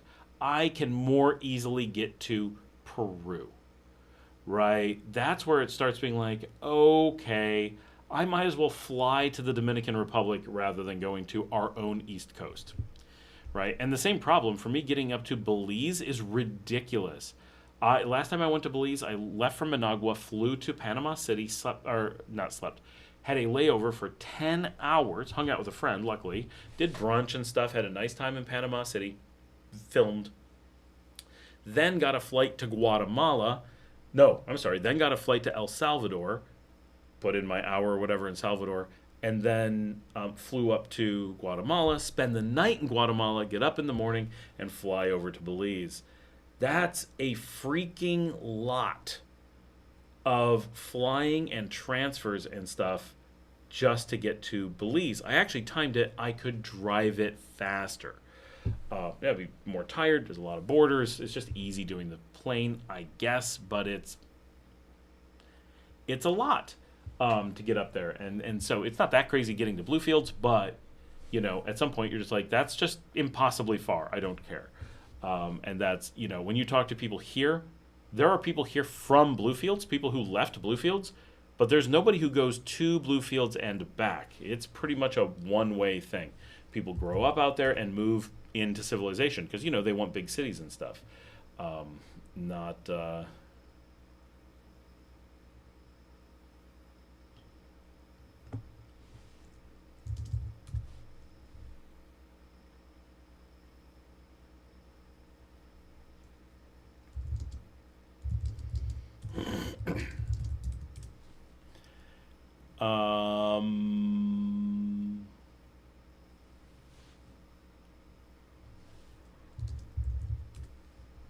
Oh, geez. My EVP just had his serpentine belt eaten by his car. That's fun.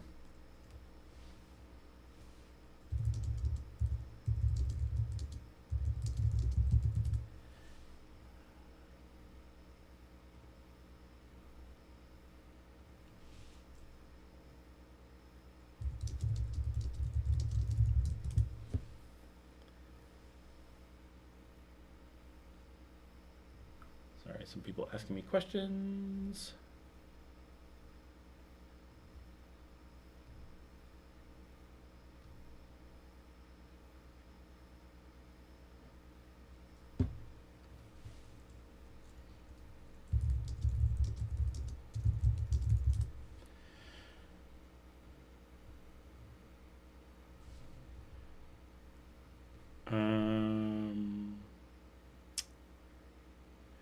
Do you do any work in other Caribbean destinations? I mean, if you want to consider Guatemala a Caribbean destination, it technically touches the Caribbean. I do not work in Honduras. I do work in Mexico.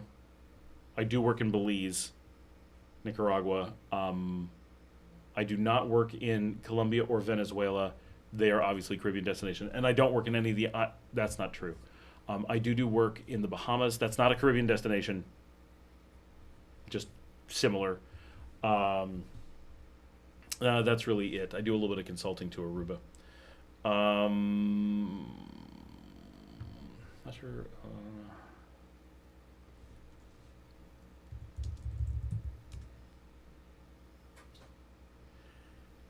Not only is the serpentine belt messed up, they then discovered there's no oil in the car.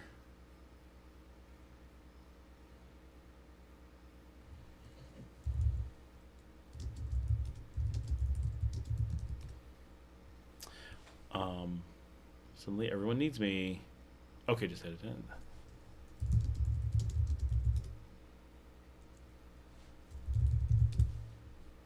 All right, check up. There it is.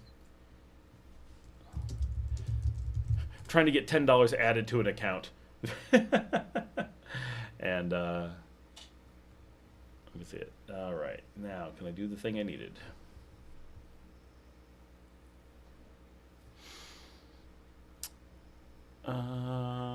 Where'd you guys go? I need a boat. So the problem is here we can't get a boat over there. So we've talked about this, right? Not very seriously, of course, because it's all pretty silly. But having a boat on the Caribbean side, right? Bluefield's in the south or Bilwy in the north, could be interesting. The problem is, again, getting out there, 18-hour drive or a flight. Do I really want to fly all the way out there just to get on a boat to go where? Everything's really far. Our Caribbean is very, very far from things. So I don't know that I would do that. I might be more likely to put in a boat at Ciba. I can get there, Ciba, Honduras. I can get up there on the Caribbean in like 9 hours by a major bus that's really easy to do. And then you're right at the, Roatan, Utila, that's the Bay Islands are right there, which might make a lot of sense versus the Corn Islands, which are very small and don't really connect anything. And then it'd be easy to get to Mexico or closer if you're going to go up to, here we'll just bring up a map. Why not? We're doing the show. It's a good time to do a map. Hopefully, there we go. So let's just look at Nicaragua, right? So all of our population is over here, and I'm right here in Leon. So the coast over here or up here is outrageously far. And then the Corn Islands are here. So they're not close. Like, it's not like you come here and just hop over on a boat. That's really far. And then these are the Colombian islands, Providencia, San Andreas. This is literally Colombia. So the border is right here.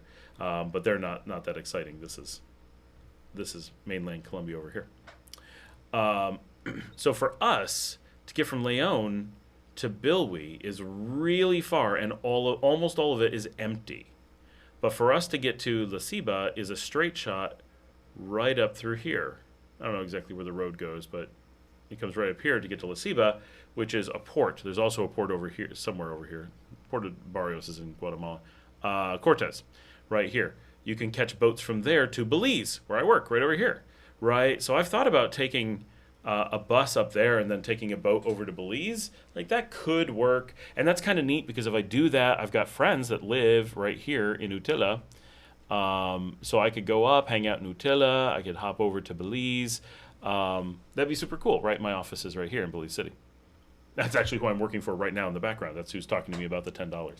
So it'd be super cool because when we're here, like, we go out to these places by boat, right? Where's the big one? Right, this is the big vacation destination here, and then over here. So when you look at those distances and then say, well, how much farther is this? Oh, not that much farther, right? I mean, it's farther, right? Because there's Keykalker there, but this is not impossible. I don't think that there's a ferry that goes out there, though. So, yeah, I don't know how much that works. But it would be really cool to come out to this area. And so the bus is much quicker. If there was and all I need is a ferry that goes boop, boop, or really to Punta Gorda is probably the most likely. And then just take the bus up. That'd be something different. But if you had a boat over here, look, so yeah, I could go to Costa Rica or Panama, but I can get there by bus really easily. Obviously going to San Andreas, that'd be cool, but is there really that much to see? These are tiny islands, not like, the bigger ones. So if you want to take a boat and go someplace really super cool, which I would love to do, I'm not saying this wouldn't be freaking cool, the distance, even to Cartagena, Barranquilla, Maracaibo, those are far. And then, same Caymans, Jamaica. Now, Cuba, that would be worth the trek. I get it. Haiti, now, but to get over to like Martinique, Dominica, Guadeloupe, I'd love to do. When you're talking about getting out to someplace like this, that boat ride is so far. It's impossible. Now, what would be amazing is if Cancun to Cuba, if they put a bridge there or a tunnel, that would be so cool. And then they could do the one again to Haiti, and then one again, except you'd end up in the U.S. That's not what you want. And then you maybe even hop through the islands here, and then, which island is this? That's St. Croix. But then these are too far. So I don't know, but it'd be super cool. But impossible. Like, no one's going to build a bridge that far. Schools really depend on where you want to live. That's really, yeah, absolutely. It's you kind of got to make that decision, then figure out the schools, or decide that the schools are what's important. Start there and figure out where you want to live, which is fine. Managua gives you everything. Bahamas, any opportunity? Opportunity in what sense? Like, so I don't spend time in the Bahamas. My wife has been to the Bahamas, and she's like, it's okay. It's very small. The Bahamas are a tiny place. It seems like there's a lot there because it's really close to Miami, but that's kind of their claim to fame, is that they're a tiny little place on tiny little islands really close to Miami. And that's kind of it. They're kind of wealthy because of their proximity to things, and the U.S. allows them to remain that way because they're just so tiny that none of it matters. Remembering I got to check out a USB stick because I'm doing, Diego will care, I'm doing Ubuntu installs today because it is Ubuntu season.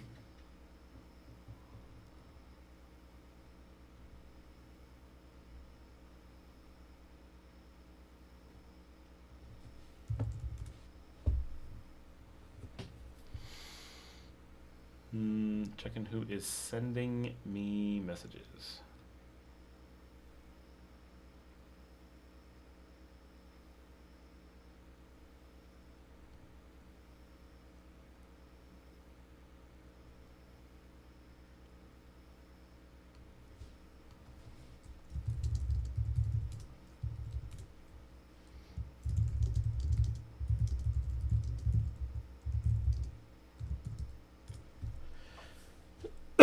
All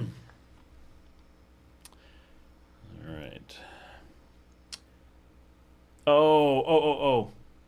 Is Bahamas a good opportunity for cheap expat living? I've never really evaluated it for that, but the simple answer is no. The Bahamas is a very wealthy country. Median income is like 55,000. That was years ago. It might be higher. It might be like 90,000 now. Actually, let me go.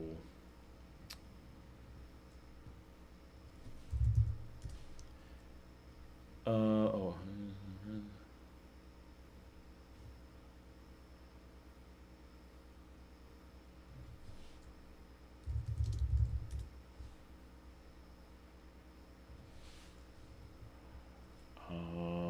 What was that? Oh.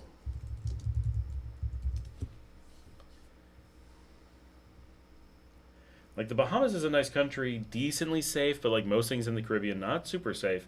The population of the Bahamas, right? So this is just from a perspective thing, is only slightly larger than Leon and is about 100,000 people smaller than the Departamento of Matagalpa.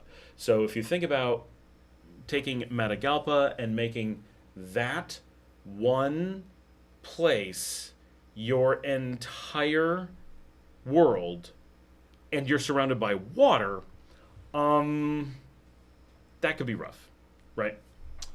Now the per capita income is only 35,000, so it's not that bad. But I believe the cost of living is on the high side. I'm gonna look into it.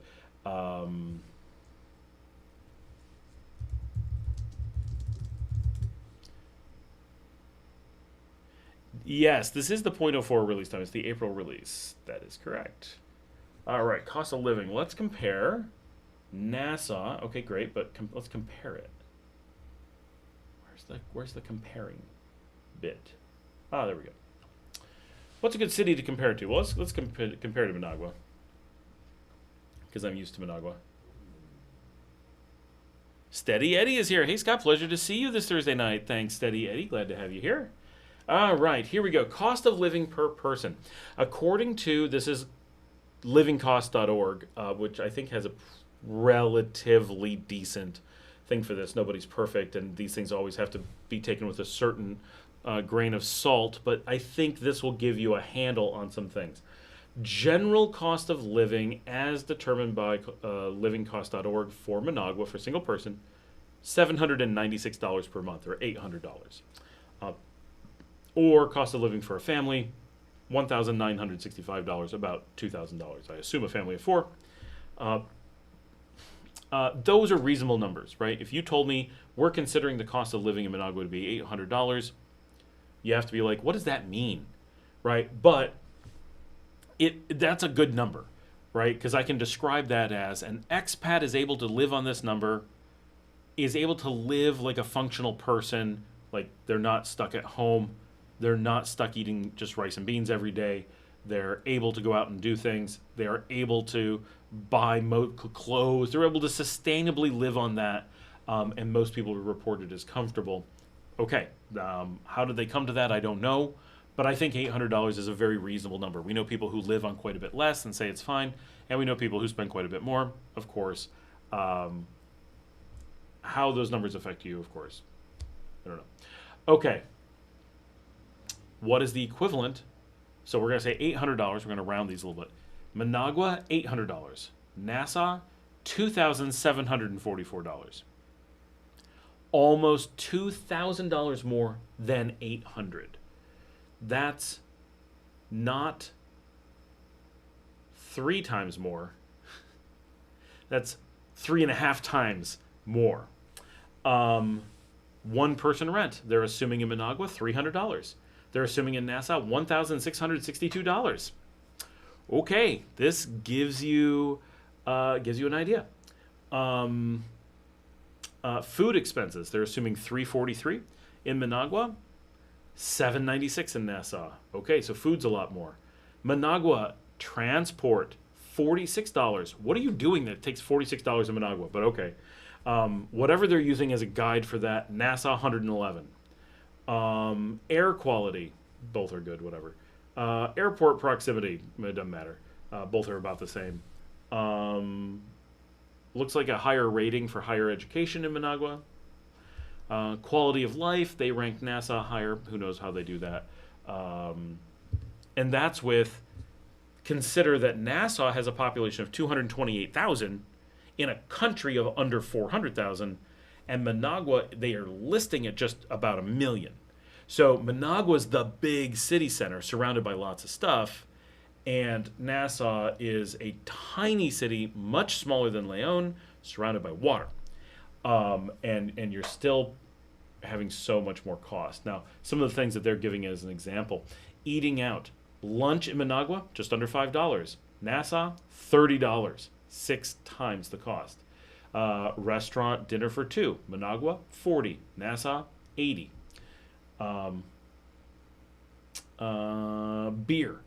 Managua, $1.37. Nassau, $5.28. A Pepsi. This is a half liter. Managua, 81 cents. That's actually a lot more than I'm paying currently for Coke. I am currently paying 40 cents, I think. Less than half what they list as Managua is our Coke price. Not Pepsi, the cheap one. The expensive one. Here. $3.31 in Nassau. Everything, power bills, way higher. Internet, way higher. Mortgage rates, lower here. Okay. I'm sorry, lower there. They win on mortgage rates. We don't use mortgages here, though, basically.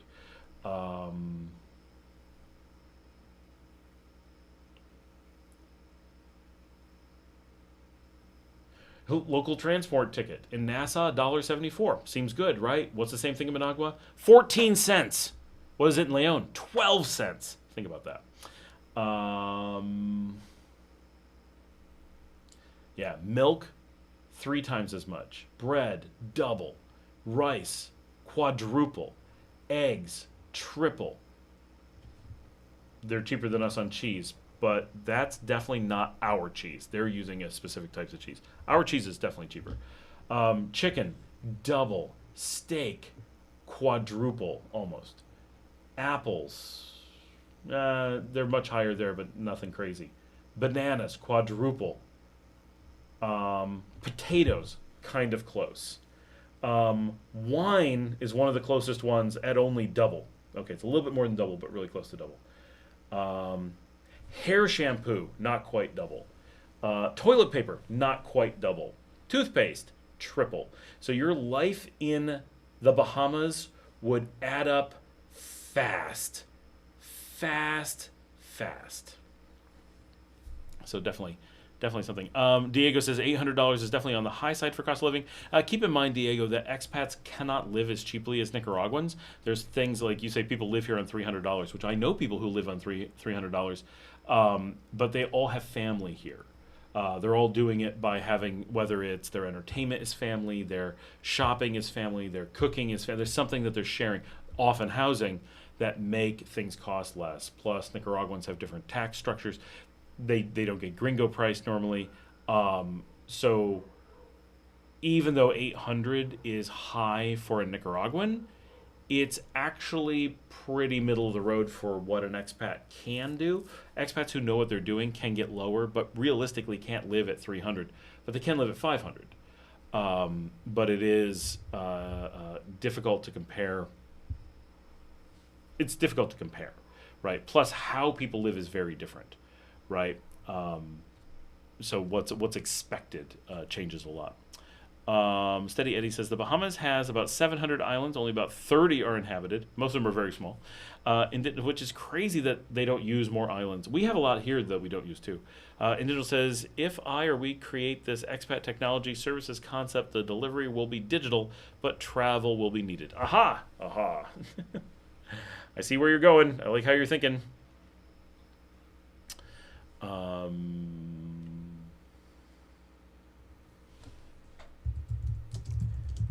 right, guys, I'm going to grab a refill on my incredibly cheap Coke. And while I'm gone, I'm going to try to hear my dogs fighting out there. Hold on. Before I do that, I'm going to try to do a couple different things. Oh, no. Can't do that because I'm not prepared.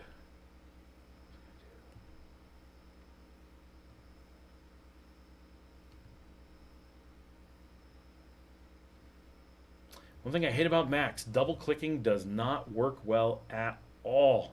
It is so bad. I don't know how they screwed up double clicking so much, and they never bothered to like try to fix it. It's like, who needs double clicking? We're just not going to worry about that. Lots of that. The audio doesn't work on things, but we kind of get used to that. But the never-ending double clicking doesn't work is just wow.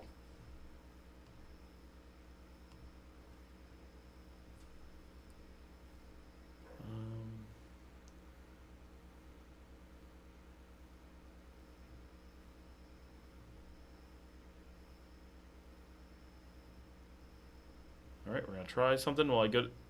Oh, that almost works.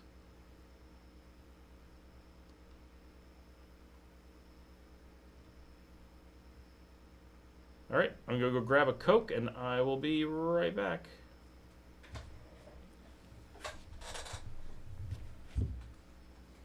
Hello, doggy.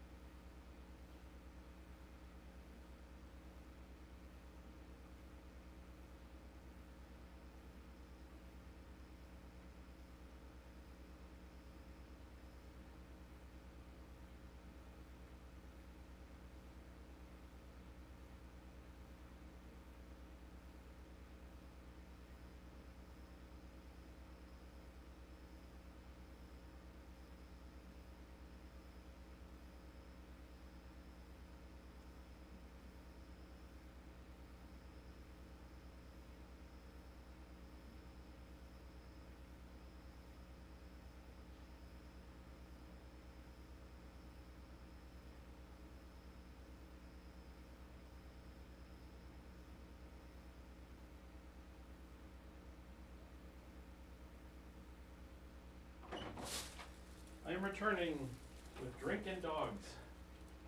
Hi, just you. The other two went running past. All right, I do like having the thing on the screen so I can lazily sit down and work my way in. All right, let's do some catch up here. D.W. Culver, hey, I enjoy your work. Well, thank you very much. I'm learning about Bitcoin, not an expert. Could Bitcoin adoption in Nicaragua be helpful to the economy there? So we've covered this a bit, but certainly I see why people wonder.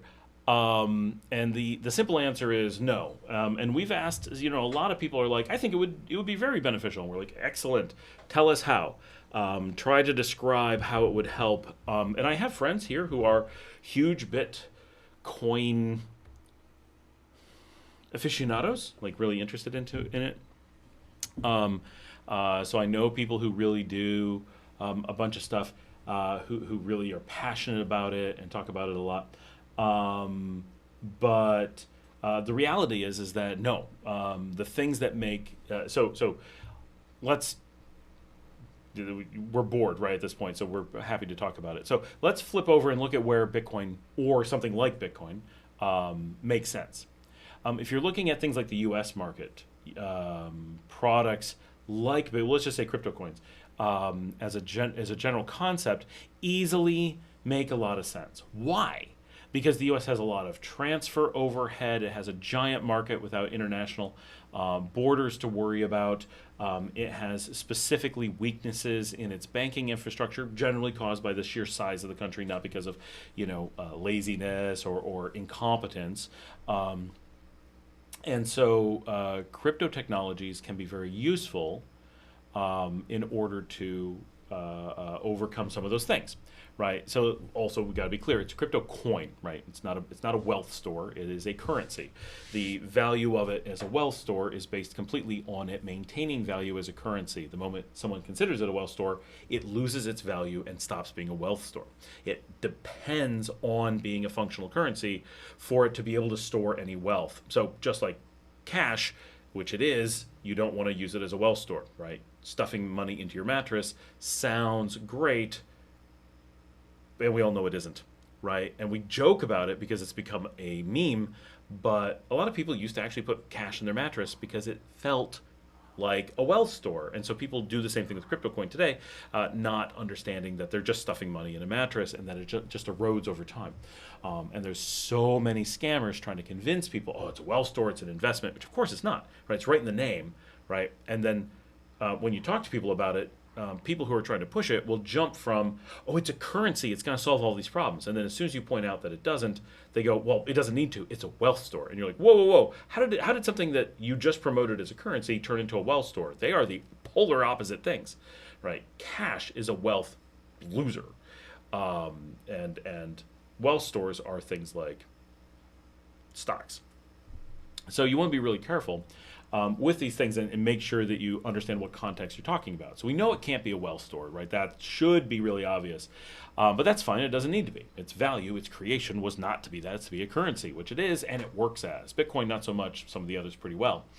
So if you are looking at those things and say, okay, so it's an alternative currency. So why would it be beneficial? Well, generally it's going to be beneficial due to weaknesses in the existing currency, right? Because we're not coming up with a new thing. We're coming up with a new implementation of an old thing. So it's got to be better. Like, why is the new Toyota Camry better than the old one? Well, it's more fuel efficient. You can fit more people into the trunk, whatever.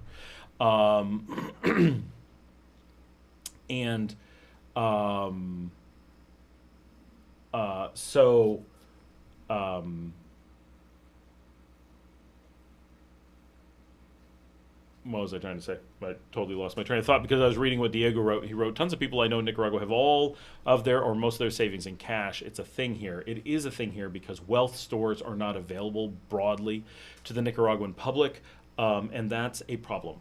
It is not a huge problem, but it is a problem to the Nicaraguan people, and it is a reflection of a long-term economic downturn where, now the upside, people are not blind investing in Nicaragua. That's excellent. The problem comes in that the people who do have enough money to invest but don't have enough to start their own business, or people who have the cash but not the time or inclination or energy or smarts to run their own business, are left with nowhere to put their money and no wealth stores. And so they do things that are wealth eroders, like cash, and their money just erodes away through inflation. What is needed? That's a great question. Nicaragua needs a giant non-profit investment mechanism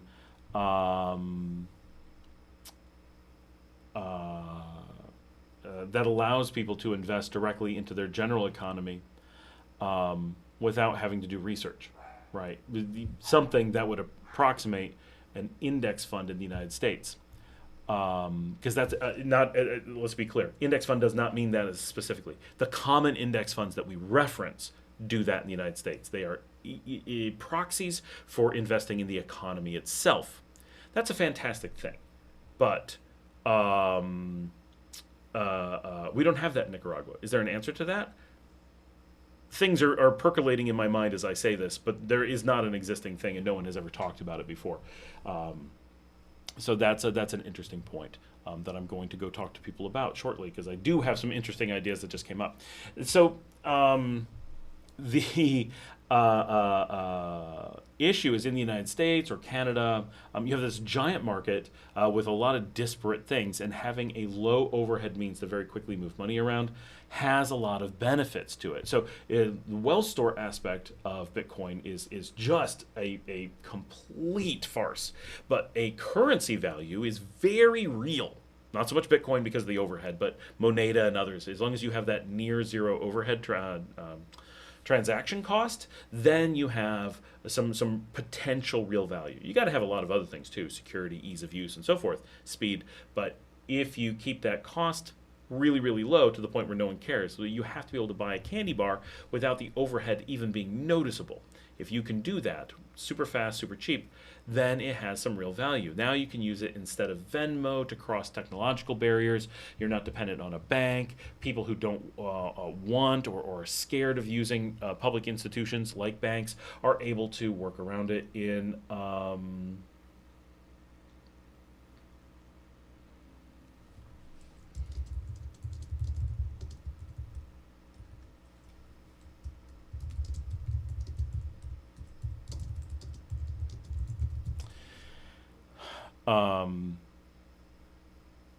it gives people options, right? And it gives banks options, and it gives businesses options, right? We deal with this all the time. Oh, I need to do a wire transfer over to this other company. Oh, do you have ACH? Man, you remember when we used to just write checks? Something like Moneda solves all of that, right? Just like that, assuming everyone had it.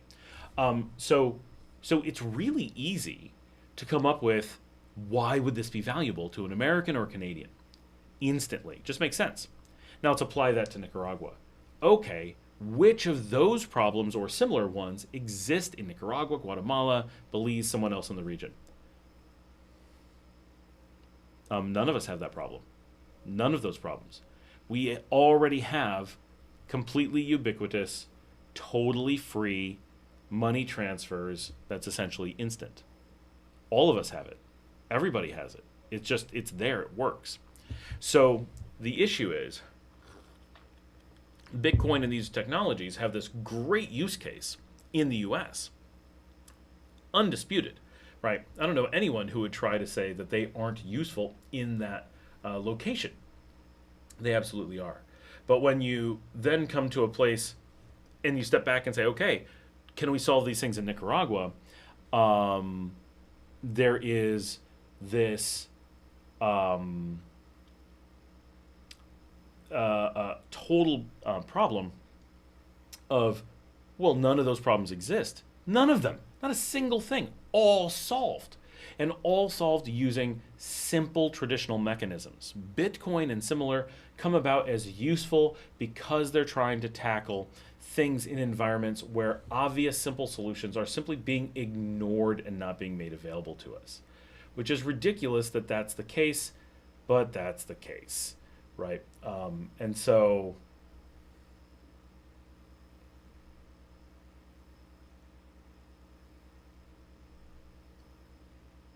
going on here? Okay. Huh. Weird. As I'm working on something, a new server just became available, which is confusing.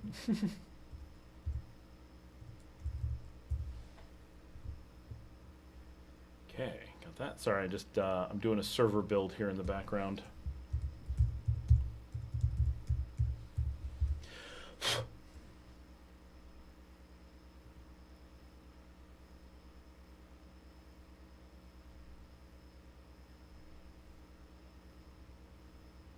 It's working. All right. And so here we have all the solutions already in place, and they're already in use, and everybody uses them every day. Now, in the US, Bitcoin and all these things work really easily because you have large financial institutions, private, public, whatever, that will transfer money in and out of things like US currency on a regular basis at essentially unlimited numbers. You have liquidity. Here in Nicaragua, or in most of the countries in the region, nobody has those banks. Those financial institutions don't exist. And so we can't use them. We actually have the opposite problem. In the US, the banking system is hard and broken, and the mechanisms for using crypto are in good shape. But if we flip it around, in Nicaragua and lots of other countries, we don't have the problems to overcome. And since we don't, no bank is willing to invest for no reason to build the mechanisms to make those things work. And so this actually catches North Americans off guard significantly, because it's like, well, but it's so easy to, I'll just send you money. No, it doesn't work that way. It's useless, right? Well, I'm going to send money from the US to Nicaragua. No, you can't, for two reasons. One, you can't send between countries. It's illegal. You're crossing a money laundering barrier. So when that money gets to Nicaragua, if it could, which it can't, but if it did, you'd be stuck with where did it come from? You have to prove all this provenance. And that's what you're paying for with a SWIFT money transfer wire. So that would make it outrageously expensive and problematic if you were to do it. But you can't do it. Why? Because problem number two, we don't have a way to take the money out in Nicaragua. So you can't, the concept of getting it to Nicaragua doesn't exist. If that money moves to a person in Nicaragua, they have to go to the US to get the cash out, right? You can't actually use Bitcoin and other stuff here, right? That's what Americans tend to miss. In the US, you can put money into Bitcoin and take it out of Bitcoin in many different ways easily. And because it's so easy to do so, you forget that that's the most critical part of the infrastructure. Now, the reason we don't have it here is because there's no need for it, right? We simply don't care. It doesn't do anything. But if you were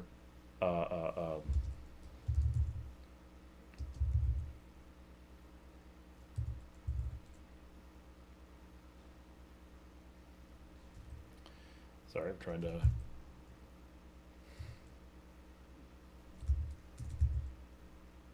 I know this tool exists on my computer. I just can't find it. Huh. Okay.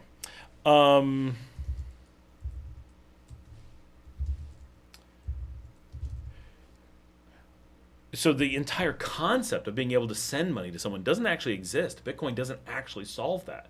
It solves this like secondary transfer piece and assumes that there's all these other pieces in place. And there could be, but there isn't. And so without that, it's actually completely useless. I don't know anyone who's actually able to use it. If you wanted to move like $5, you could find someone who's willing to, on the side, make it kind of work for you. And so you can kind of play with it in this really silly way that gives you just a little bit of a feel of, oh, that seems to work. It seems to be something that we could use.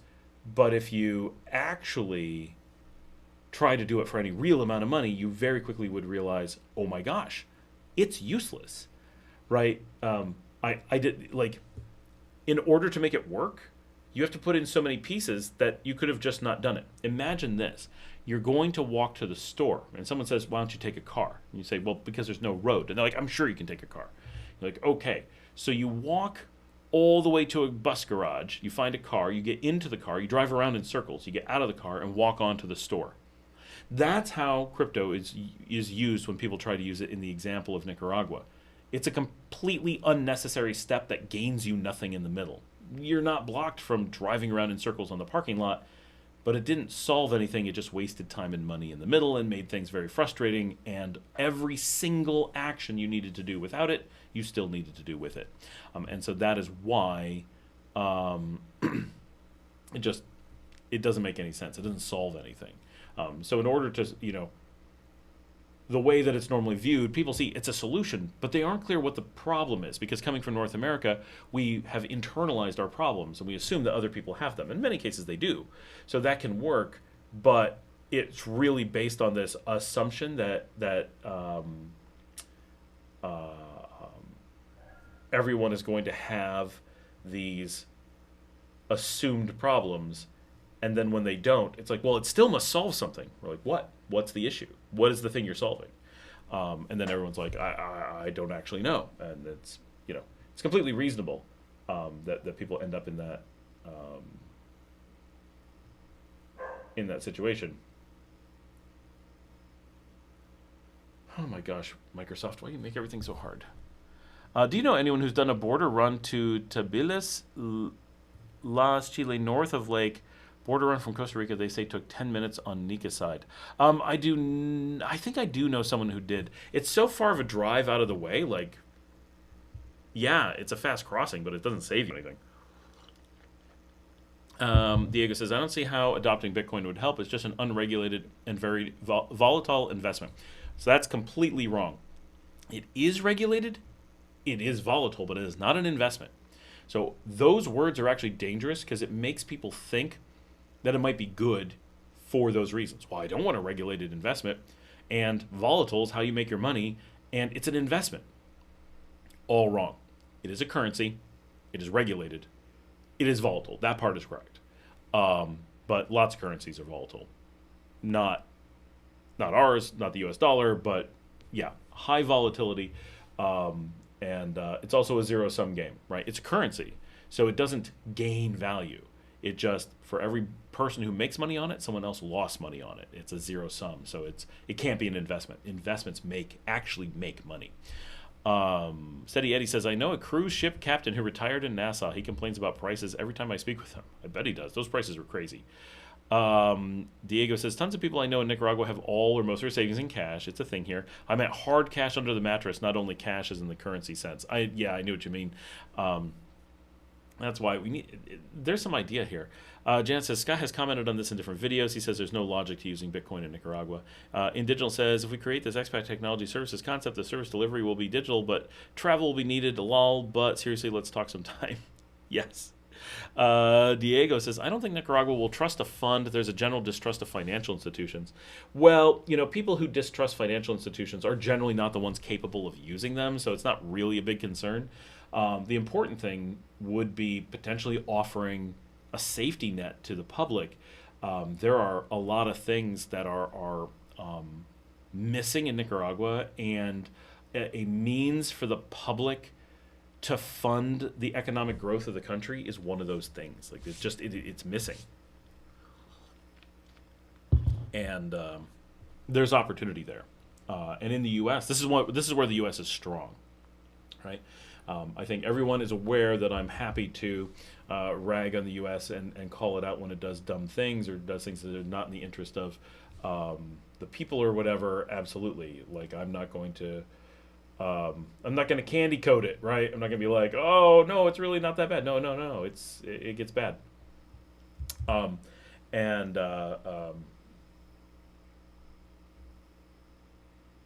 will this thing not work?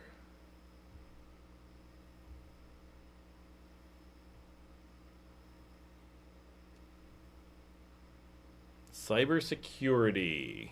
What is that in reference to?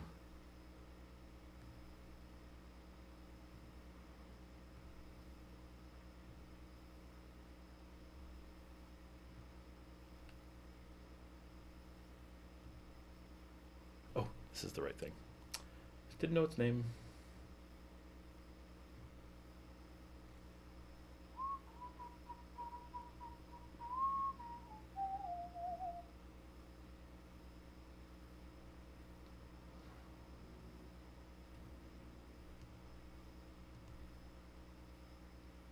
we go.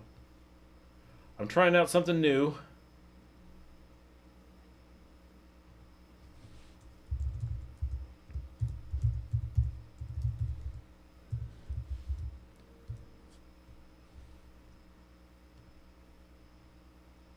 Oh, did not like that. What did I do wrong? I'm sure I got the wrong username. Sorry, guys, trying to...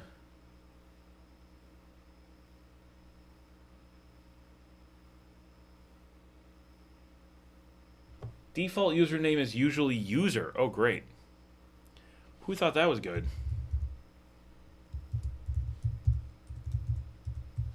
I mean, I guess it's better than admin.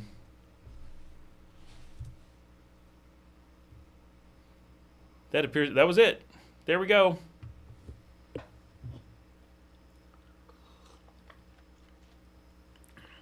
Cool. All right.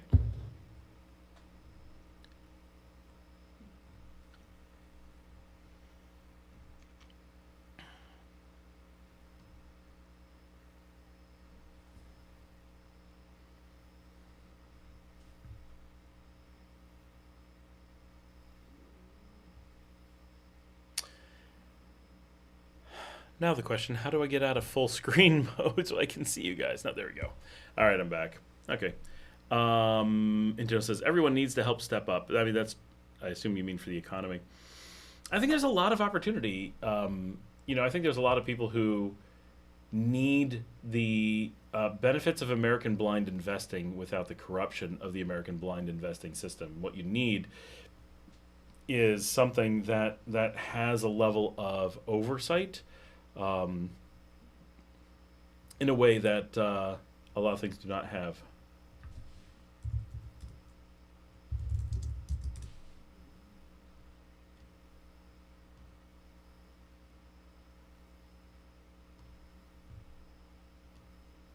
Ticket come through? Nope.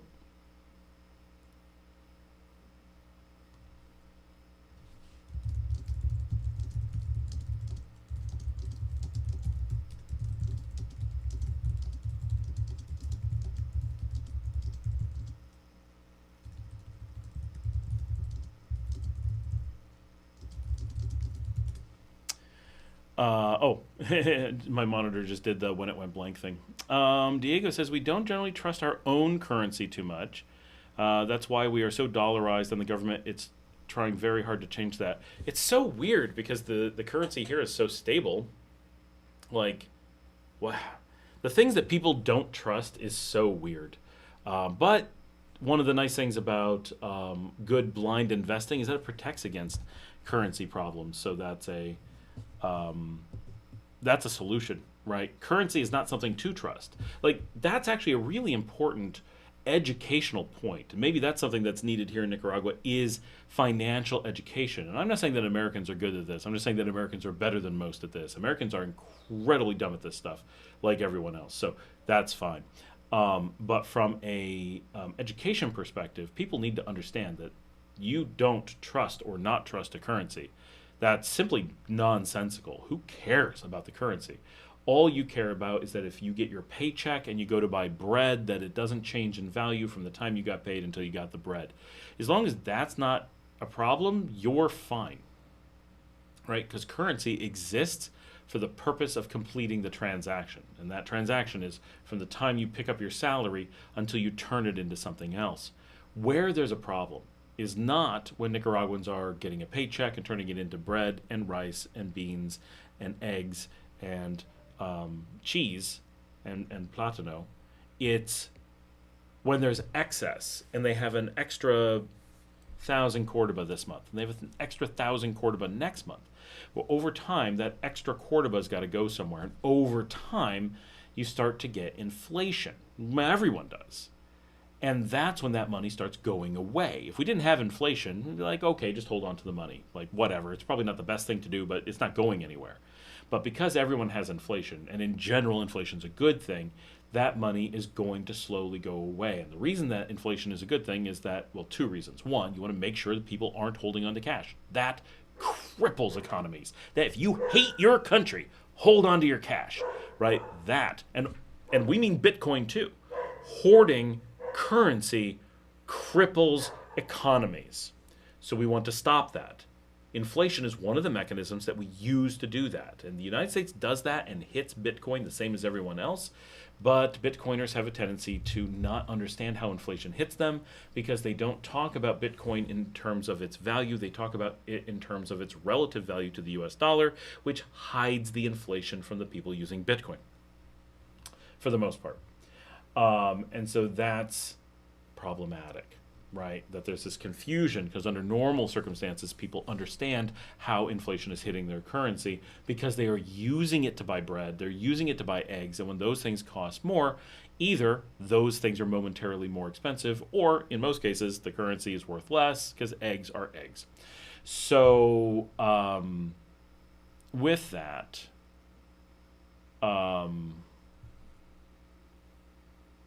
we want to have inflation to punish people who hold on to cash because you truly want to punish them, right? And you don't want to punish them simply by taking them out back and whipping them. You want to punish them in a way that helps the people. How do you do that easily? Inflation. Inflation very slowly goes after the people who are hoarding money and moves that money back into the economy for all the people who didn't hoard that money. They're the beneficiaries of that.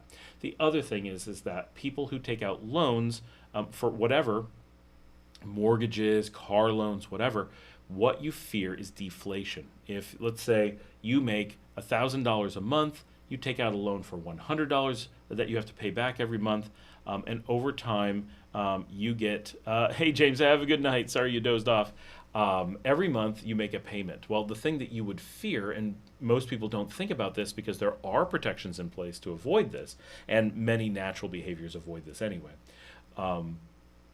You want, as time goes on, that the amount of money you owe per paycheck goes down or stays even. That's generally okay, but people want it to go down over time. We've become conditioned to this concept. And with that, we have this problem that if you had deflation, right, your paycheck may drop to 900. That paying 100 out of 1,000, not a big deal. But paying 100 out of 900, much bigger deal, right? The percentage of your paycheck, which is really what hits, starts really having problems. If you I'm just gonna read this. I had a Honduran business partner. He was so amazed that every place accepted dollars, and that every time we talked about our services and made contracts, it was in dollars. That's so weird for Honduras because Honduras sits between one country that is locked to the dollar and one country that uses the dollar. Like, why are they amazed? Honduras is the weird one here. And Panama is on the dollar. So it's only it's half of us. Half of us are either dollarized or roughly dollarized, and half of us are not on the dollar. And the funny thing is, it's the countries closestly aligned to the U.S. are the ones on the dollar, off the dollar, and those that are more distantly connected are the ones on the dollar, with Belize falling in the middle.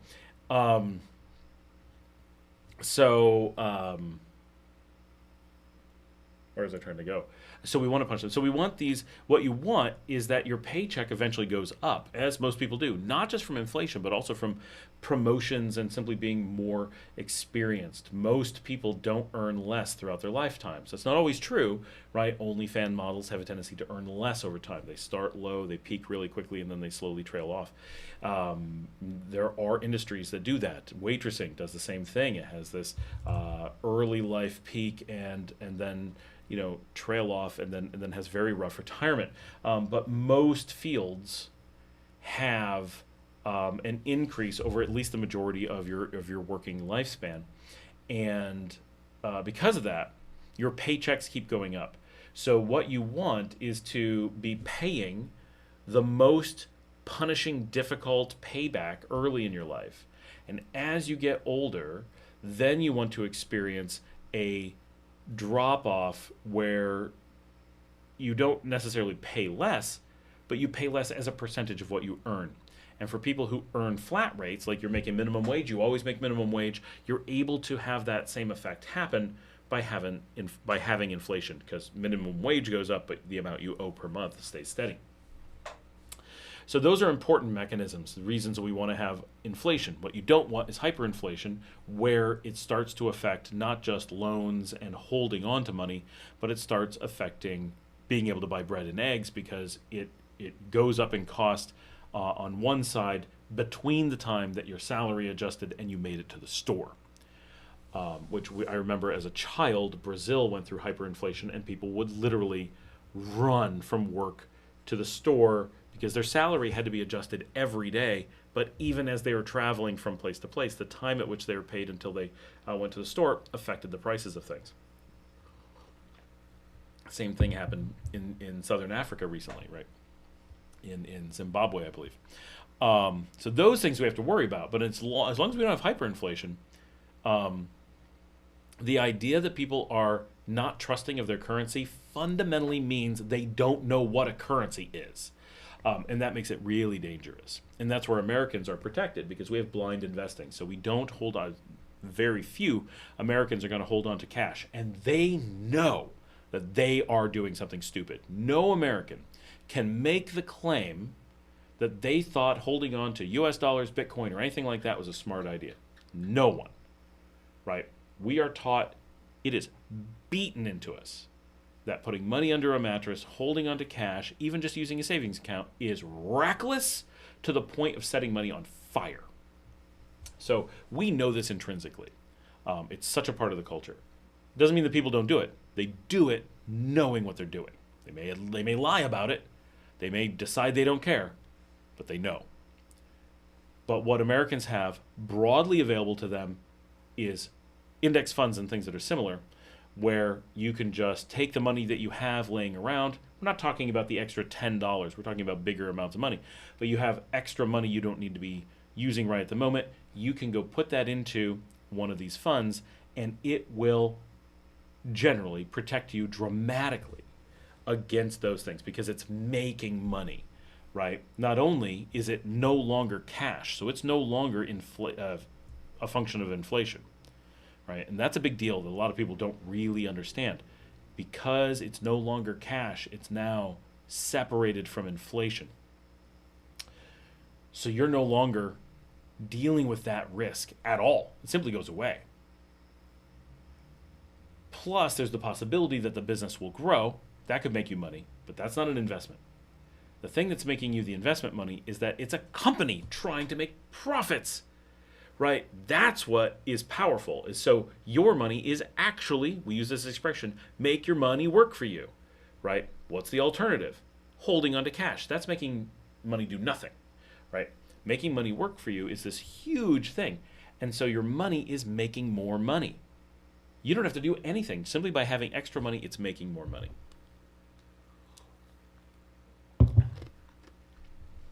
And in the US, by doing this, not only are you, as an investor, making yourself more money, you're also putting that money back into the American economy by reinvesting in your fellow American businesses, which are then also able to use things in the economy and make more money. So let's just do this in a very simple way. You've got a factory down the street and it's making socks, and you're selling socks and whatever. You make a little bit of extra money, Diego, and you've got an extra $50. So you go and you say, well, how much does it cost to run this factory? And they're like, oh, we had $5 million of investment. And you're like, okay, I want to put money in so we can make more socks. I'm going to buy more cotton. I'm going to buy more ink. I'm going to, however that money's used. You invest into that business. Now that business is able to do more. So it's able to do whatever it takes to make more money with that money. Now you own a tiny piece of that business. Great. It's now a bigger business than it was before, and it's actually making money. After it's made its money, it comes back and says, you have this tiny percentage of our business. Here's the $2 that you made by owning your tiny portion of this business. You're like, wow, that was fantastic. And then they do that a whole bunch. You make a little bit extra money. You have an extra $50 again, partially coming from this investment. You then go back and say, I'd like another piece of this of this big pie. Let's grow again. And you've got thousands and thousands of people doing this, constantly coming in. I want to grow the business. I want to grow the business. I want to grow the business. And so this company just keeps getting bigger and bigger and bigger. And you own a small piece of it, but you keep potentially reinvesting and buying more pieces of it. And instead of your money eroding, it's earning you more. And if you ever need to take the money out, you can sell your portion of that business to someone else, and the value of that will be based on its current value. So let's say that the dollar or the Cordoba has inflated, and what you originally bought at $50 would be worth $60. But it's also, the company has become more valuable. It did a good job. So it's actually trading above where you bought it. So you put in $50, that $50 would be worth $60 today. You end up getting $62 for your portion of the business. This does not include the money you've been earning for all the years you held the money there. Now you're actually making profit during that time, plus you get what we call capital gains. The value of your money went up during that time. And so you only gained $2 on the 50, but it protected you. Had you just held $50, you'd still just have $50, but now you have 62 at the end of the day, plus you earn the money in between.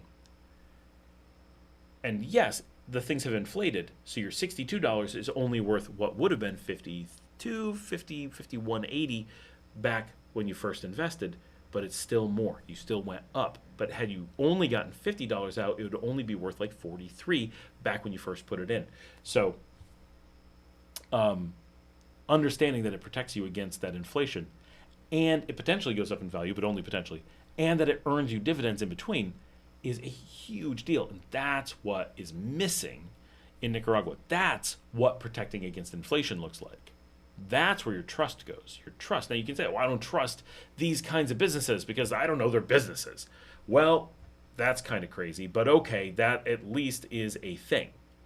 But trusting or not trusting a currency fundamentally makes no sense.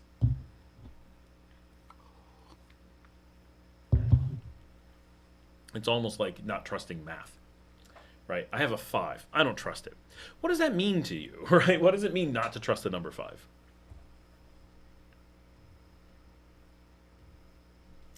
All right, you guys are not talking very much. I'm going to go and continue to try this thing I was doing. I wish it didn't go to automatic full screen. Oh, restart now because we did updates. Okay, cool. And I'm back again.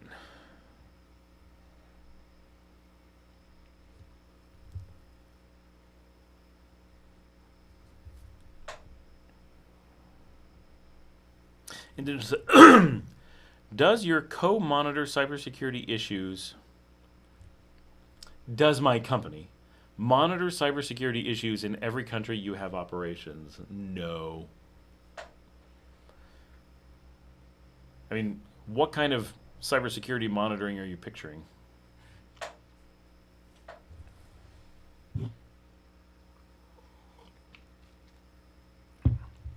We haven't had a ton of people on tonight, but we've had a pretty serious number of people all evening. This is going really well. Nice solid evening. A lot of talking, good number of people, good average view duration. That's been really good. Some new people this week, which is super cool. We just had a generally good week that I did not know about.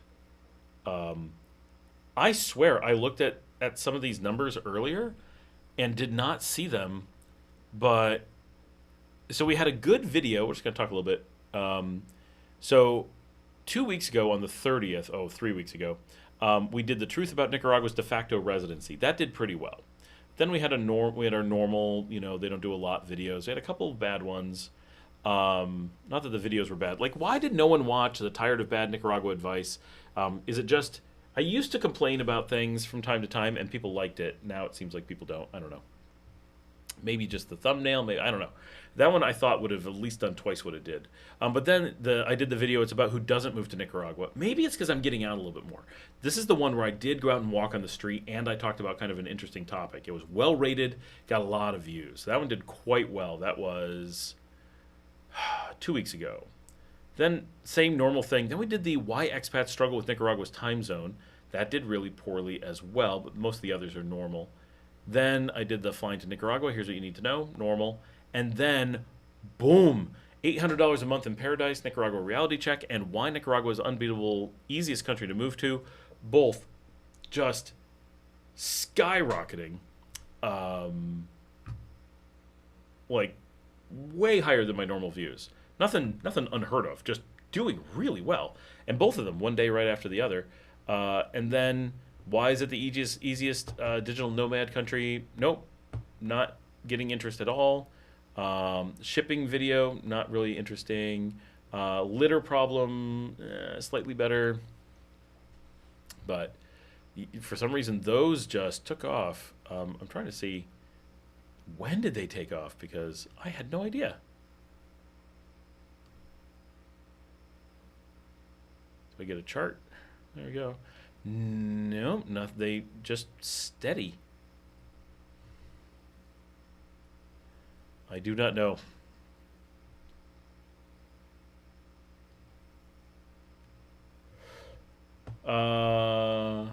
If it will blow up, considering.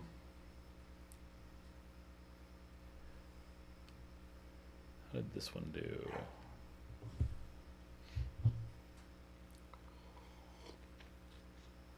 This one is still going pretty strong. The Nicaragua's #1 easiest. It's like currently, it's got a good number of people watching it.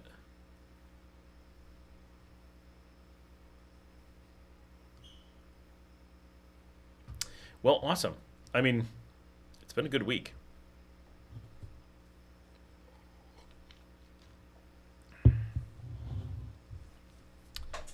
And it's nice to see a big uptick in subscribers. We don't get that too often. So just overall been very good. I'm just amazed, and it's hard to predict what things people are going to be interested in. That's one of the hardest things. Diego says, what can we do here? The stock exchange really failed.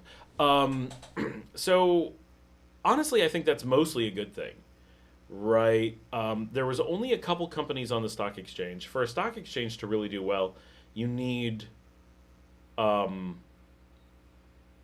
lot of stuff, right? You need a lot of businesses, and I'm not a fan of publicly traded companies on a stock exchange.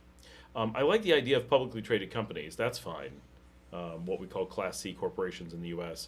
But having a stock exchange really encourages blind investing, and they're crazy dangerous because most people doing it have no idea what they're doing, and it can destroy the businesses in which they are being invested in. The U.S. being a perfect example, right? It's created this incredibly toxic work environment, super unhealthy stuff for the country. Returns on the stock exchange are not that good, but they're reliable. But they do it at the cost of innovation. It crushes the economy. Basically, companies that can get listed on the stock exchange end up with enormous amounts of capital, are able to do reckless things, and never really answer to their shareholders.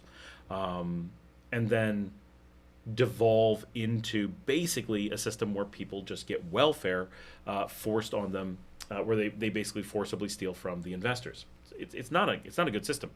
The upside is, and this is what we learned from the American economy, is that by getting everybody to invest into their own country, good or bad, alone does so much for the economy that basically nothing else matters.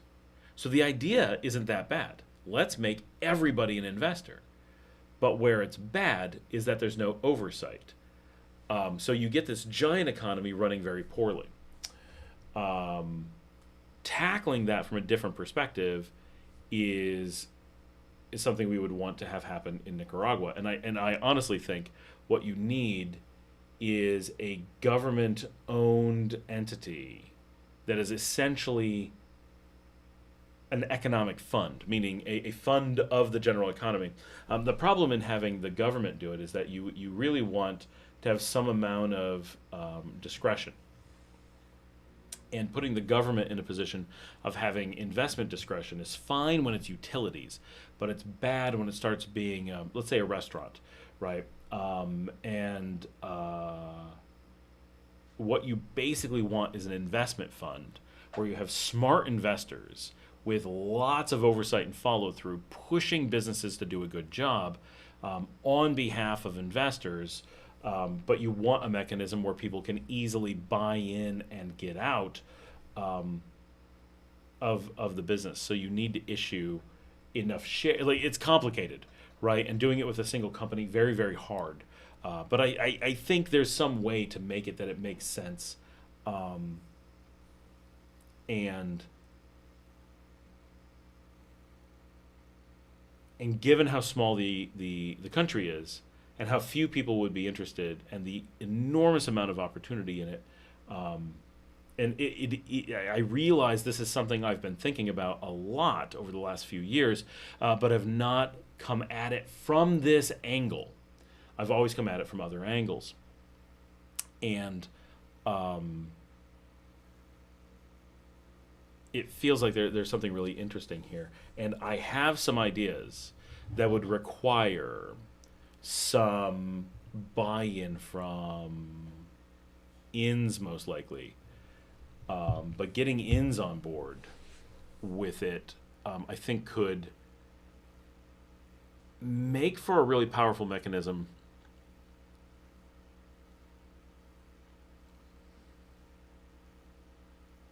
Yeah. I've got some ideas. I'm going to talk to some people about them. I need to track down a lawyer and an accountant to talk about what can be done. I think to do something that's really good needs government buy-in, where the government's like, okay, we understand what this is. Here's how we're going to regulate it. Because in the United States, we have obviously everything's much larger. So basically, anything you want to do is already defined in some way. And if you want to do something really special, they're just not going to let you. Nobody has enough money. You would have to be in the trillions of dollars to do something so large that the government would be willing to put in the effort to do something custom for you. But here in Nicaragua, you've got a much lower overhead government interaction. The government's able to make decisions and do things in a much more flexible way than the U.S. and projects would be individual, right? In the U.S., well, we have 100 people who want to do this thing. I don't know. Here it's one. Okay, this becomes a conversation. What would oversight would be required for this? I don't know. Let's talk about it, right? You don't have to worry about it being fair for this other company because that other company doesn't exist, right? There's just this one, so it doesn't have to be fair. It just has to be good.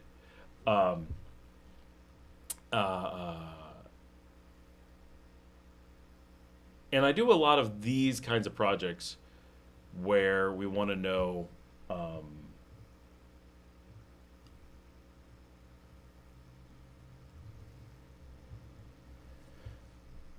about things like it's not something I'm prepared to talk about in detail on the show yet, as I'm kind of coming up with this as we go. But I do have an idea. I do need to go talk to some people about this because it's really interesting. And I see a significant gap that in the past was not important, but now is. And I need to run it by some people who can run it by some people and see it. You know, because what I really need is an answer quickly. Is this something that the government would approve or not? Because it's going to be a one-off. It's going to be like a kind of like a nonprofit, but definitely not a nonprofit. But like what we call a Class B corporation in the United States. Or a GIC in China. So they exist, but they don't exist in Nicaragua. They don't need them. There hasn't been a thing that's come up. So there's this opportunity to do something unique here. I could...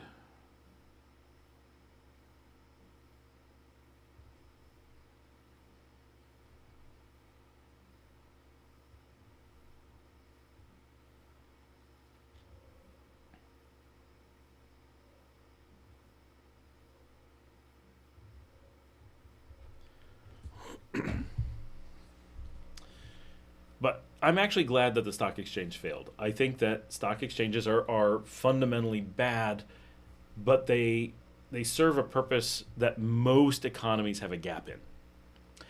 And so if you the United States couldn't live without its stock exchange. What would the United States be without its stock exchange? Right now, of course, it's got to have one. So I'm not saying that the U.S. shouldn't have one. That is not at all what I'm implying. It is. I think I do too, but shoot me a note as to who you know.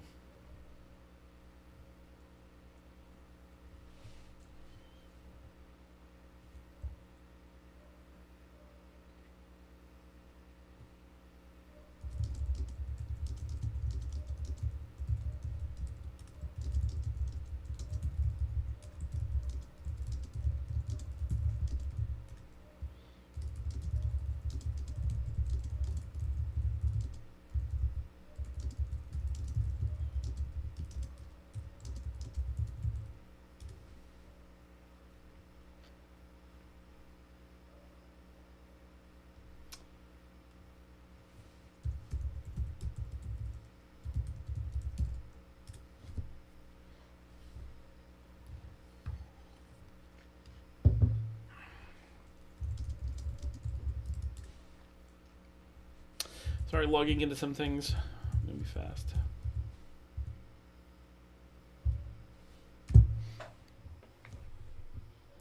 Doing all my two-factor authentications. My wife is currently baking cake for my daughter's birthday party. Cannot believe that my baby is 15.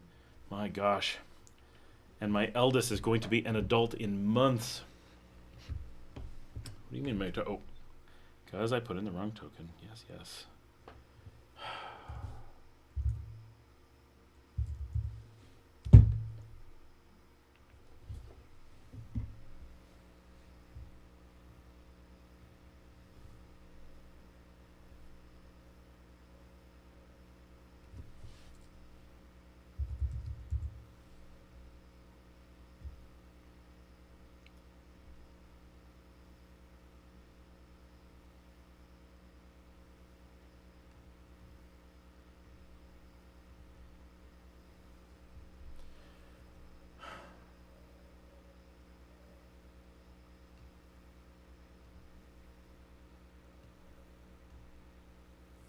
My gosh, I have to do work on Windows. It is so bad.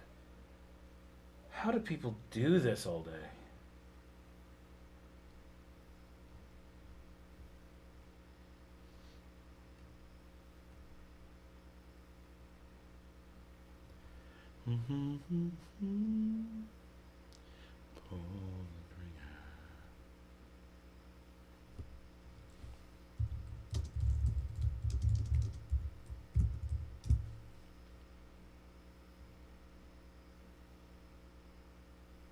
You guys have gotten too quiet. We need to get some more people on. We need to get people talking. Come on, guys, you can do it. I have faith in you. Remember to give a thumbs up while you're there. Don't forget about that. It's got to be done, but...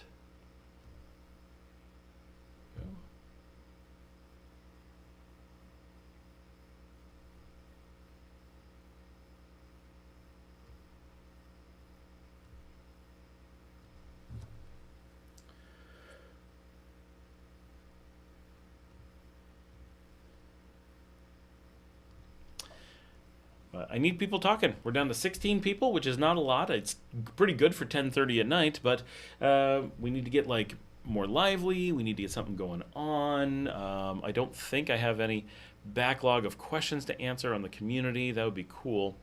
Oh,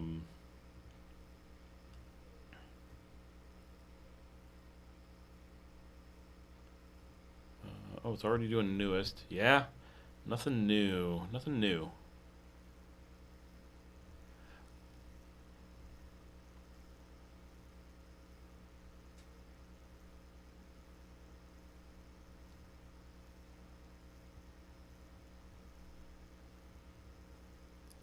Okay, shipping household good is the...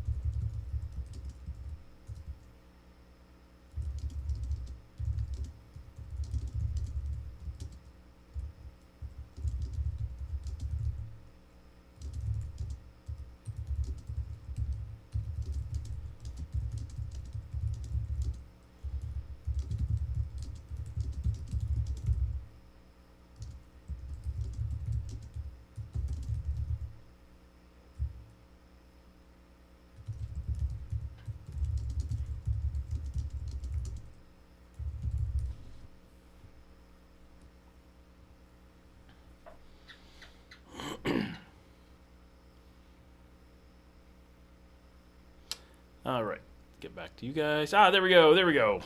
Nope. I got the thumbs up when I arrived, at least. Thanks, Janet. Janet says, I finished my class reports. Or just finishing your class reports.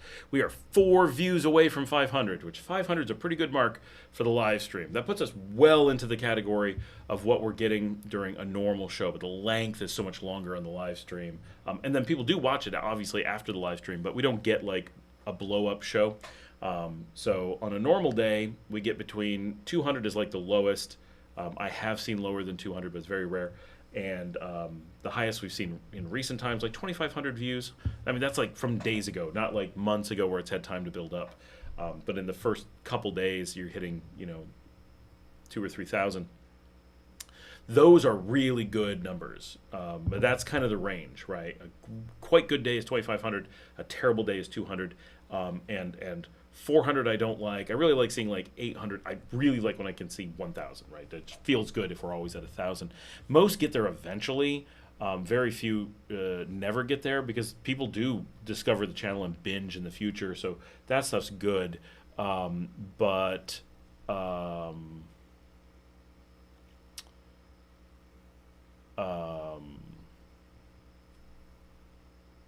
Diego says, had to buy a VPN to keep burning Claude tokens. I hate that we're so discriminated against. It's really true. It's amazing how much work it is done to keep the economy down here. And how much it's done through private companies and stuff. What about talking about pomegranates? I don't want to name myself, though. MJS is here. Hello. I'm a little bit late. You are a little bit late, but we were short on people in conversation, so we're glad you're here.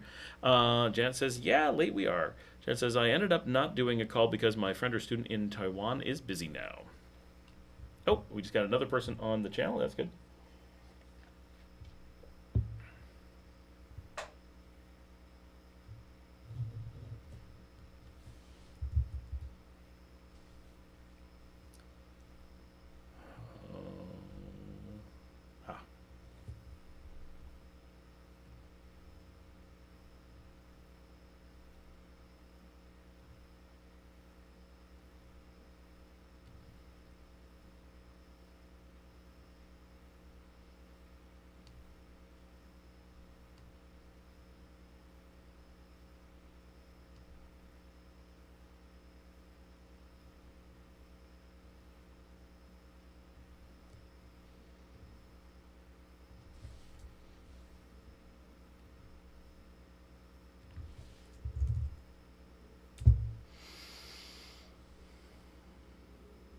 No Stripe and no Claude. Stripe's a little bit different because that's doing a financial transaction from another country, so it's slightly different. But Claude blocking purchasing services is just ridiculous. And I know that one because it affects me too.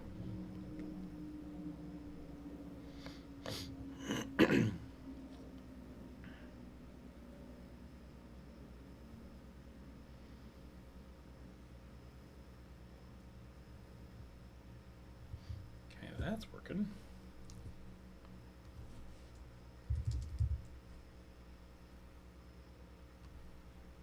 How's the weather over there? Warming up? Well, we don't really get cold. We are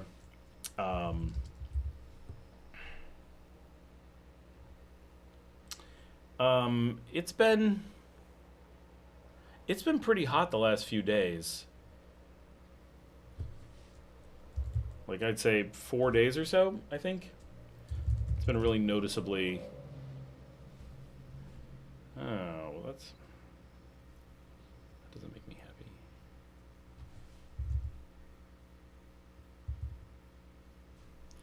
I see. Okay.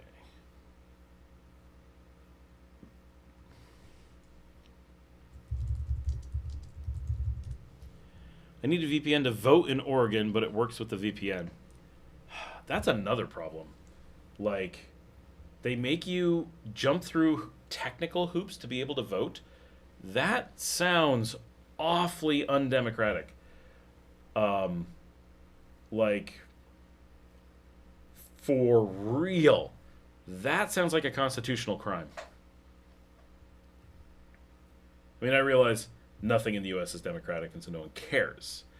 but holy cow, right? We've decided to block Americans from certain backgrounds, locations, or whatever from voting. What? But those with a certain amount of money or know-how are, it's not an actual block. It's just making it confusing so that people who don't know think that the voting doesn't work. Because that's, I guarantee, how they present it. They almost always present it as that the voting system is down, and then if you know what you're doing, it's like, oh no, it's not really down, and you can vote if you pay this fee to a private company, not to the government, and know what you're doing. But I can do that ballot if I want. This is because I just want to do online voting. No, I understand that it's just online voting.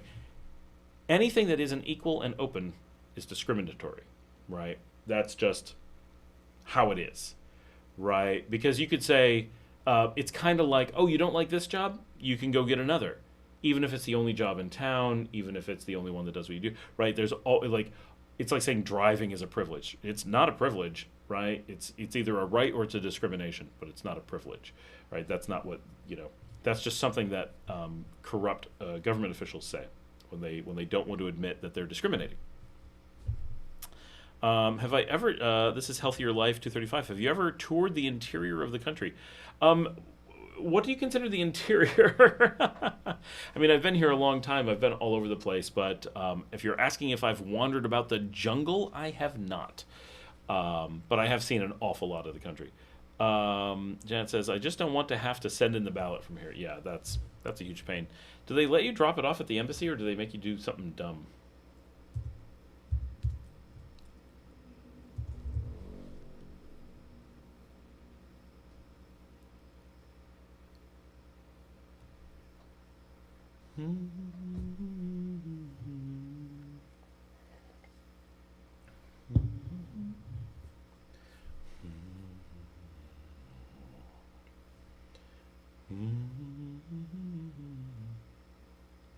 I gotta figure out what snack my kids and I are gonna have tonight. So we have figured out that having a deep fryer ready to go at all times is fantastic. And I did used to work in fast food restaurants, so I'm used to using industrial fryers. I also own restaurants and own industrial fryers. So, but we have one at home, and now we've kind of discovered that one of the best things ever is late at night. My kids will be like, "What are we having for a snack?" And we'll just pull out a big bag of French fries, and we're like, "We're doing French fries," and it's pretty. It's nice, right? That you can just. What the heck is going on? That we can just fry up really good grocery store French fries. We really appreciate it. So we often do that. Late at night, we will go make a whole bunch of French fries. What the? That's great.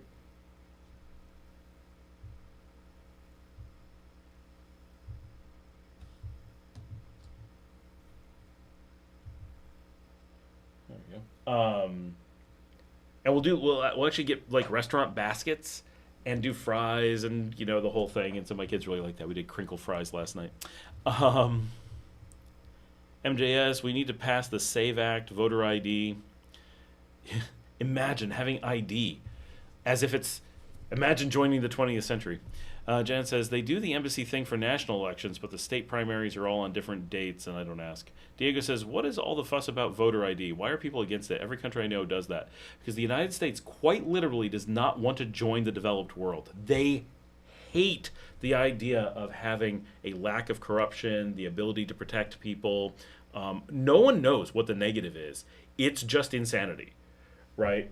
Like, you're identified. They track you by your face. They know all these things. But the last thing they want is you to have control. People hate the concept of having control and protections for themselves. Hate it. Right? Who knows? And there was a huge thing about Real ID recently. People just, oh my gosh, don't get any kind of protection on your ID card. Make sure it stays the crappy ones. Like, it's insane.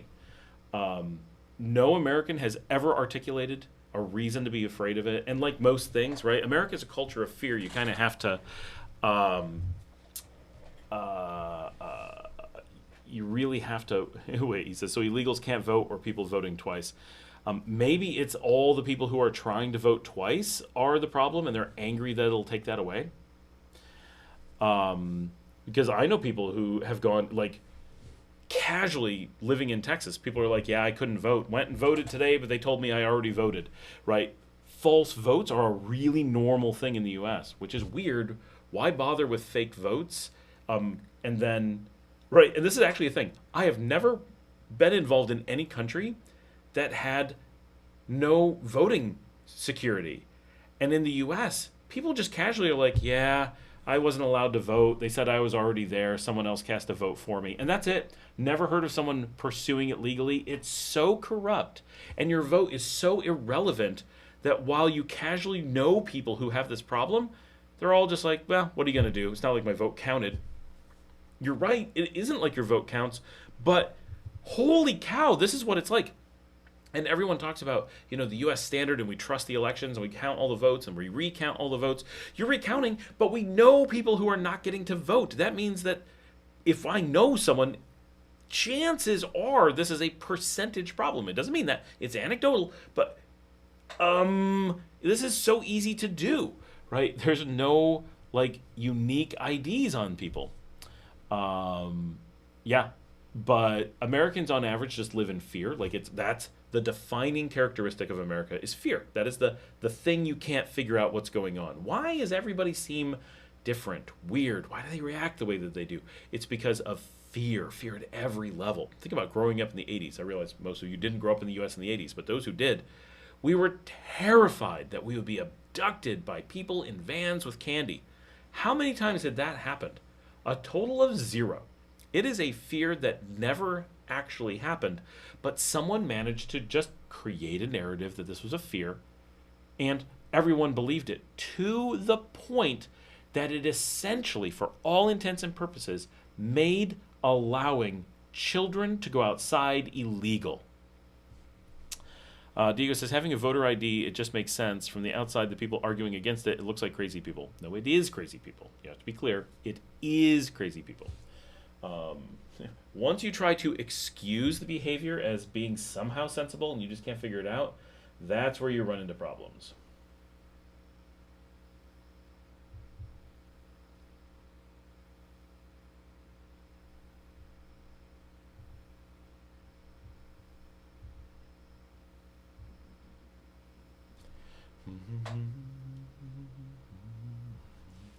And it's totally bizarre that Americans don't realize that the whole world is like that, right? That's one of the they think this is some weird thing that's happening to them. And it's like, you do know that everybody has this. This is not special. And no one knows how you would function without it. And the answer is we don't function without it.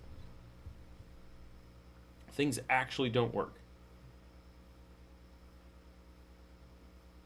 But to flip it around, consider that corrupt elections, fake elections, are the cornerstone of the American system. We use terms to hide it, right? Gerrymandering. Well, a gerrymandered election is a fake election, fundamentally, right? And we gerrymander at a constitutional level. We give different groups of people different amounts of vote. Fundamentally not democratic, right? Corrupt to its absolute core.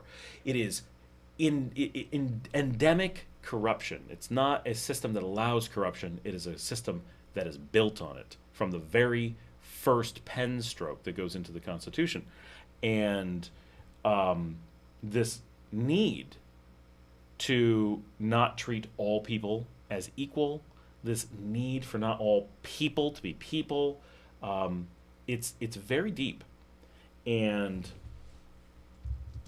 when you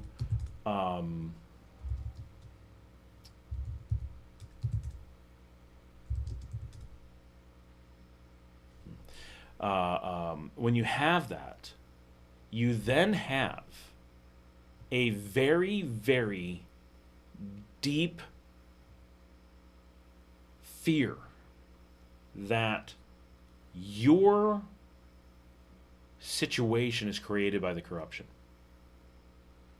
right? So it doesn't matter who's in power, right? You can backtrack this to a different government or play the current one. Doesn't matter. Whoever's in power fears that they're only in power because of the corruption, right? And so if you feel that you're in power currently, whatever that means in the U.S., right? But your party, that's the other thing, right? Like your party, like these parties don't represent you. What are you talking about? But if you have a party in power and you identify with that party, or they don't need to do that, right? That's part of what makes Americans the way that they are, is that you have two parties that are so unbelievably similar that they create this narrative of, for example, Republicans like to say Democrats are so far on the left, yet to anyone else in the world, they're right-wing nut jobs, the Democrats, right? There is no left in the United States, yet they fear the left. They don't know what it is. They have no idea what it would look like, but they're terrified of it and use it as a fear tactic. Well, you can't let them get into power because they're so far to the left. So that's one thing, right? So you create these two parties that are essentially the same and just make them fear each other. And so it isn't that anyone's identifying with the Republicans and no one's identifying with the Democrats. What they're doing is not identifying with one of the parties stronger than the other. And you become afraid of them, right? So if you, it's not that you are a Democrat, you just really fear the Republicans and kind of fear the Democrats. Or you really fear the Democrats and only kind of fear the Republicans. That's basically the structure that it works. And so they don't work to make themselves look good. That's not going to happen. So they work really hard to make the other one exposed as being truly awful. And it does work. And so everybody ends up being really fearful of one or the other. And they both say a bunch of that, well, these people want to kill these people want to deport these people want to do this, these people want to do that. And then you kind of pick and choose which thing you're more terrified of, right? And it may be based on your empathy. Well, I don't care what happens to me, but I'm really terrified about what happens to this group of people. So which one is going to harm them? Then I'm, whatever. Or, if you're very internalized, oh, this group I think is out to get me, rather than help, whatever. So I'm really fearful about who's going to help me out. So I'm scared of that, whatever, right? So it ends up being consistently based on fear for the most part, but in ways that are relatively unpredictable. But it doesn't matter because the two parties are basically the same, so it goes back and forth. So it doesn't matter whether you're talking about the Obama era or the Biden era or the Trump era or the Bush Jr. era or whatever. If your perceived less scary group is in power, protecting you from the other scary group, then you're scared that it was corruption that got you there. And if you offer to fix corruption, you're basically threatening to let the opposition take over, is how it's perceived.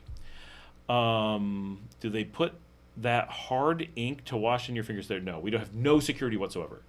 Anything that you think is rational or makes sense or works, we don't do. Literally nothing, right? I mean, they do put a curtain around you while voting. That's like a thing. They give you a little sticker, I voted. That's it. MJS, do they have voting there for you? Do they have voting there for whom? For tourists? Who are you asking about?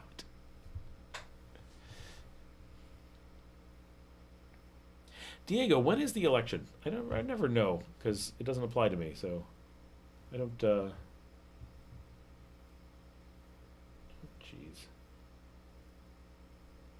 I have fixed this, Cloudflare. What the hell?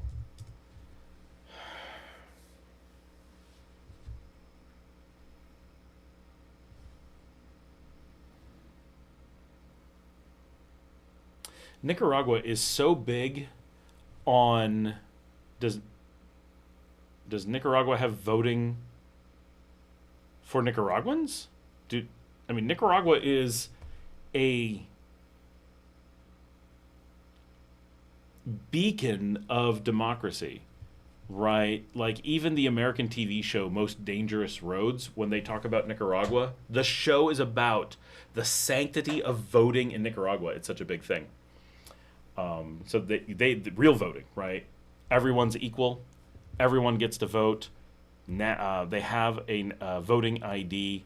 They have a bunch of security around it. So it's...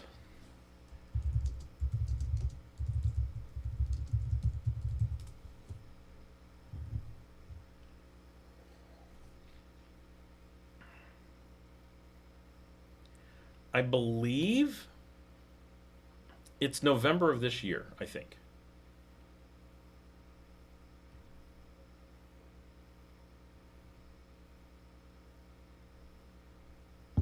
The last one was November of 2021 on the 7th.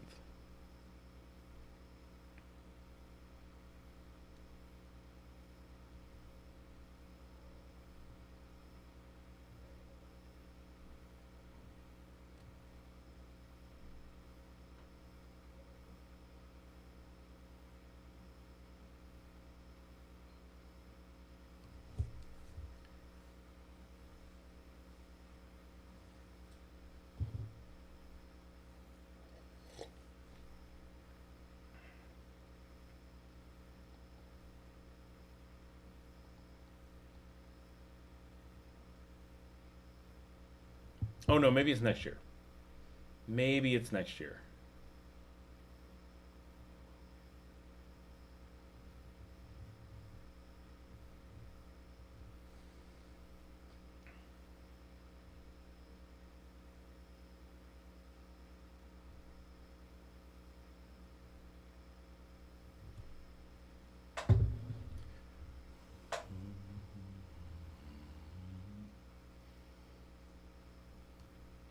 I don't really understand the new political system of the country. They change it every decade. How much has changed? What do you mean, the voting system or just the general political system?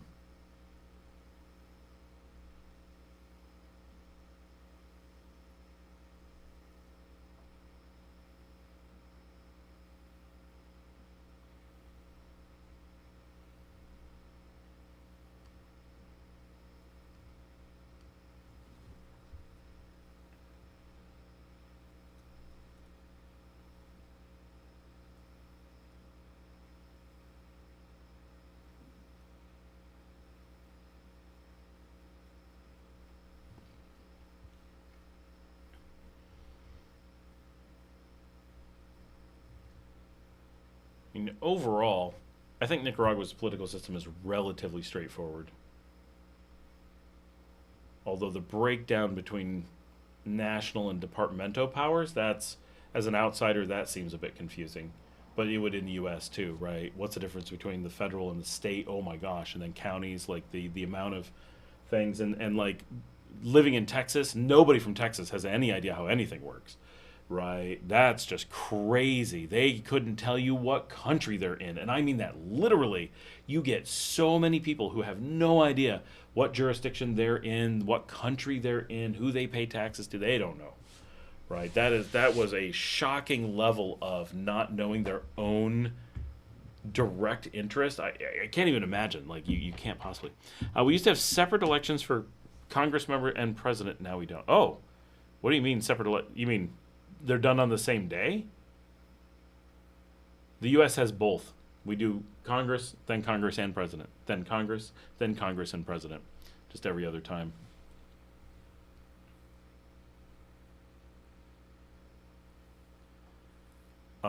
Although it is funny that you call it Congress because it's actually called the Assembly. I'm looking something up. Oh, my payment details. Manage account. Billing. I've already done this in the last 24 hours.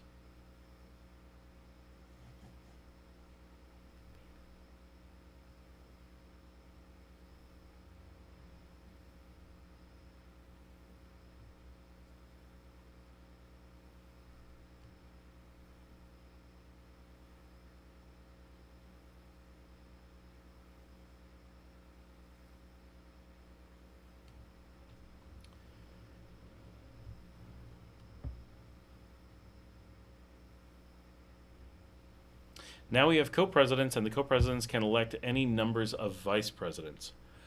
Well, I hadn't heard about the vice presidents thing. That's such a straightforward thing, though. Like, I called it Congress to Americanize it for the audience. I often accidentally call both Parliament, which is weird because I never use any of that.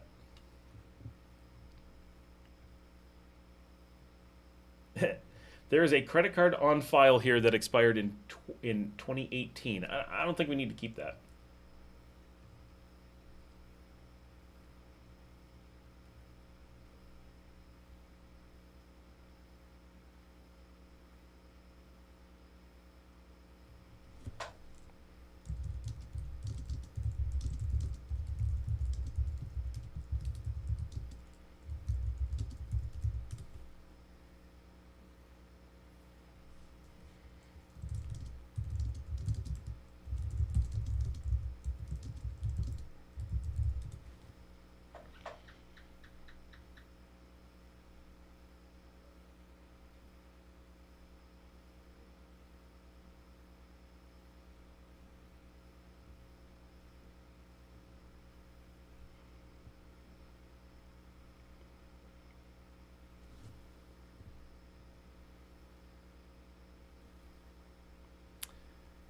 Oh, yeah.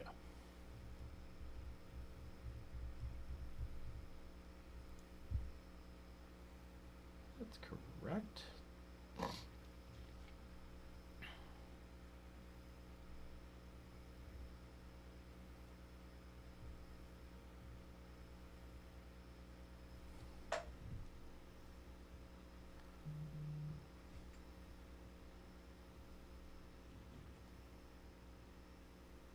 Oh, you can't elect a Congress member from a different party than the president. Oh, that's interesting. That's new. New to me. I mean, I don't pay that close of attention. Single ballot system. Interesting. The U.S. makes it that you basically don't do that stuff. But it's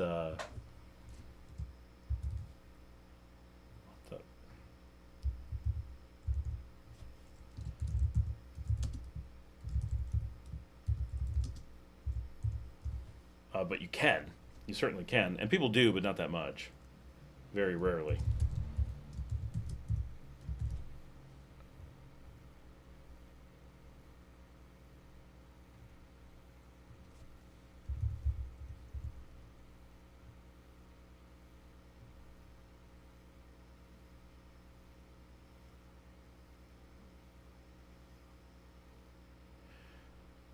It's crazy the Democrats let young kids change their gender without parents knowing. Yeah, I don't think that's a real thing. I think that's that's the kind of stuff I'm talking about that they make up.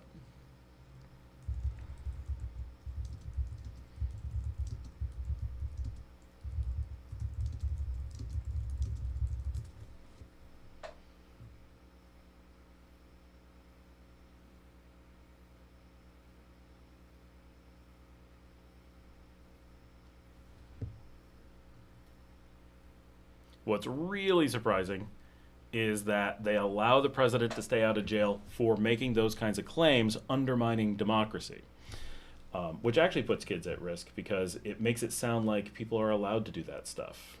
One could argue that that's the purpose of those claims. What do I think about the U.S. and Iran war? What do I think about the U.S. acting as terrorist and bombing an innocent country just because we want their oil? Pretty evil in every possible way. Absolutely not true about gender changing. Right, completely made up. And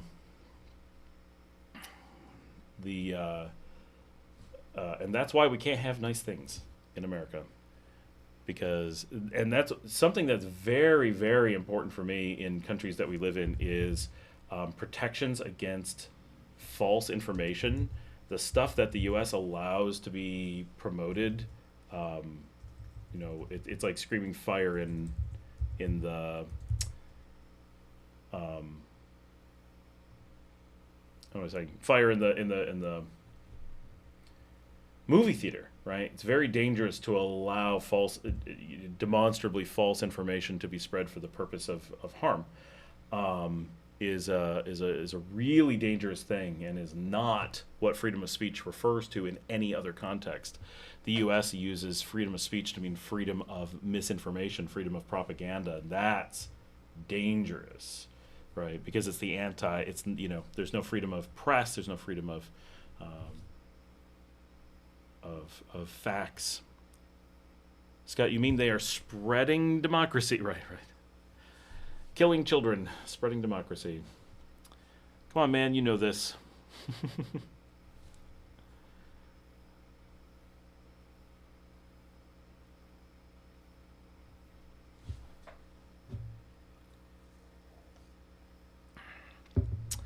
It's I think the U.S.-Iran war is actually over.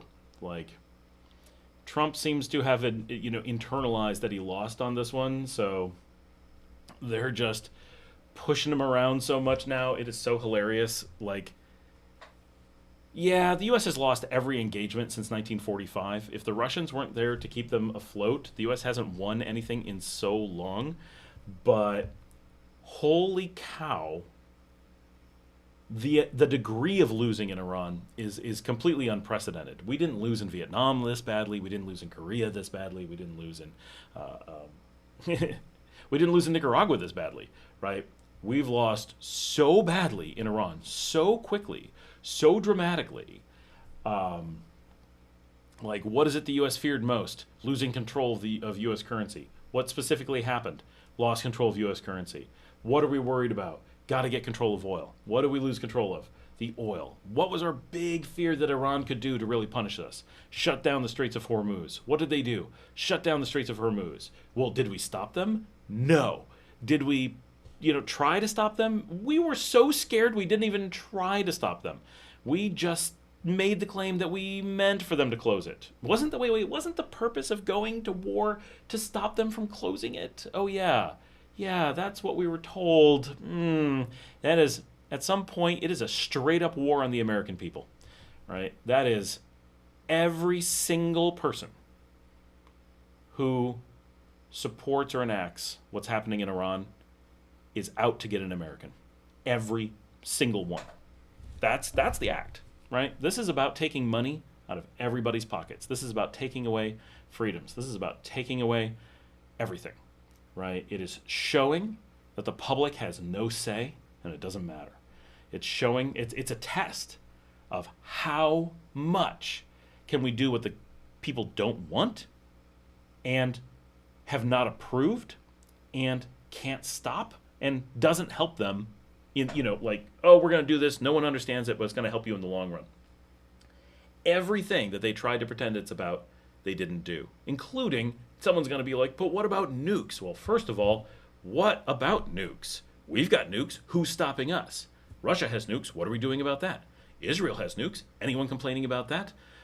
UK has nukes. They're involved creating this problem. Anyone complaining about that? France has nukes. We're doing the supposed talks that we've gotten laughed out of in Pakistan. Well, guess what they have? Lots of nukes.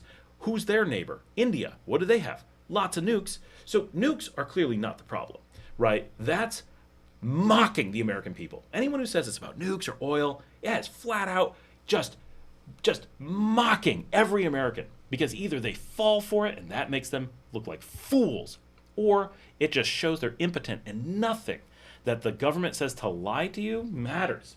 It doesn't matter, right? They can say anything, do anything, and Americans have no power, nothing to stop them, right? That is what they've shown, right? And that's a sad state of things. And that's what this war is about. This is a war on Americans. Flat out. There's no pretending. There's no wiggle room. There's no, it's somehow good or somebody wanted this. Nobody wanted this, right? And now we took a country that was vehemently anti-nuke and made them pro-nuke.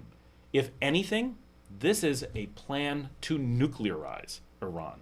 That's why they assassinated the person who was keeping it from being nuclearized, right? That was not an accident. You think Trump's that dumb? I mean, I get it. But you can't actually think Trump is so dumb that he actually thought having assassinated the one guy who absolutely forbid there being nukes in Iran was going to be the way to keep it from becoming nuclearized, obviously. Obviously, every person who backs up Trump in this war did it because they wanted a nuclearized Middle East, right? Now, why do they want that? That's a different question. Do they plan? Are they hoping that they nuke Israel? Is that the goal? Is secretly to get Israel nuked? That's within the realm of possibility. Is it to get nukes created so that there's a broader wiping out of the Middle East and it's just irradiated? That's a possibility.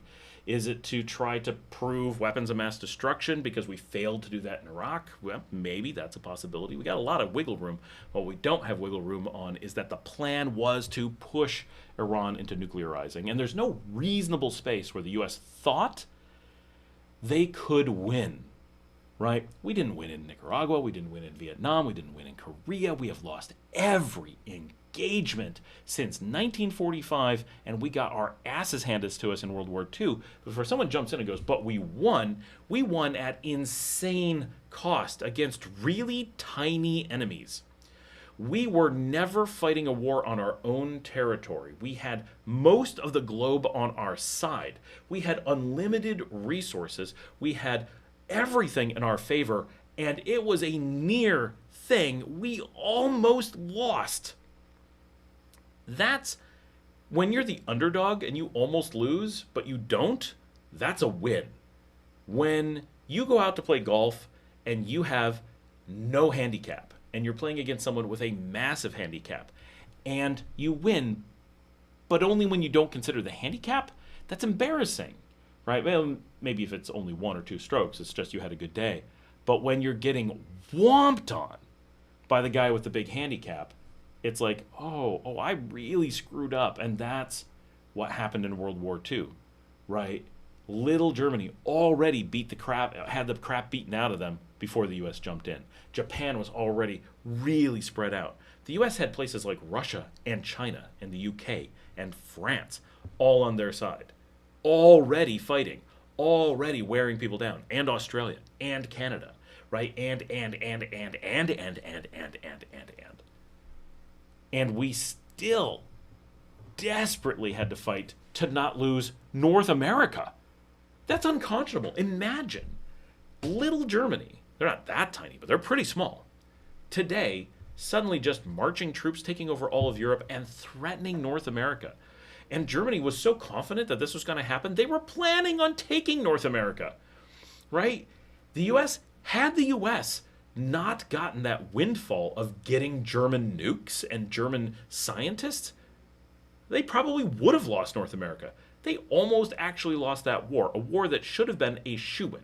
It should have been so quick, so easy, and we barely made it. And we had to drop 2 nukes to get it to stop. And we had to take risks. We actually risked blowing up our own country because we were so desperate to figure out how to nuke somebody, right? Because when they first did that, they didn't know that that was going to work. They knew we could have just wiped out civilization. That's how scared they were. Now, when they dropped the second one, they were like, we'll probably act like the first one, they were right. But that first one, they did not know. And that's one of the amazing things. People gloss over that, right? They were prepared to drop a weapon and test weapons, knowing that it could be the end of America just in a flash, because they were so sure they were going to lose otherwise.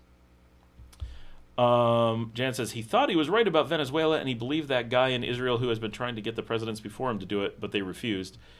Diego says, I mean, it's incredible that the U.S. can even fight a war so far out of its territory. I mean, I guess that's true. I think that only seems amazing to places like Nicaragua who don't invest in foreign wars. You know, you have to think about how big the U.S. is. Like, you know, England can fight wars anywhere in the world and has been for forever. Spain fought wars over here hundreds of years ago.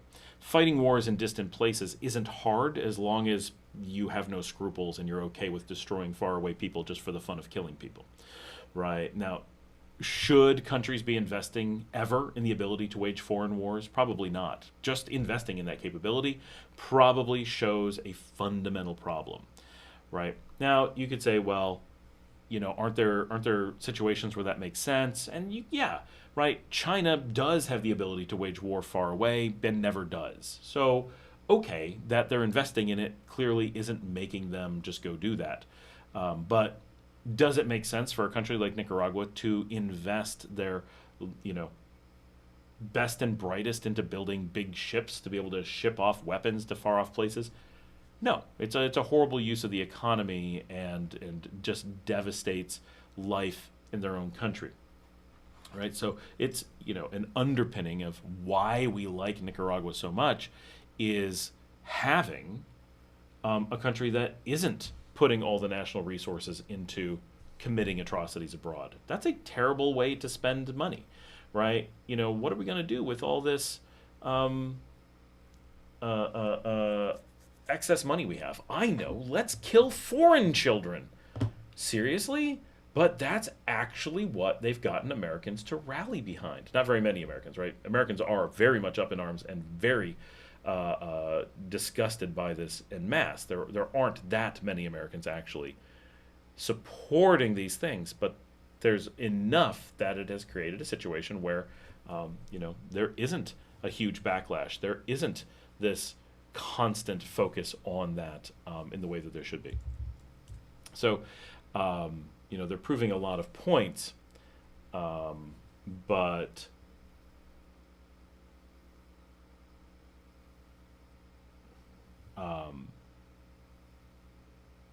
if Nicaragua simply wanted to be evil, well, their ability to fight wars far off places would be much better, right? It simply requires getting the public behind approving atrocities. It just is, right? So if you were able to make Nicaraguan culture one where we're like, yes, killing children, awesome. I would happily have a lower quality of life in order to kill foreign children. Then Nicaragua would be able to pull it off. And you'd be like, aren't we impressive that we can fight foreign wars in this way? And if you're a country that's constantly being attacked from really long distances, then you get used to protecting against those things, right? China has that ability because they know they live in abject fear, and they know that no one's coming to their rescue again, right? China learned from World War II that Japan, with 10%, maybe 15% of their population, was able to overrun them just like that. Well, that's not something they want to go through again. And what if Japan and South Korea went together and went after them? Sure, they expect North Korea would be on their side, but it's still a scary thing. And so China knows they can't do that again. No one's going to come help them this time. They're on their own. And so that they create a war machine capable of defending China is sensible, right? And they can, if they need to, extend that to other places. However, no military in the world has proven so powerful that China needs to extend, right? Iran is far from the most powerful country, and yet able to defend itself pretty effectively, while waging war against so many countries threatening them, right? They have so much collective firepower pointed at them, and yet they're able to hold their own. Are they winning? Are they getting, no, things are going really rough. It's terrible, right? But they're not going terrible in a military sense. They're going terrible because they're fighting against people who are willing to target schoolgirls and go after them, right? Once you're dealing with soldiers willing to pull the trigger on children, there's no winning. There's only surviving.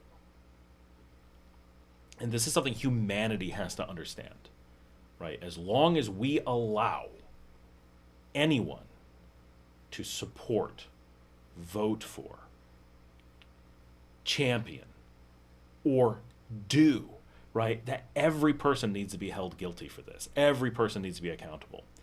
Every person who prioritizes oil over the lives of children. Every person who says it's okay because we voted for it. Every person who voted for it. Every person who voted for a person who voted for it.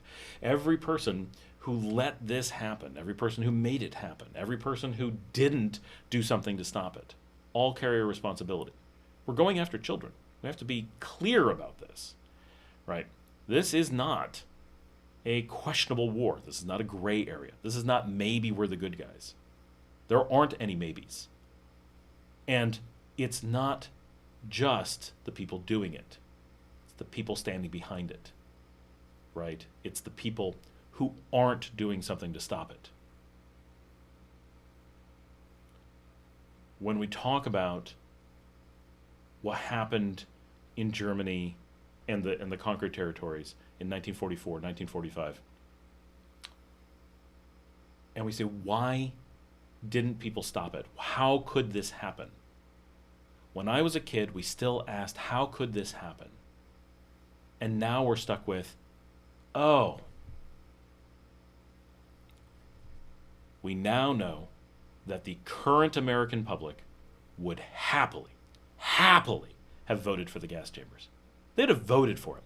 They didn't even have to hide it from them.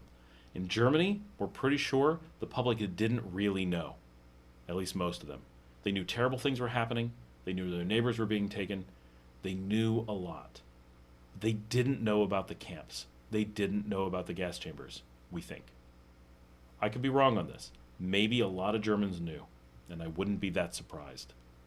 But it's very reasonable that very many did not. But no American doesn't know, right? We now are way past the point where we know that Germany modeled those ideas after American concentration camps, after American ideas of eliminating the Jewish population in the United States. The U.S. didn't do it in all cases, but it was American ideas, American championed models that Nazi Germany was copying. Yes, they took it farther. Yes, they put it into place when America decided not to, or did very little, or did it to other groups. But there was still a connection, and every American is aware of that, right? We like to say, oh no, we don't really know, Americans don't really study history. No, they block it out. Blocking it out is an act of knowing, right? It's convincing yourself not to admit it, not to talk about it, not to bring it back up. But in order to not bring it back up, all those things require knowing it in the first place. And that's really where we are.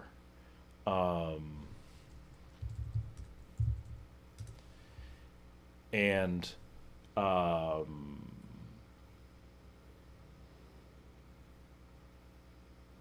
so we now know. Now we know that the Americans today wouldn't have to look the other way on the gas chambers in 1945. They would have voted for them. Not everyone, clearly, but a lot. Enough would have voted. And we now know that the people would have carried it out without question. Right? Now we know. Diego says, in the UK, is the US daddy? They learned well from Papa, which is definitely true, right? The UK was this across the world for a few hundred years. So there's a lot of precedence for the willingness to be horrific at distance. Diego says, if we had that, we would take back the Guanacaste and Nicoya. Woo! We would, it's true. And we now live in a period where Costa Rica has, when I was a kid, we used to talk about, Costa Rica, they don't have, the crime is low, it's such a paradise, they don't have military, now they're heavily militarized, and it's super dangerous. What a shift.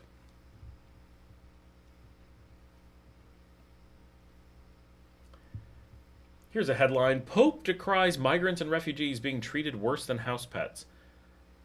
Now, I understand being upset about how people are being treated, but is this how the Pope treats animals? Is that what he's saying? Because I definitely treat my animals better than I treat most people. Are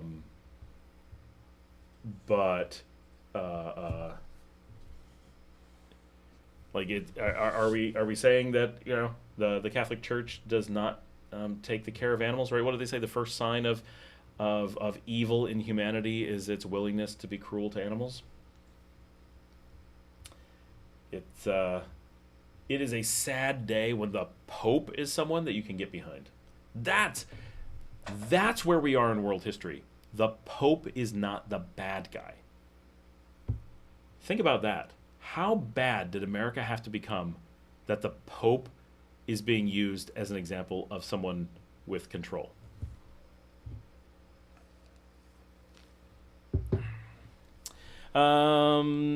It's so fun that Nicoya, it's a word that we use to mean Nicaraguan, and that's not part of the country anymore.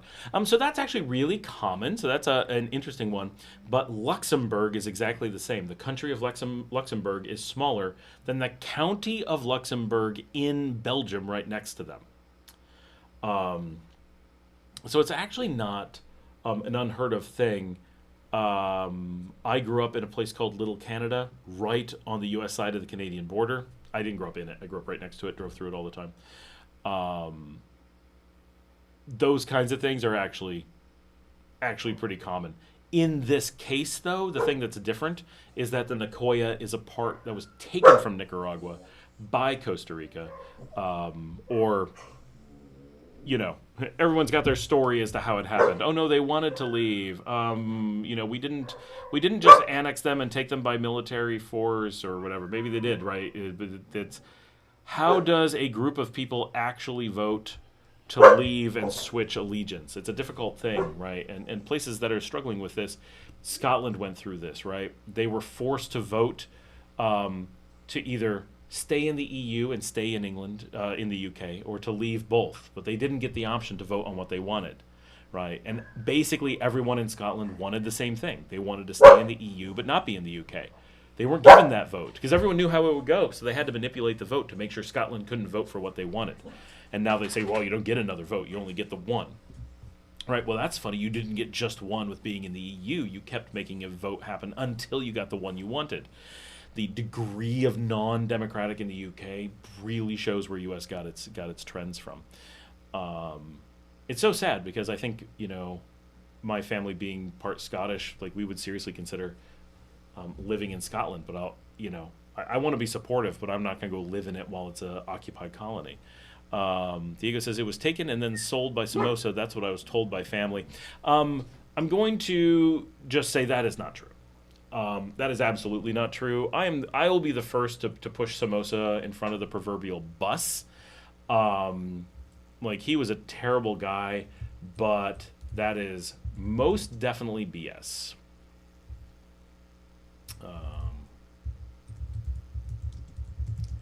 Because he was definitely not alive at the time that it happened.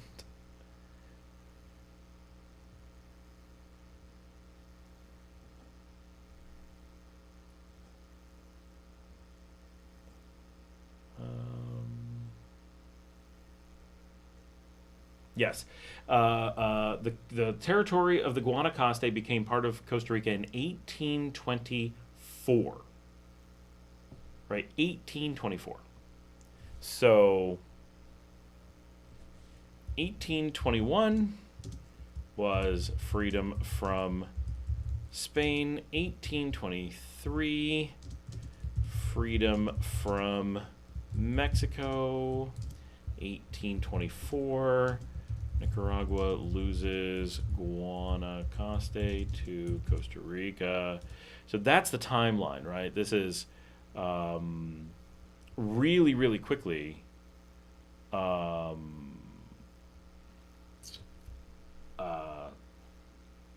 in history. Nicaragua, as an independent country, only had the Guanacaste for 3 years. Now, in 1836, Nicaragua tried to invade, but it didn't really work.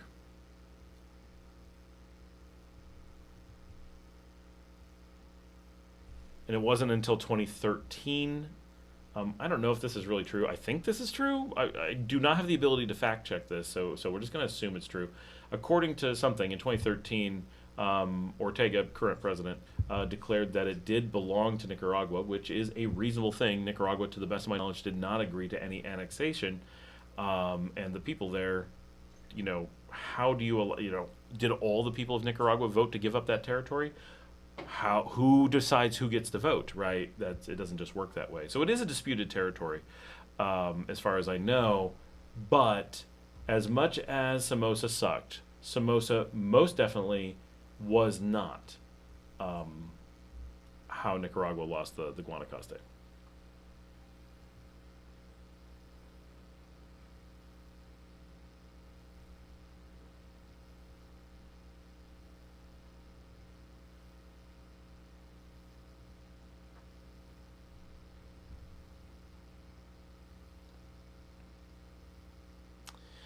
Yeah, I'm afraid you're getting the cheesemate culture here, right? I mean, it is a common thing to be like, this bad thing happened, so let's blame the person that we hate. That's a really common source of stories in Nicaragua, and it causes a lot of problems because people repeat a lot of stuff, and there's so much cheesemate, and there's so much acceptance. Now, I'm just talking about the U.S. doing this, right? So the U.S. has gotten terrible at this, and that's just awful. But this whole like, and this is going to bite Nicaragua in the long run, right? This is someday, they're going to be really sorry that they allowed this culture to happen, but it's okay to lie about everything. As like a form of entertainment, it's mostly done very benignly. It's very much like, oh, I'm really bored, there's no news, so I'm going to lie about the neighbors and make up some drama. But basically, everyone understands that you're lying about the neighbors. So it's not like people are actually upset about it or going to go do something about it or anything like that. It's just like making up stories about people that, in a really weird way that North Americans don't understand. But that's all it is. It's not nearly as bad as it would seem. But making that such an established practice culturally that we just lie about people and make up these stories, one, it does harm expats coming in, right? Expats do not understand that the news they're being told is quite often lies. Like, well, so, I live in a small beach community. And living there, you're just constantly told lies about everybody, right? Oh, so and so had a fight last night. So and so killed that person's dog. This person did that, and people actually get fired. People actually get beaten up over these stories, right? So you have to be really careful because these things actually do prompt action, and sometimes it's the expats that the stories are being told about, and they get really hurt emotionally, physically. Sometimes they take legal action. Often they just leave. They decide not to invest in the country because of these things. So you have to be really careful. But it gets much deeper when you have, and this is where Nicaragua was afraid of a lot of things, deep outside power to potentially manipulate things. And so you end up with situations such as foreign powers can pay people in different communities to lie about, for example, the Nicaraguan government. It'd be very simple for the United States to take $100 and go to 1,000 small communities throughout the country and just pay one old lady in every town, hey, here's an easy $100. Just say that the president did this thing or that thing. And you say it in a bunch of places, and then really quickly, someone's like, well, I heard from my grandma. Someone's like, oh my gosh, I heard at the supermarket in a different city, and that to people corroborates things. Like, well, it must be true. How does everyone know it? Everyone's corroborating it. And it's this really simple, really cheap thing. And you get this cheese man, everyone starts passing it around, but it becomes national. And even if people don't quite believe it, it still creates this underlying distrust or anger or questioning. And the level that this can happen at, the degree to which this can impact people is actually so much higher than I think people understand. That it's almost as if the act of doing it is like an attempt to undermine the country. Because that's what it almost certainly has to lead to.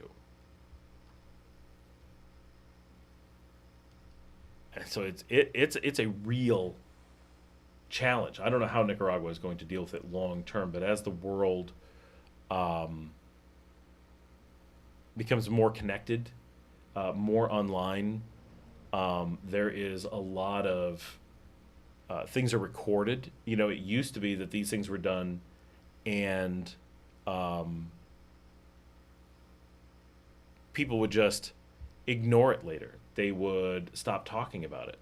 And just by not talking about it, it kind of is an accepted, okay, we all know that it was fake, so now we act like it never happened, and no one mentions it again, and it disappears, and it runs its course. But when things get recorded, both those courses do not necessarily get run anymore. And now you have real solid propaganda that continues on, but also you start tracking who repeated it. And now suddenly it's like, where's the source of this? Oh, and quite often it's a little like, I know things about me have been said by little old ladies that never met me, right? They know me at arm's length as, they wouldn't recognize me on the street. It's nothing personal. They know me as the owner of a restaurant.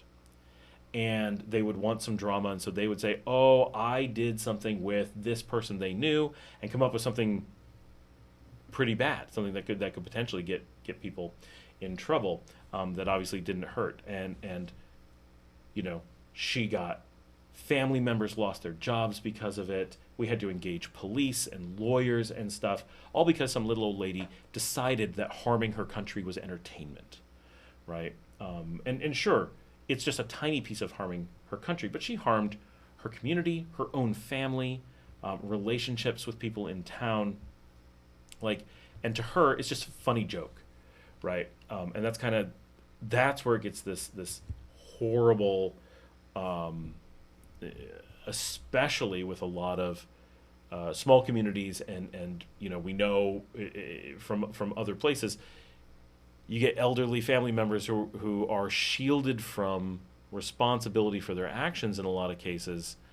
You can very easily end up with people who do find this kind of harm to be their personal form of entertainment. It's just a loathing of other people.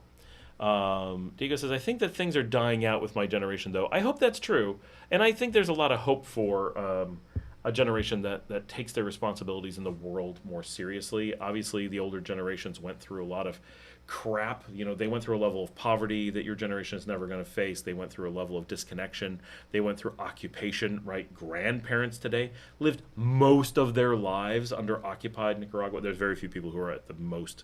I guess that's almost all gone. But people who remember their childhood, much of their working years under occupation, living under the dictator, living under very scary times. That stuff is there. And is dying out.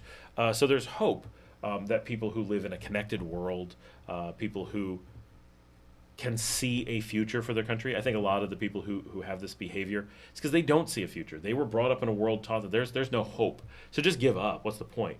And now Nicaraguans especially compared to like the U.S., have so much hope for the future. It's such a bright world that they're looking forward to, right? Americans are now the ones who so often are so depressed, don't know where things are going, are afraid to have children because they don't want to raise them in the world that they're witnessing.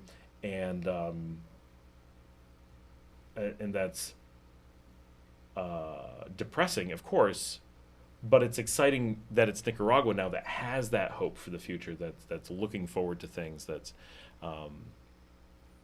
living the dream in that way. And so it's good to be here. And it's good to see that the future we're moving into seems to be a good one. The future for me as I retire, the future for my kids as they grow old here, all those things give them a lot of opportunity, a lot of hope.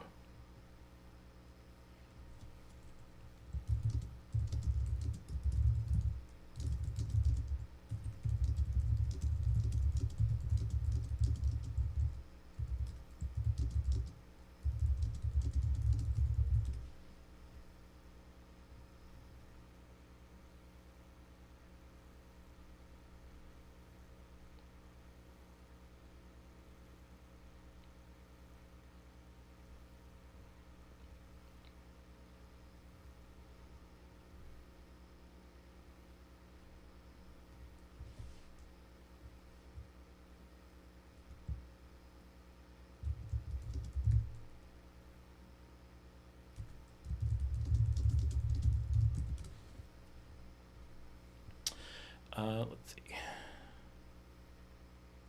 You guys are getting quiet, but we got a lot of people on. So awesome. We've had a pretty good run. We're already at 6.5 hours. I didn't know if we were doing a long one tonight or not. This has been pretty good. It really has been a good week with a lot of people on the show. So that's just awesome.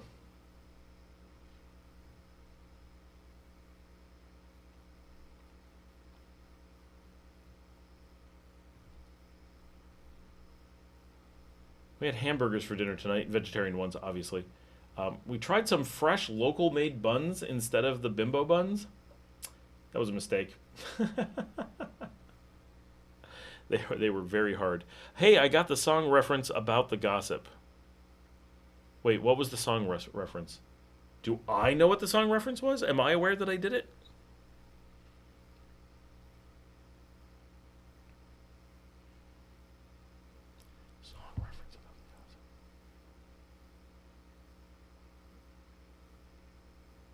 I do make a lot of references and forget instantly, so it's very possible that I just don't know what I said.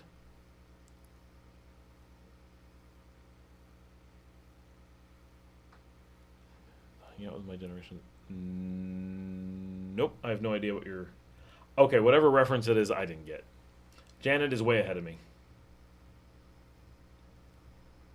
That's common, though. I'm always missing the references. The company I have... A part-time job just increased my hours to 30 a week. Before it was 10. I'm so tired, but money too good to turn down. Janet says, you know the song. I don't know. Well, that's awesome. That's funny that I 30 hours a week. I did 72 hours continuous because there was no one to cover. So I worked from Sunday night until... midnight this morning in one long continuous 72-hour stretch. I think it was actually longer than that. I think it was 3.5 days. Hey, when you have the investment thing running, hit me up. I'll be a customer. Awesome. Janet says they sing it a lot here. Janet, I don't have any clue what you're referencing.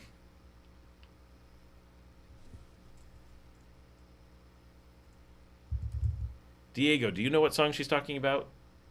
Where they talk about the chisme here? It's the one they start singing about Saragossa in the second half. I'm sure if I heard it, I'd have some idea of what it is, but I don't know.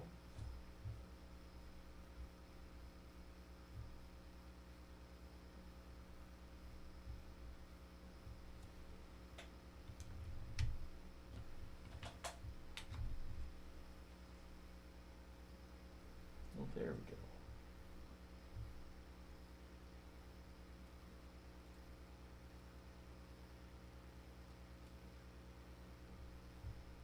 Is this?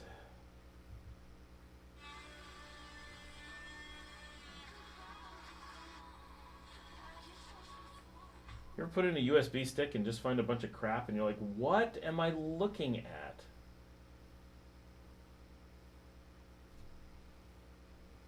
I thought I was going to use this to do some imaging.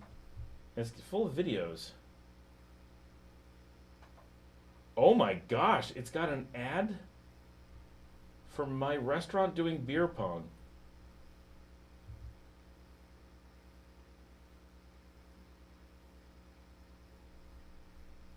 This must be a USB stick that they used.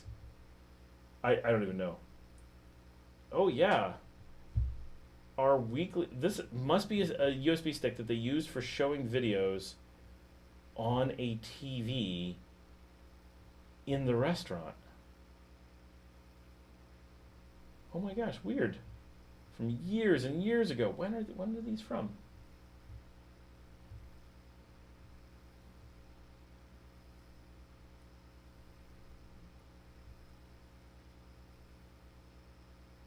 Only 2 years ago.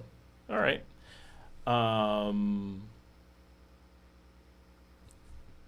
Jan says I can give you a link. Diego says no idea.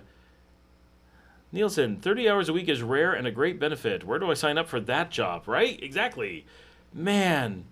No, Janet, you can't send links, and there's no way for me to allow them. They're just not possible in on YouTube. Yeah, 30 hours a week. I cannot even imagine. I have not worked only 30 hours a week since I was 13. When I was working at 13, I worked from home. I was probably doing 50, 60 hours a week. When I was 16, I was working in a restaurant, easily doing 60 hours probably. Um, by the time I was I was probably working 80 plus hours a week, nearly my entire 20s and 30s. Um, I've definitely done loads of my life above 100 hours a week. I've done over 100 hours this week so far. I don't even know what 30 hours feels like. If I'm on vacation, I will work over 30 hours in most cases. Oh, Diego says, thing is, I have 2 full-time jobs. Okay. That's not so bad then. Janet sent me a link. I'm going to try to figure out what the song is. Oh, it's YouTube.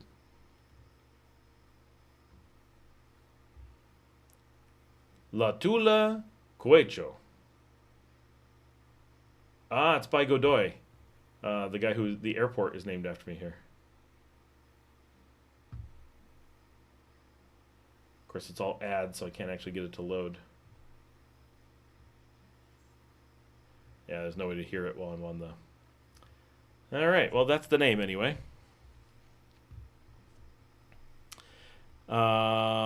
He says, before I had a full-time and a part-time, now there's 2 full-times. Nielsen says, for the vegan burgers, what ingredient was used to replace the meat? So we tried a couple different things here because I'm vegetarian, right? So my whole family is, and I eat a burger probably every other day. It's just, I'm American. It's one of my favorite foods. I'm not going to get away from it. But my cook here does amazing burgers, although the buns I got for her today were bad. They were just hard. So we do a number of different burgers so far, and we need to explore more.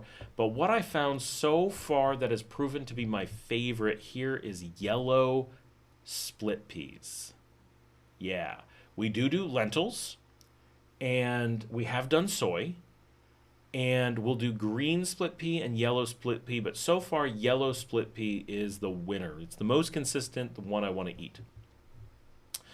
But we do put them on rotation because I don't want to always have the same thing. So we'll have red lentils, we'll have yellow lentils, green pea, yellow pea. Soy we do very rarely because we eat a lot of tofu and stuff. I'm not like, I need more soy. I get so much soy as it is. And garbanzo beans we eat a lot because we eat loads of hummus. We make it fresh at home. Plus we get it at restaurants quite a bit because they do a little bit different than we do. So we play around with different hummus recipes and just eat. My daughter will make fresh pita. We did this the other night. Now this time we bought hummus. There was 3 different flavors of hummus at Price Mart. There was a cilantro, a plain, and a roasted red pepper. Of course, roasted red pepper is always awesome. And so that time we didn't make the hummus, and she made it, and we just did. It was a huge, I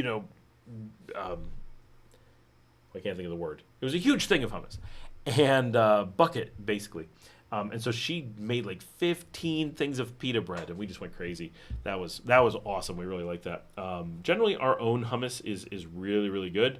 We like doing it ourselves, but which is just a fun thing that we do. I'm really quickly doing my Duolingo because it is getting late. I don't want to... Hey, what happens with the OSS releases? Of which? En mi vida. Guerra. Aún. Americano. Pasajera. De pie. Cumpleaños. En vivo. Carrera. Alguna vez. Medicina. Hasta. Cuaderno. Thoughts on the Mac Neo? I think it looks interesting. For those who haven't looked at it, the Mac Neo is like a starter level Macintosh laptop, which is actually really cool because a lot of people don't get into Macs because they are addicted to laptops and don't want a desktop. And the Mac laptops are pretty expensive, and so traditionally the Mac laptops are just a lot, right? And it's like, most people don't need that, but most people want a laptop. So they made this this really cheap laptop, super cute, made to Apple standards, and it's $600. It uses the A18 Pro, so this is not a workhorse processor, but this is a really powerful processor with very low power consumption. 6 core with a 5 core GPU, so it's a decently good. It's kind of like the power of the best iPhone, but put into a laptop. And it's got a neural engine in it, so you can do local AI.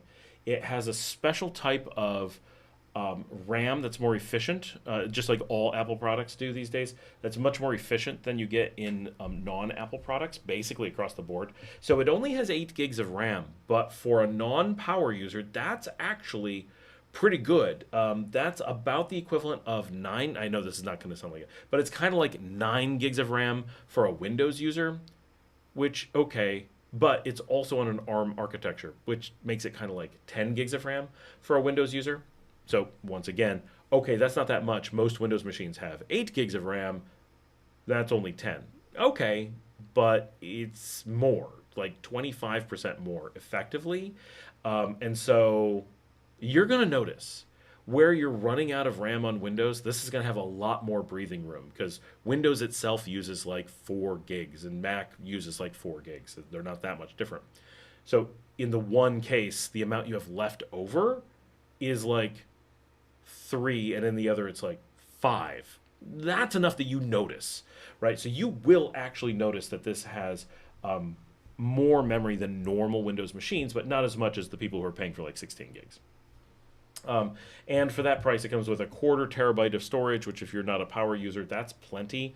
You can pay $100 more to get a bigger one. And that's kind of it. That's what you get. It comes in cute colors. It's a nice size. It charges with USB-C. It uses a standard charger like you would for your phone.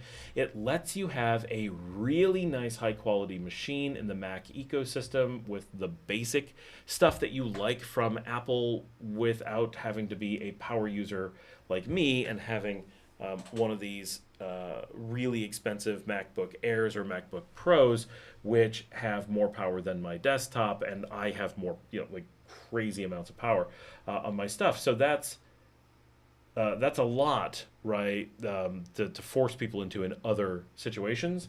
So I think it's a great product. I don't know that I would buy one. The 8 gigs of RAM is really low for my team. At some point, I would not be surprised if the company decided to go to the MacBook Neo as our standard for our non-technical teams, so customer service, hospitality, accounting, those roles. I think it's a fantastic machine.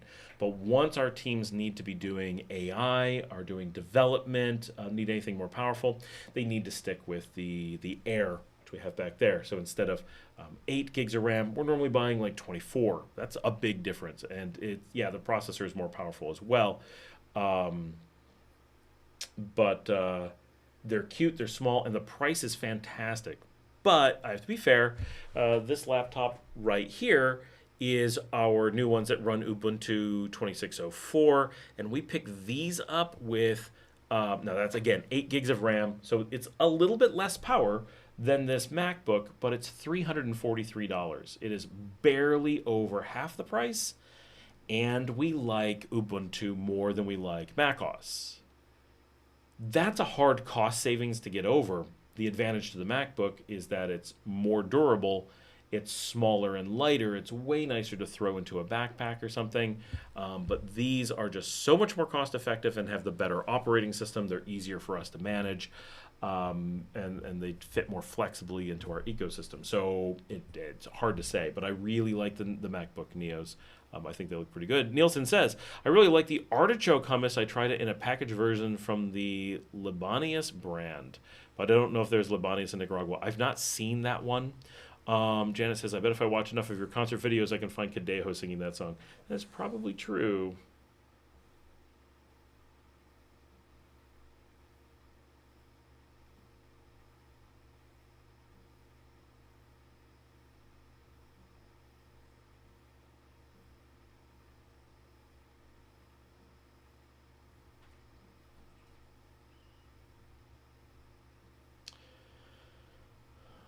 I'm almost through my Duolingo.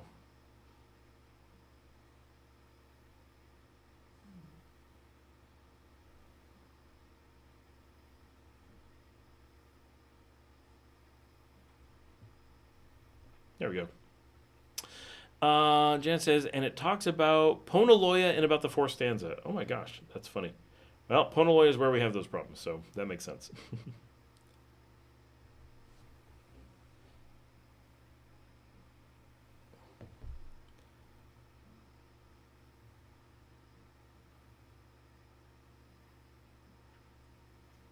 Then turn it into more rock when they get to Saragossa, lower down in the lyrics. Huh.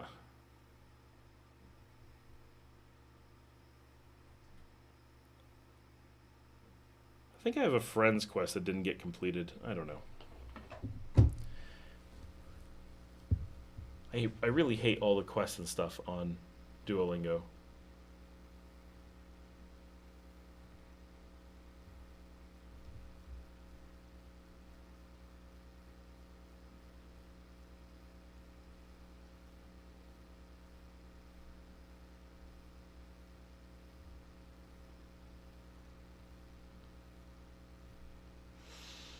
And I'm still mad at Duolingo. Yes. Always mad at Duolingo.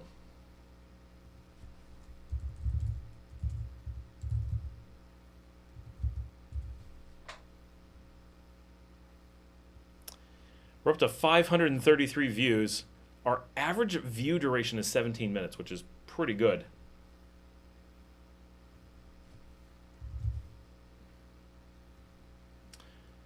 Oh, Janet has to go to sleep too. Oh, Diego's, I'm so hungry and want some gallo pinto. I had gallo pinto today. I don't eat gallo pinto every day, but I do eat it with some regularity.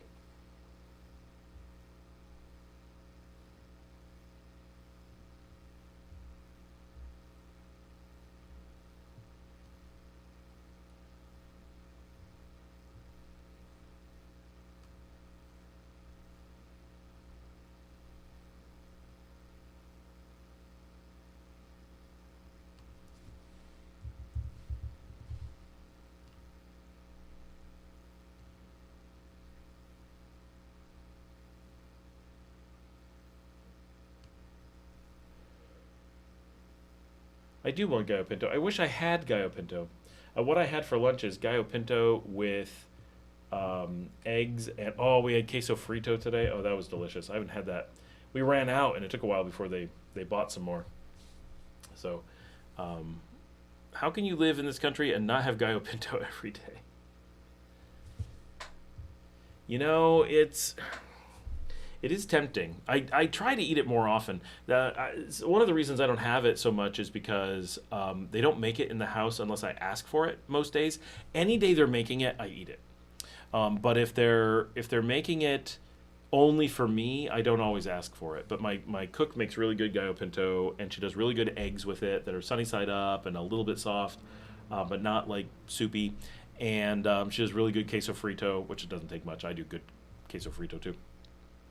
And she does jalapeno sauce, which I first had at La Cocina de Aire in Managua. I never realized that was like a thing, and they do it there, and it's so delicious. And there they do it in like this big metal crock, and they cook the eggs like you put like everything into it, and it's almost like a creamy jalapeno soup. But you pour in the gallo pinto and the eggs, and it's fantastic. Gallo pinto with pickled onions. That sounds good. We don't have pickled onions that I've seen here. My kids want to pickle onions, so we might do that. That would be cool.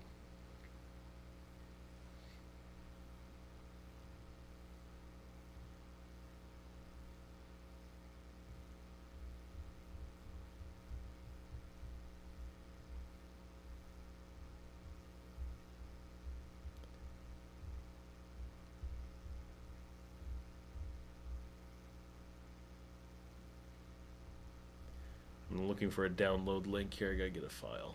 There we go.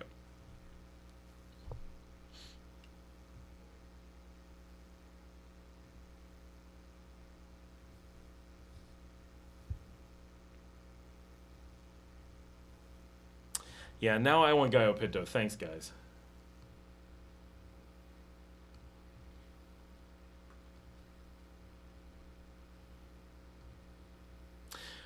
For Nicaraguan families, it's just automatic. You eat white rice for lunch and use the leftover rice to make gallo pinto for dinner. Oh.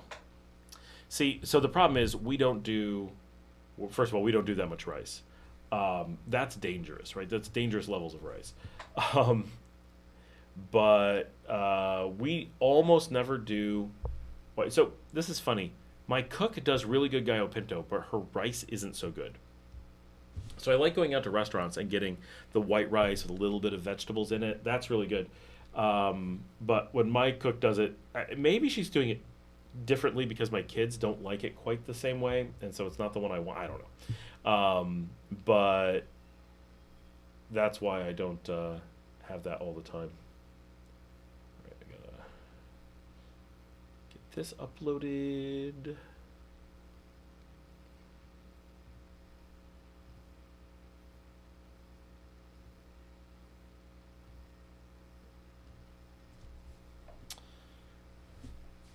I do feel like rice, though, now that you mention it. You know, as a kid, we ate very little rice. It wasn't like exotic or anything. It just was not a normal part of our family cuisine. My family being German and Dutch, and my mother being very German Dutch. All of our cooking was kind of based around that.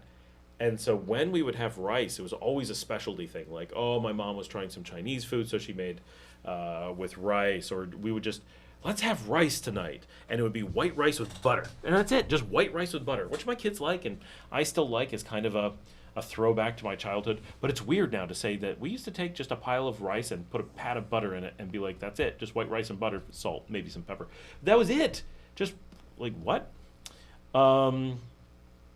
Diego, if I don't eat rice, I don't feel like I have eaten. Weird. Nielsen, is eating white rice almost every day bad? Yes, it is. Yeah, so it's not, on any given day, it's fine. The thing about rice is that it is a high starch content grain. And so if you look at any country that has a rice culture, where like rice is a part of all the food, you tend to have a very high incidence rates of diabetes, higher than basically anything else you do. Rice is the world's trigger for diabetes on a grand scale. And so you do want to look to those things with some amount of caution. Like, rice is cheap and delicious. Gallo pinto is amazing. Do you want to eat it every day? I can see why you would want to eat it every day. And I'm not saying I eat super healthy things the other days, so it wouldn't make any difference for me. But as a culture, if we have an opportunity to pull back on the amount of rice we eat, that's probably a good thing. Eating rice every other day would change things a lot, obviously, and you can't just do that. But it would potentially decimate the diabetes problem in a lot of these countries. It's too much. Diego says, I had a snack, not lunch or... I had a snack, not... Oh, you're just saying today. I don't think that's bad. The whole country eats rice every day, and it's fine. But it's not fine, right? Your diabetes rates are very high. It impacts your healthcare and your healthcare system in that people need to be constantly dealing with high diabetes rates. So it sounds like, and it's fine, but the whole point is it's not, right? It's kind of like, I smoke every day. It's fine, as long as we ignore all the people dying from it.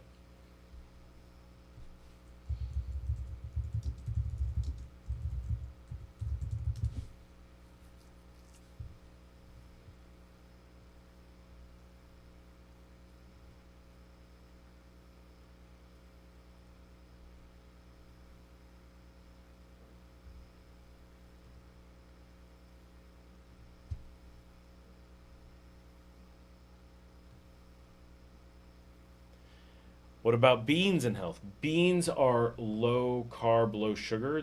Beans are the magical food that pretty much you can always eat. Few things better for you than beans and legumes. Still want to be careful about eating unlimited amounts, but And if you're eating rice, you do want to make sure you're getting beans with it because they do interact in very good ways. So gallo pinto, much better than white rice.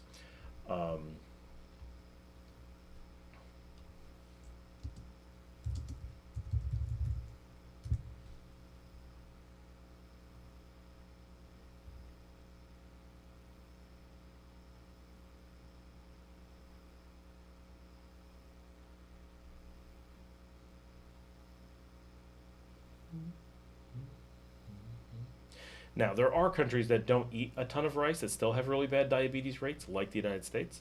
So, obviously, processed foods and unlimited amounts of sugar are a significant problem, but that's a little bit different. Oh, he means if I don't eat rice, it feels like I just had a snack. That's how my brain works. Yeah, that's one. Oh, here we go.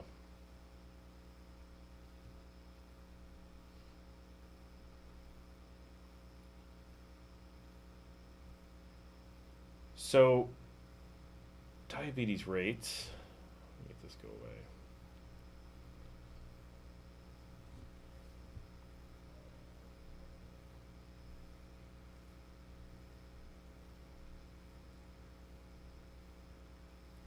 So Nicaragua actually fares pretty well, but is in the rice-eating country groups.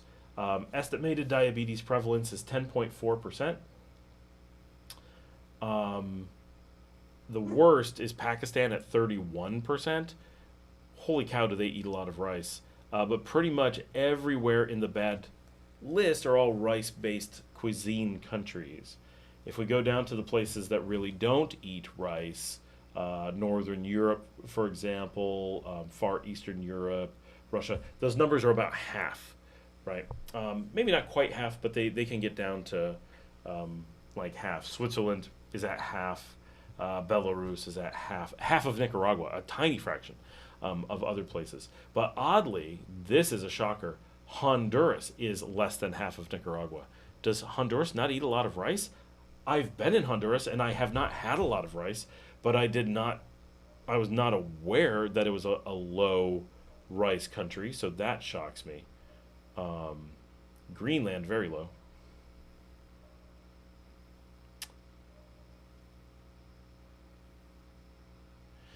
Neil, we can replace rice or reduce it with beans and plantains. So you can replace it with beans. You don't want to replace it with plantains because they are full of sugar. That's the fundamental problem, right? Is sugar.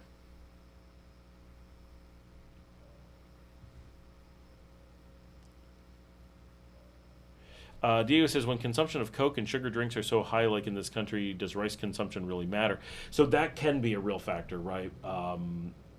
The worst countries are ones that are doing processed sugars, and Nicaragua is really bad about that, which is one of the reasons why I don't drink a lot of things here.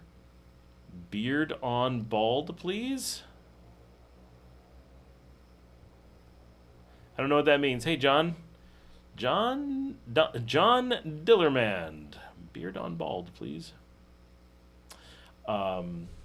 Yeah, so places like Mexico are really bad. Mexico has a lot less rice than here, but they're famous for being the worst Coke drinkers. They're not at the top of the list, but it is bad. They're at 16.4%, far worse than here. The DR, 17.6%. Then there's the Faroe Islands. I don't know what's wrong with them, 19.2. Holy cow.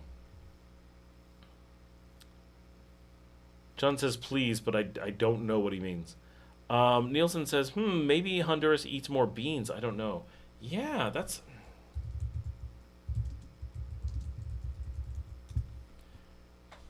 When I've been in Honduras, I noticed, but I don't spend that much time in Honduras to like figure out their well, we're just going to look up rice consumption by country and look it up that way. Per capita kilograms per year. Here we go. Heaviest in the world, Myanmar. Now, Vietnam does very well, and their consumption is very high. So they're an outlier. Diego, most Nicaraguan families I know have at least 2 glasses of Coke daily. I do as well, but mine's always Coke Zero, so it doesn't have the same effect.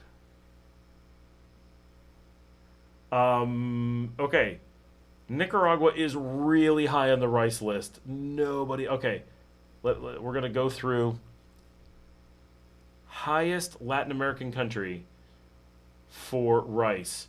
Cuba, 167 kilograms per year. Number 2, Panama, 106. Number 3, Nicaragua at 84. We eat more rice than South Korea. More than Haiti at 77. More than the DR at 75. Peru at 69. Ecuador, 62.5. Costa Rica, 62. So Nicaragua is eating so much more than Costa Rica. Well, of course, we have better gallo pinto, so that's to be expected. Venezuela, we dropped to 46.7.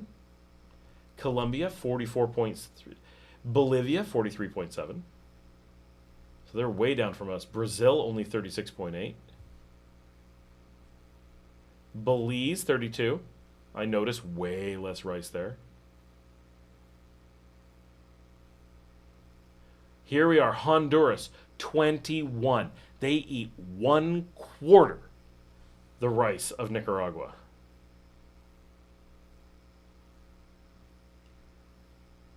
El Salvador at 16. Uruguay, 14. Here's the U.S. at 11.66. Guatemala at 11.59. Guatemala eats less rice than Americans do, and Americans do not eat much rice. That's really surprising. I would not have guessed based on Mexico and Mexico at 8.7. So Mexico eats almost no rice. Holy cow. Americans associate rice with Mexico, which is very funny because they eat so much less than us and nothing compared to Central America. There's Germany at 7.7. Romania 6.7. Moldova 6.2. Places I've lived. Greece at 6. Like you really notice in like Greece, like there's no rice. Switzerland 3.7. Yeah. That's interesting stuff. Diego, we do eat rice every day. Yes, multiple times. It's insane. Nielsen says, I'm Nicaraguan and I drink Coca-Cola once or twice a week. That's better. I used to, when my kids were little, we didn't want them to grow up with soda. And so we stopped drinking it. But now, I don't know. I just work so much and I'm hot. I do drink quite a bit. Mexico eats a lot of corn, chilaquiles, tacos, tamales, tortillas, but at lunch they always eat rice and beans with the main dish, also pasta soup. You would think, but do they really? They don't see, like, here's the thing.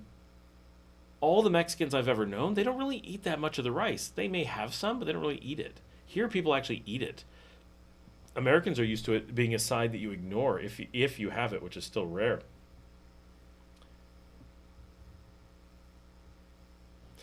Diego says, please don't call Gallo Pinto to that thing Costa Ricans make. They make it so badly that companies saw an opportunity to sell Gallo Pinto seasoning.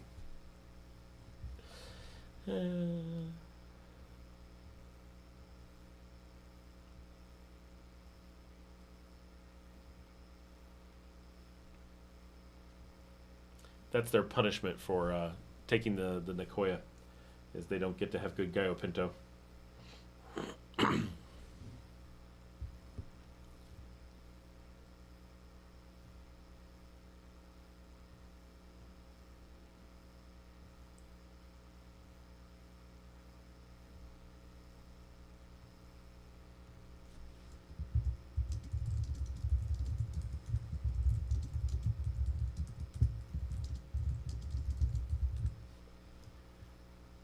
We are 2 minutes away from 7 hours, which is pretty good.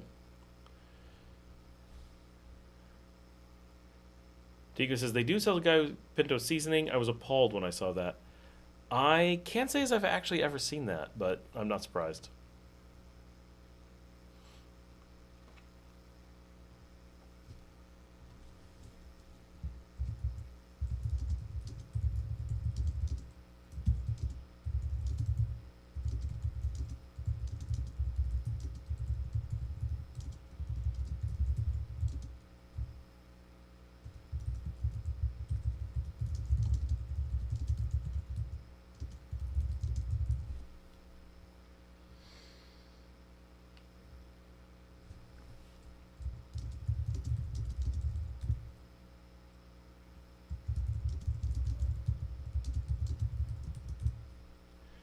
My daughter says we have hummus to eat.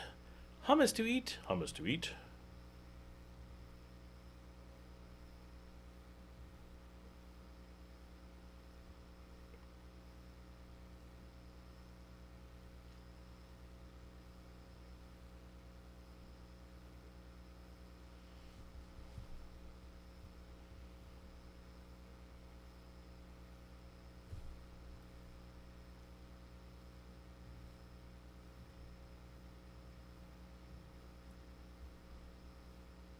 Oh, he just sent me a picture of the Gallo Pinto flavoring, and it's not even from a local company, it's from Switzerland. Oh, that is revolting. Just the idea that you would get Swiss Gallo Pinto flavoring. Yeah. Yep, that's bad.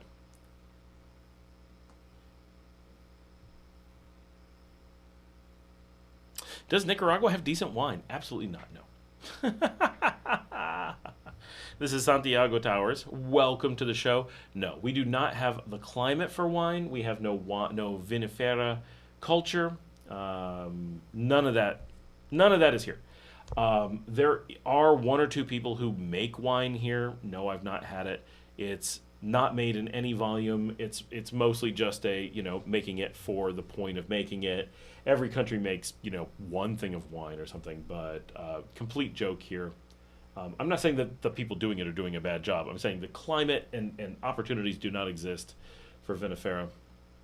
It's just not viable. So yeah, not a thing to be looking for. Dark beers. So keep in mind that Nicaraguans will never drink them, but we do make world-class dark beers here. Moro Potente is absolutely fantastic, but the selection is tiny. So there's Lado Oscuro is really good. Now I'm going to draw a blank. But there's a handful. But catching them on tap. I had the only place I've ever known to have them on tap. No one would buy them. We had to get rid of the taps. So it's not popular, but you can get them in bottles at most of the supermarkets, and they are very good. Diego says we have pretty good cigars. Yes, but almost none are sold in the country. Really awesome rum. Good cigars, but impossible to get. Light beers, very good. Dark beers, very hard to find, but do exist. Some of that stuff is sad. It would be nice. I would love if we had an awesome wine culture and way more beers. And if the locals got into really good beers, that would be amazing. Like, it'd be great if there was just a general beer culture, but everyone just drinks one of the two very similar beers all the time, and it's sad to some degree. I mean, it's cool that everyone rallies around just one or two, but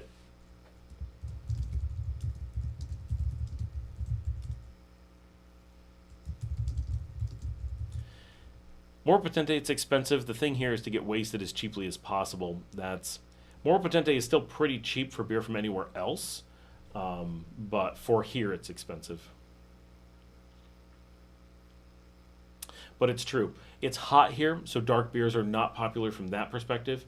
And people do want to get wasted cheaply, so people are not going in for like the pub culture of sitting by a roaring fire with a big, beef Wellington and mashed peas and, all this stuff and trying to stay warm with a big, thick beer. I love that in Ireland. I love that in Scotland. I love that in England. Like, that's fantastic.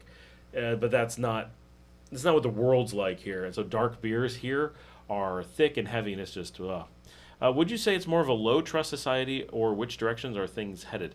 What do you mean by low trust society? Like in trusting each other?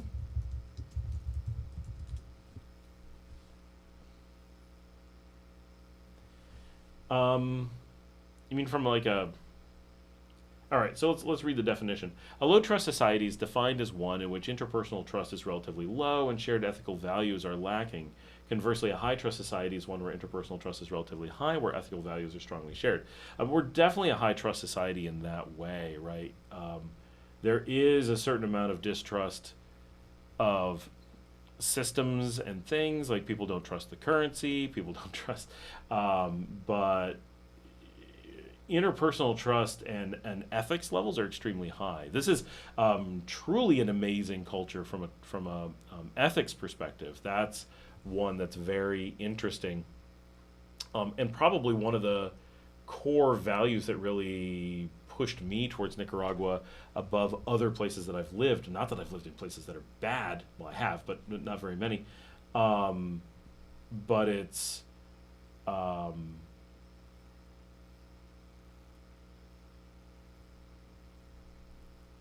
it's specifically a place with a very high ethics system, at a personal level and at a government level, which is not something you see all that often, right? We're seeing that in Spain these days, and I've lived in Spain, and it's one of my favorite places. So there is a tie, I think, a relationship between a high trust society and places that I actually want to be. Interesting, here we go. Let's read some of this. This is from Institutions and Mechanisms on Wikipedia. According to researchers, low trust societies are typically kinship-based. Outcomes of low trust societies can include difficulty in forming and maintaining corporate structures. Mechanisms and institutions that are corrupted, dysfunctional, or absent in low trust societies include respect for private property rights, a trusted civil court system, democratic voting, and acceptance of electoral outcomes, and voluntary tax payments. Now, voluntary tax payments, they might not get a lot of that here. But those others, let's talk about things that are really specifically points that make Nicaragua really attractive to people to live or move here. Extreme protections for private property rights, some of the best I've ever witnessed. Trusted civil court system, way better than where I'm from, at least. Maybe not great compared to, Spain or something, I don't know, but way better than where I'm from, where those things where we had no civil court system. Democratic voting, again, I came from a country that isn't democratic, and coming to one that has a very strong democratic system, that's a big deal. Acceptance of electoral outcomes seems to be pretty positive. The only questions you get about it come from the outside, from places that are trying to undermine the high trust system, which is a sign of how much high trust they think there is, that they feel they have to manipulate it from the outside because there isn't a distrust of the electoral outcomes internally. Taxes, that one may be an exception. But I think Nicaragua really stands as a perfect example of a high trust system, an extreme high trust system. We're homogenous, but I wouldn't say trusting outside the family. I think that's not quite how the definition works. In Nicaragua, there are people who make wine from roselle flower, Florida Jamaica. I do like it. That sounds interesting. I do like Jamaica tea, so that would be good. Santiago says, it's okay with less material comfort as long as my amigos down the street can hear us calling in distress and vice versa. Oh, yeah. That's, so the most we've had from a criminal perspective is we had someone steal some soap. And, but it created some, fear, right? Ooh, someone took our soap. And...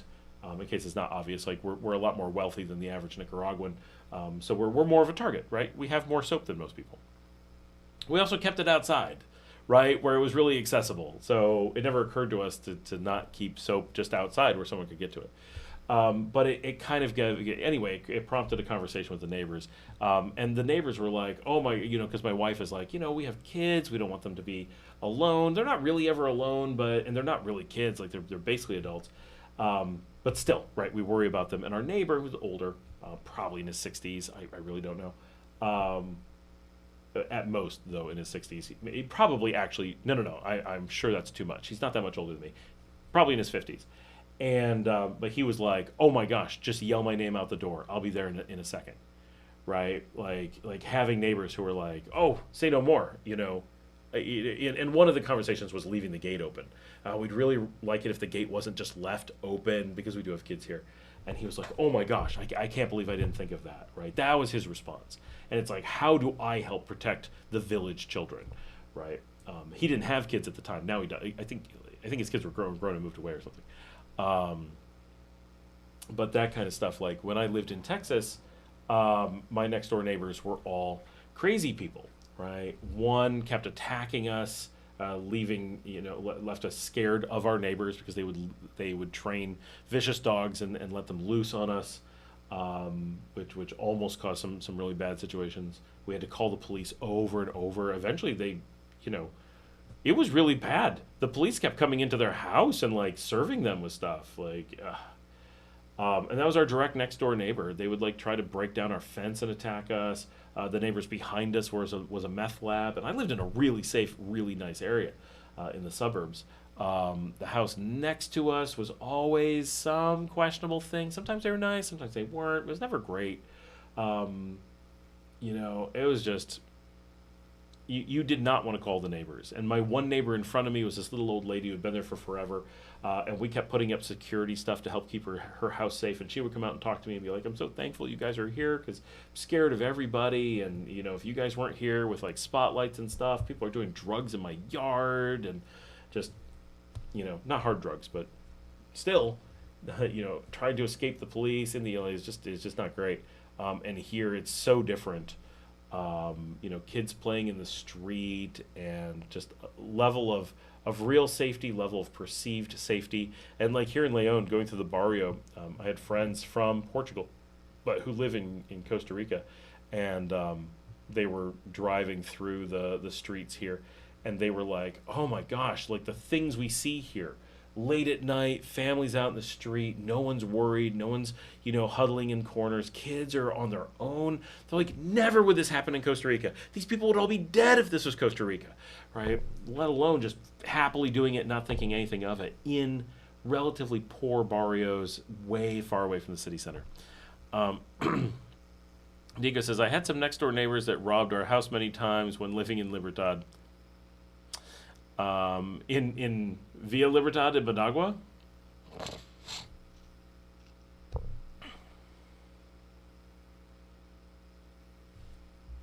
That is definitely a rough neighborhood.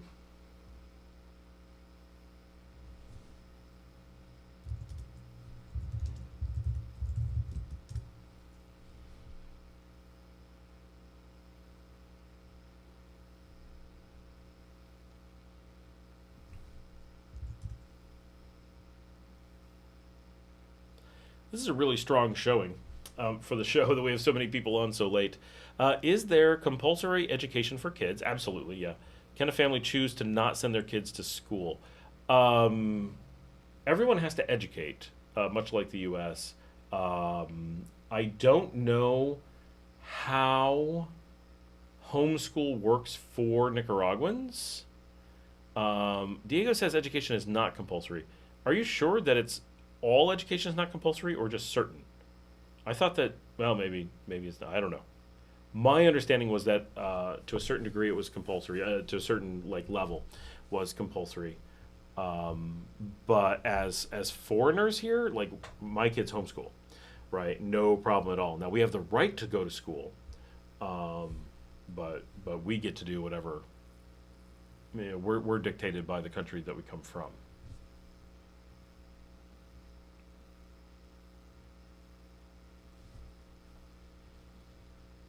Here, private school is very popular. It should be, though. It pains me to see that many kids on the streets.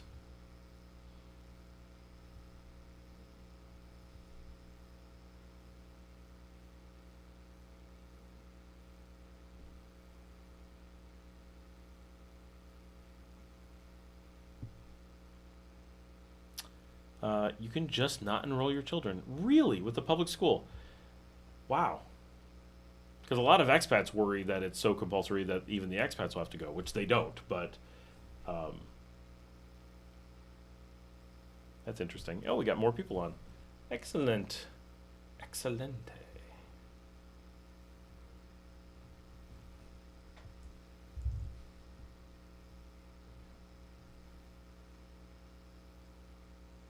I know at older ages you can just not enroll your kids, of course, but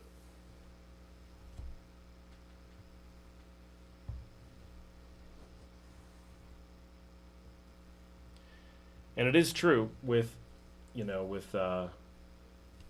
unemployment so high, right? It creates a situation where a lot of people are like, why bother? But if we sent everyone and got them trained in a handful of things that are needed, it might solve that problem as well. It could be a solvable issue. Hey, even more people. Thanks. I assume enrolling children is voluntary, so tutors can be an option. Well, tutors definitely, like, there's definitely options. Like I said, we homeschool, right? So we're full-time residents. We're full permanent residents. So we're covered by the same laws. As a tourist, you would not be. As a temporary resident, you would not be. But for us, we are, and me and my kids. And so, like I said, we're able to homeschool. So we don't even need a tutor. But we can use tutors. We can use private. But private schools are popular here too. So once you have a private school, right, where's really the difference? Technically, my kids go to private school. This is the funny thing. For those who don't know, in the state of Texas, homeschooling doesn't exist. Homeschools are simply private schools. That may come as a shock to you. So legally, my kids have to say that they went to private school.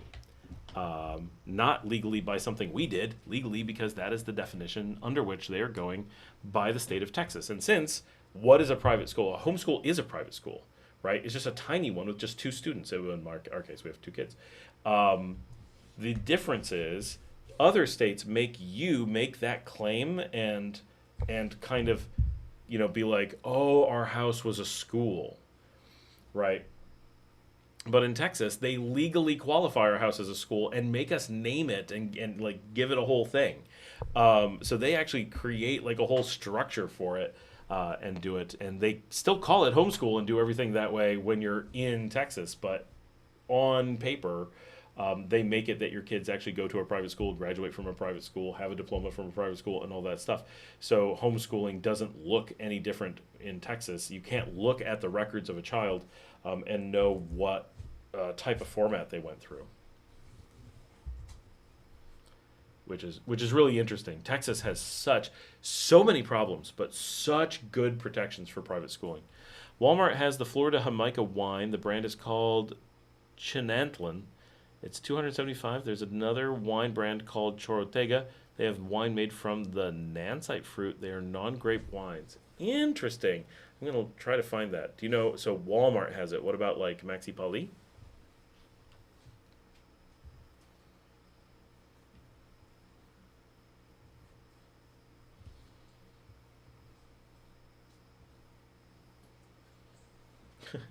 My dog's moving all around, making her bed all comfy.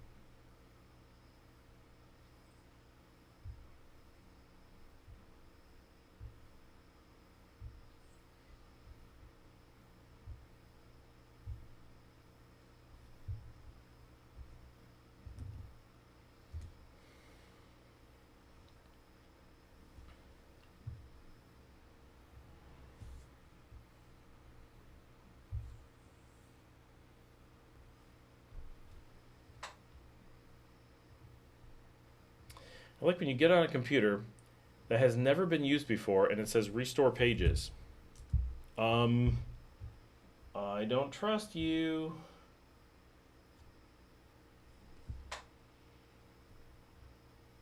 Diego says, I wouldn't trust public schools with any children education, though. If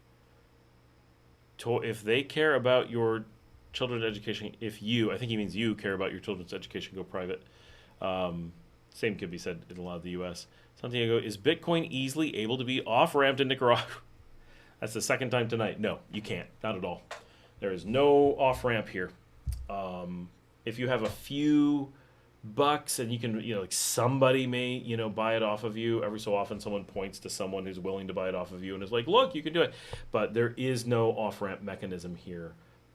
Because there's no value to Nicaragua to it, which we talked about earlier in the show. So go back and watch the show because we spent 30 minutes going into the details of it, and we have a lot of videos, but we don't have any reason for Bitcoin or anything like it to be used here. It just has no function because we don't have the problems from the United States or Canada or whatever that make it make sense in those markets.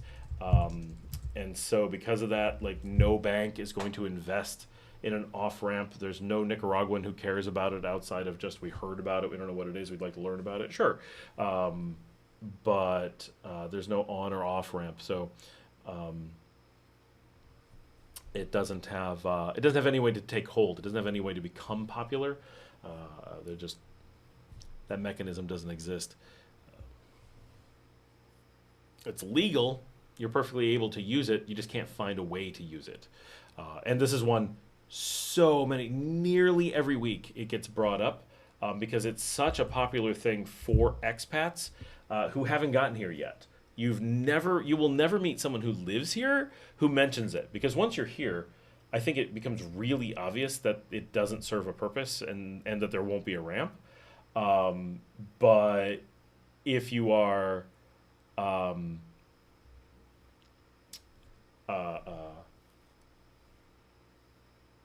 if you're not from here, it feels like there must be a reason for it. Normally because you project problems from the U.S.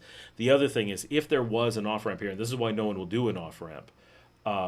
So let's just say Banpro, the national bank, let's say they decided to provide an off-ramp. Well, they have to verify the source of your funds for every off. Right? So you want to off-ramp, you got to provide all this documentation to show where your Bitcoins came from. Right, because they're coming from overseas, so it's crossing the international boundaries. So you have to have all this evidence. But people who do Bitcoin often don't have that evidence, and almost always don't want to be providing that evidence because it would force a declaration of taxes to some other jurisdiction. And so that's generally not what people want. And so, if you're only moving a couple dollars, of course, that's fine. But people using Bitcoin are rarely moving $5 or $10 around because it has high overhead. It doesn't make any sense for small transactions. It only makes sense for large transactions and infrequent ones, slow ones, things that would compete with the SWIFT system or whatever. And we use SWIFT because it's the easiest way to handle the Know Your Customer, KYC, requirements for an off-ramp of any size. Diego says, elementary and high school education sucks. It sucks so much that universities are an extreme year longer. An extreme year longer?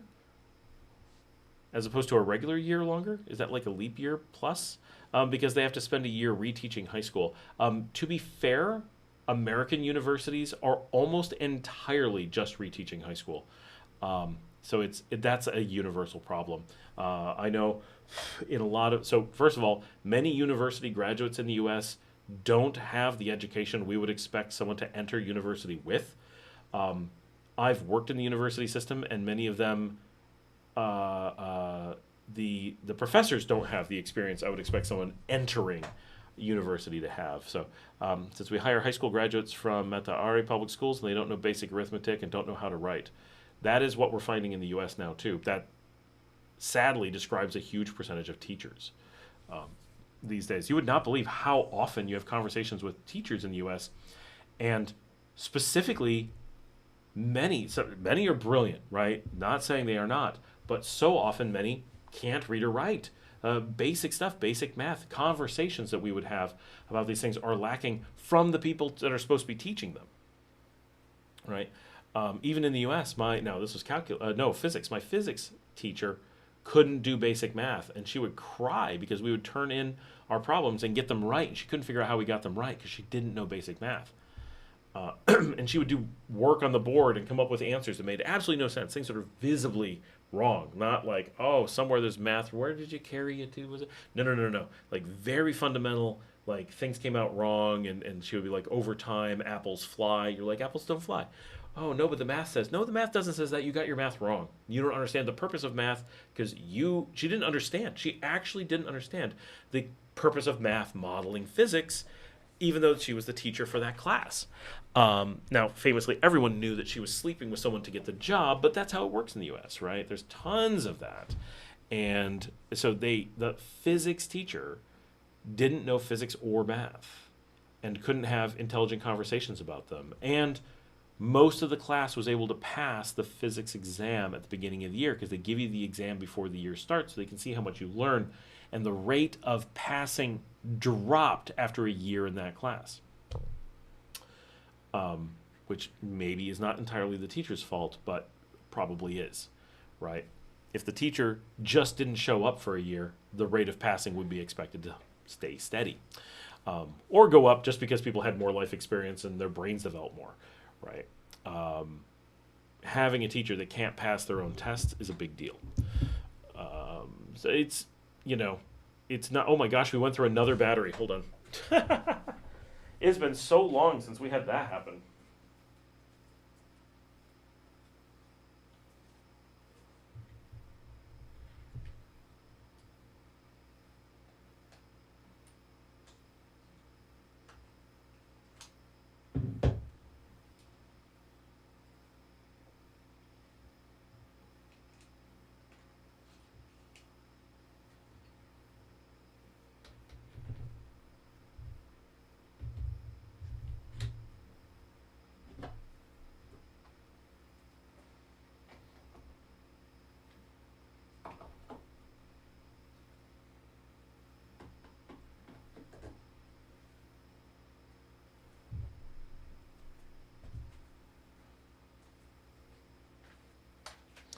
All right.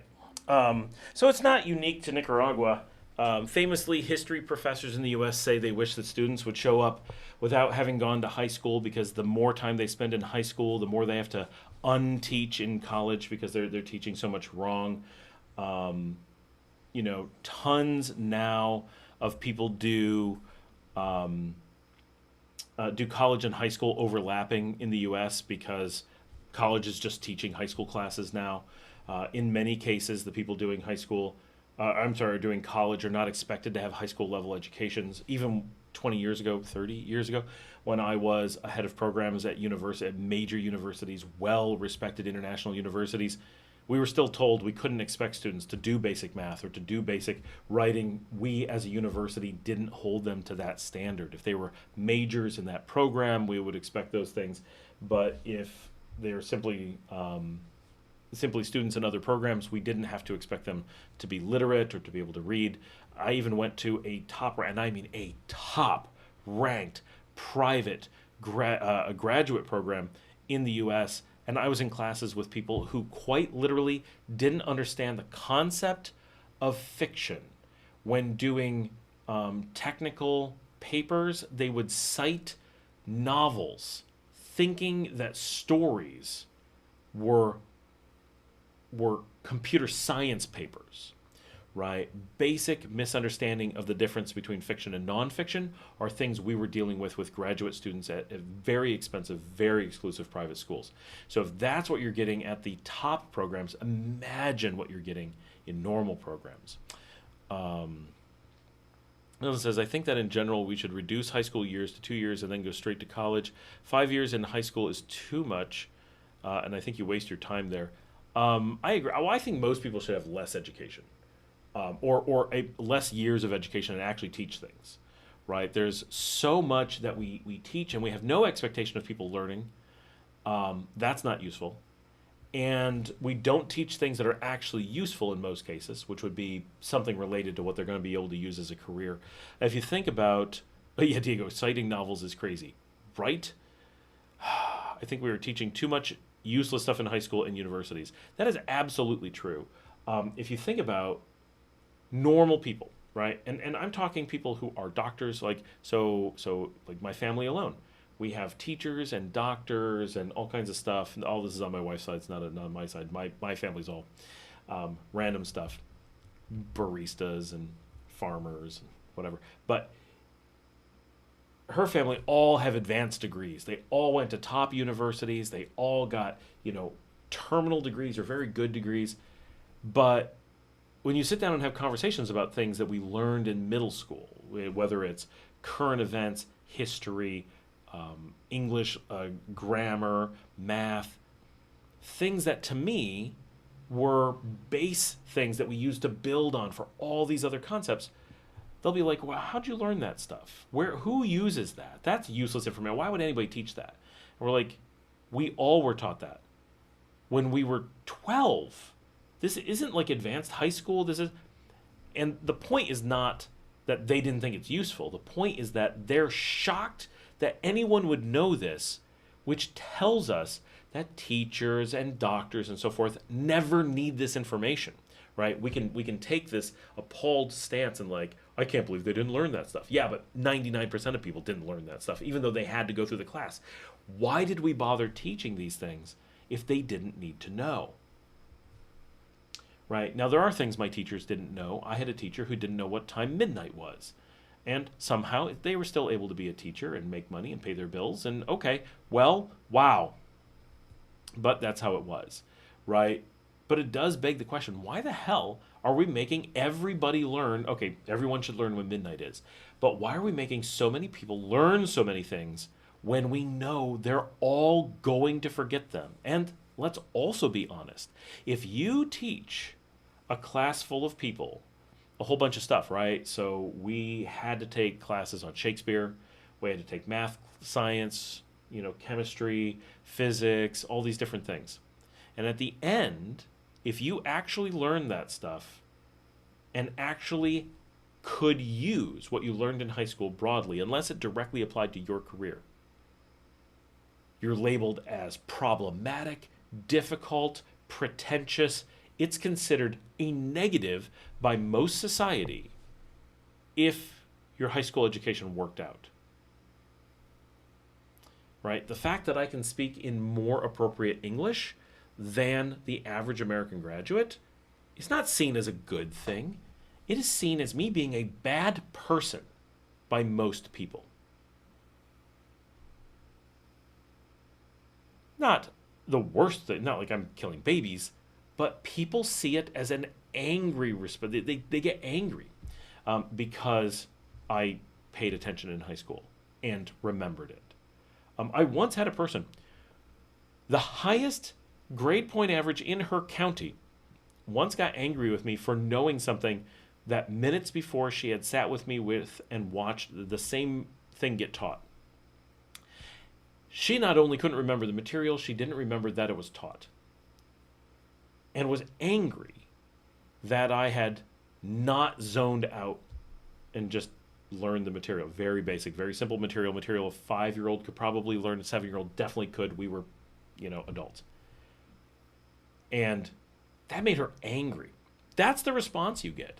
Having high school teach you a bunch of stuff that's going to make people angry at you does not do any good, right? Let's dissect grapes of wrath. No.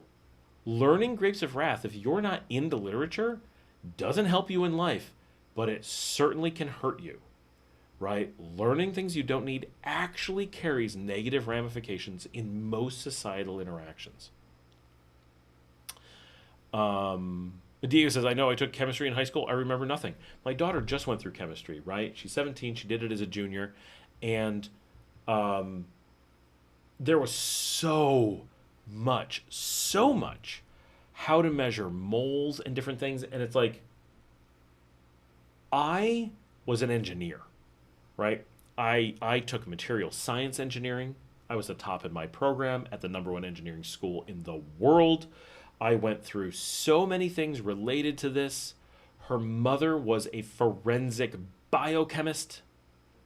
And both of us are like, yeah, we've never had to use this ever in life. Didn't need it in university, didn't need it in professional life. Who needs this, right? We're spending so much time teaching fringe science. Now, if you want to teach like basics, right? Here's an atom, here's a bond, here's how carbon is different. Great. Let's talk about that stuff. Let's make it interesting. But I can spend an hour on YouTube channels with my kids, and they will learn far more meaningful, useful, encouraging science than their whole program in school will. Low effort, engaging, non-stressful, useful. Knowing that arsenic is dangerous. That's something that's useful. Learning that, 5 moles of of oxygen is used to make this many pounds of fertilizer is not useful.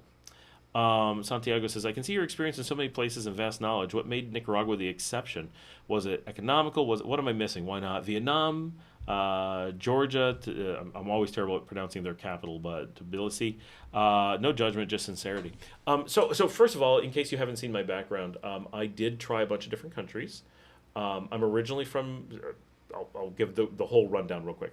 I'm originally from New York, lived all over the U.S., grew up on the border, so crossing into Canada and doing things international was second nature. Like, we could go to Canada for dinner, and did, right? I used to do things in Canada all the time, friends from Canada.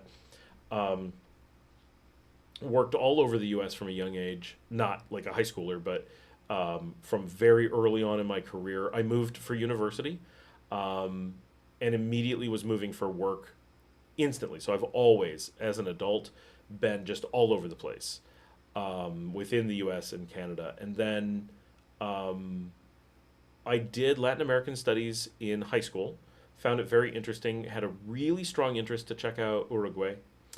But I'm really into my career, like really, really, really into my career.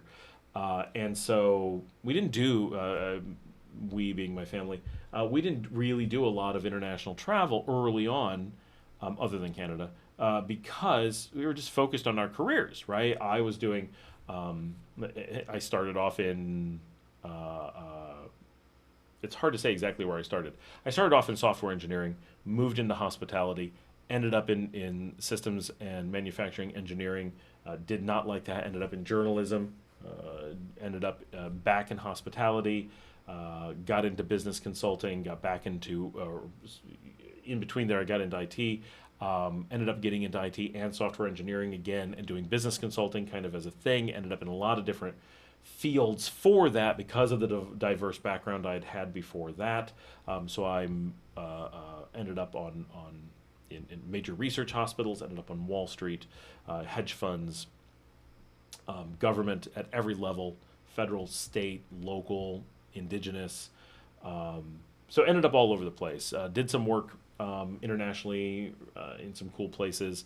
And then when we were a little bit farther along in our careers, and we're in a position to really start, we didn't really think about traveling internationally for like, let's go see the Eiffel Tower. We had, my wife and I really had this perspective of, we want to travel because we want to find some place we want to try living. We didn't mean like, oh, we definitely want to give up the U.S. or definitely want to live in certain places, but we knew that we wanted to get out and explore the world, and we really wanted kids from early on. I mean, I always wanted kids, and knew we wanted to raise them with a global perspective at the very least, if not something new. So we had some like foundational stuff. So we started traveling because of my work. They gave us opportunities to work in a couple different countries. I had offices in different countries, like I had offices. So with my job, I was able to have offices on Canary Wharf, in London, in the White Star House in Belfast. I had offices in Granada and Madrid. So we got to bounce around a bit, get to do some really interesting stuff. And that gave us an early taste of living abroad. So when we had an opportunity, so we spent years traveling. We did things, but it was always with an eye towards living. We never traveled realistically with to just be tourist. We did, but inside the U.S. Internationally, it was always, is this a place we would want to live? Is this a place we would want to raise children? That kind of stuff. So we moved to Spain at the beginning of our moving. We had already been to about 20 countries at that point. And we had really found Spain interesting.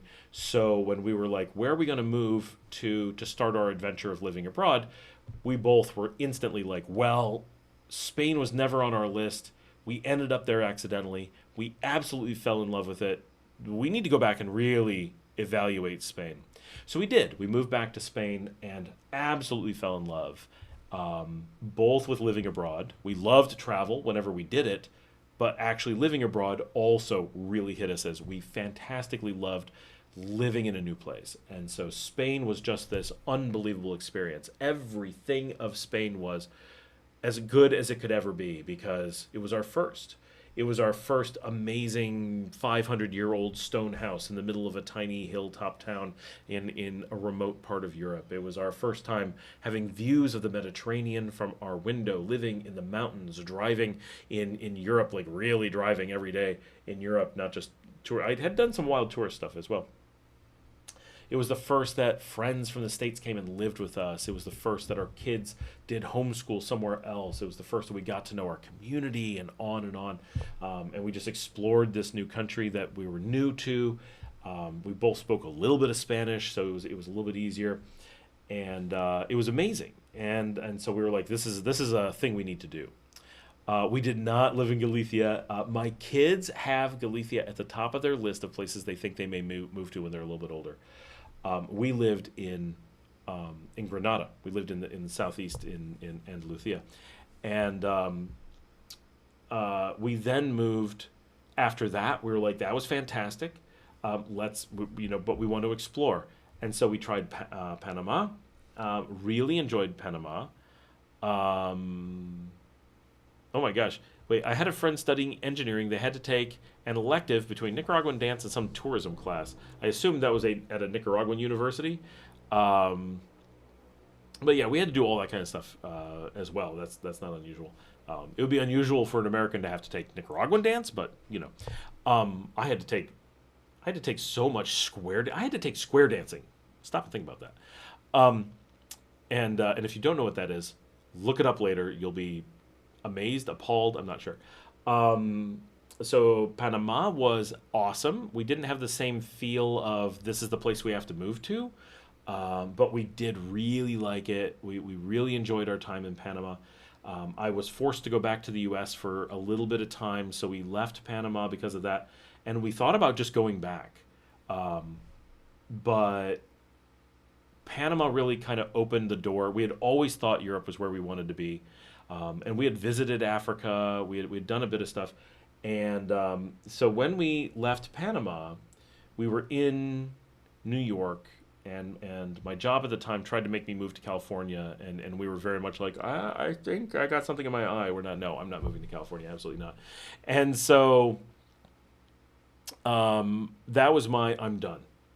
Once this awful, super toxic American job was trying to make me move to super toxic, awful San Francisco. I'm just like, I'm absolutely 100% done with the whole rat race thing. Done. I'm retiring right now. I was semi-retired, and the nonprofit job I had taken for semi-retirement was the worst, most stressful, high toxicity, crap, corrupt, evil environment. It was so awful, so unhappy.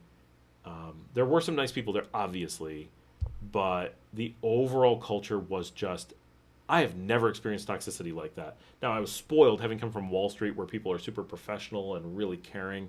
The juxtaposition of coming from that world and being like, yeah, let's take something really low stress, and then ending up in this awful environment was just so in our faces, really.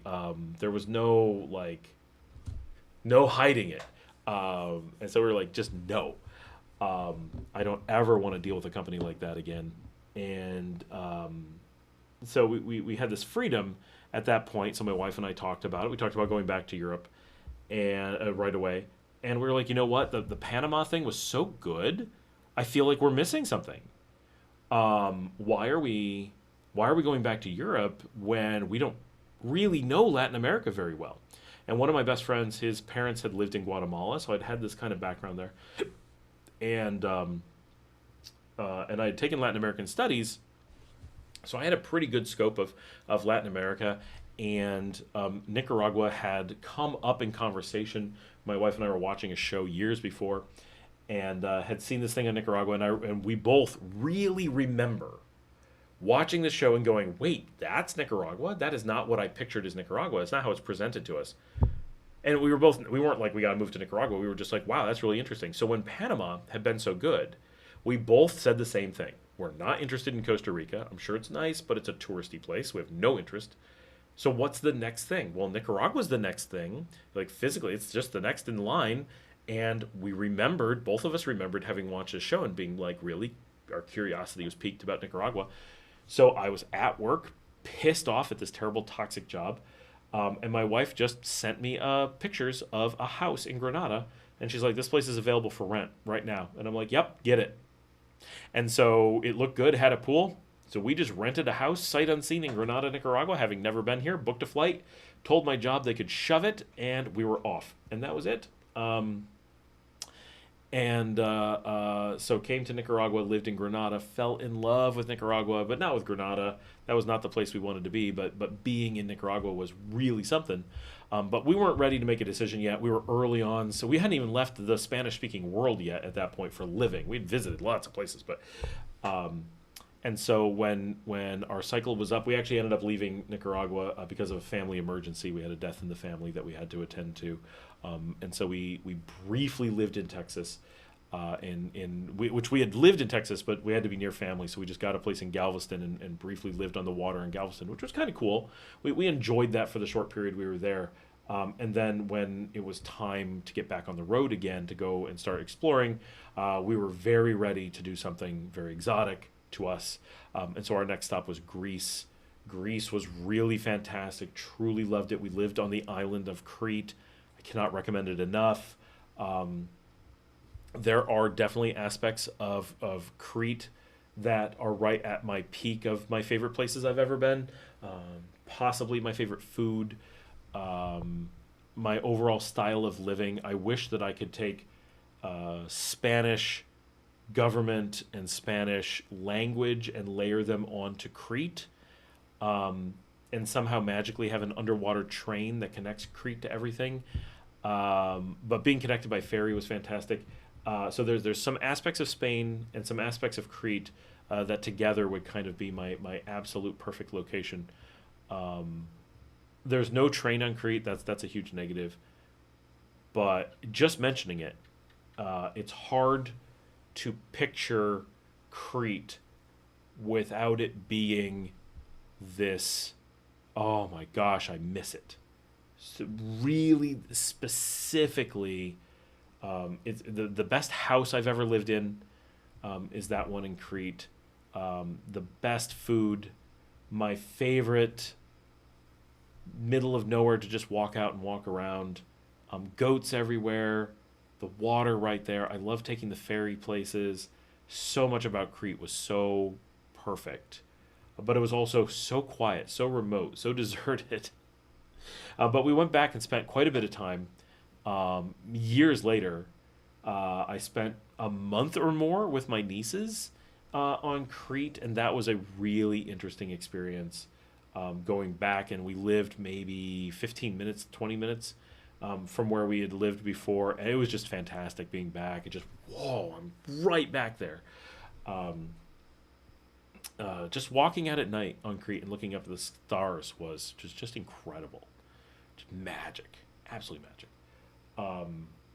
So we had this great experience in Greece, but the language certainly makes us be like, we love it so much, and it's not Greece's fault. The reasons we don't want to be there is it would just be too hard, because it's not just a different language, it's a different alphabet. And then from Greece, we moved to Romania, which was, again, absolutely fantastic. We fell in love with Romania. We never really felt like, no, that's not true. We seriously started shopping for a house in Romania because it was so affordable. We really considered it. We loved the village we were in, really more than anywhere else, engaged with the village. During our time there, like, I would hang out with the mayor. I had so many friends. People would just constantly have me over. It was amazing. We then moved to Italy, which was good. We had long been convinced that Italy was where we were going to eventually end up, and nearly did. Italy did not treat us great. It was one of our, this sounds very harsh to say, one of our worst experiences living anywhere. In fact, I think it was our worst experience. And yet, it was fantastic, right? So it's funny, as an American going abroad, even the bad experiences are normally so good. Now, we decided to live in southeast Sicily, in Noto, and honestly, the town never worked for me. I have wonderful memories of walking around it. I did lots of great exploration. It was the first that I really did much with the GoPro. I have better videos from that, like way better than other places we had gone. That's not really true. No, I guess that's probably false, but I remember it better there. The food was amazing, but the part of Italy we were in was not a great choice. My wife's family is from Sicily, but not that part at all. So we had to travel really far to go see things like Palermo and areas that her family was from. Those areas I found much more interesting. The time we had spent in Italy previously was in the north, and that's really what we loved. But honestly, there were parts of Italy, even when we visited Italy in 2012 and really spent a bit of time, Italy was a really tough time for us, even though we really loved it. And when we were doing our years of going from country to country and actually living there, not just visiting, Italy was the roughest. It was where we got along with people the least, had the least engagement from the community, had the most like problems with like our landlords, things like that. Italy stands out as being less inviting than all the other places. But we lived in Sicily and we had spent time in Torino. And when I'm in Rome, that is the city that I feel the most at home in. So it's really odd that Rome, the place you would think would be the least inviting, is the most to me. And the rest of it, because we never lived in Rome, we just have visited it at length multiple times. And other parts are very like, not our thing. Didn't connect. But when we were there in 2012, we fell in love and we decided that Northern Italy is where we were sure we were going to move. And even when I had been researching, that's where we thought we were going to move. But everything in our lives has driven us away from Italy, I think, overall. And now I don't think it's even on our radar, even slightly, for any long-term thing, right? If you said, okay, I'm giving you $10 million, you can spend it however you want, to own property, but you can only use it to own places you're going to move to. So obviously you could have one $10 million house or 10 $1 million houses or 100 $100,000 houses, right? Whatever you want to do, go do that. What are you going to do? I don't have a straight up answer, but I know with only $10 million, I'm not going to end up with a house in Italy. At $10 million, I would want to buy the house I used to live in Greece, and I actually know the owners. I would track them down and buy the house. Probably a house in Spain, but not like $1 million house, like a third of $1 million house. Very likely a house in North Africa, but that's just a guess. Certainly a house in Nicaragua, if we decided we didn't want to use one of the ones we have. Definitely a place in South America. With $10 million, definitely a place in South America. And definitely a place in Guatemala. Right? Those are the places I know that I would want to have. Italy just doesn't make that list. I wouldn't get a place in Italy before I got a place in Montenegro. I would get a place in Kosovo first, a place in Romania first. I would probably get a place in Moldova before a place in Romania. But anyway, so Italy really did not knock our socks off, even though there's so many things about it that are so fantastic. Like, and every time we're back in Tuscany, we go to Montecatini Terme, and we know the restaurants. We know our way around. We feel so comfortable, and we love the mountain towns in Tuscany and the late meals. And there's so much about Italian culture that really does ring true with us.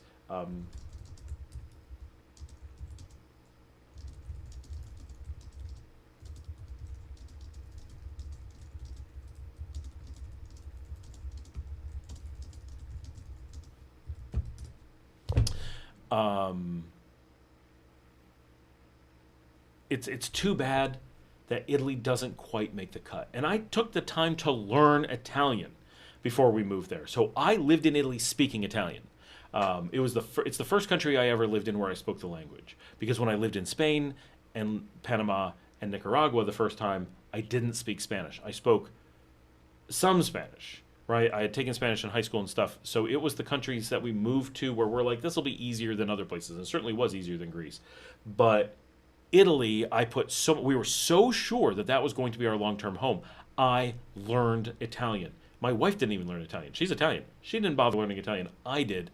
We moved there, and I would just go talk to people. I would talk to kids on the playground because my kids would make friends.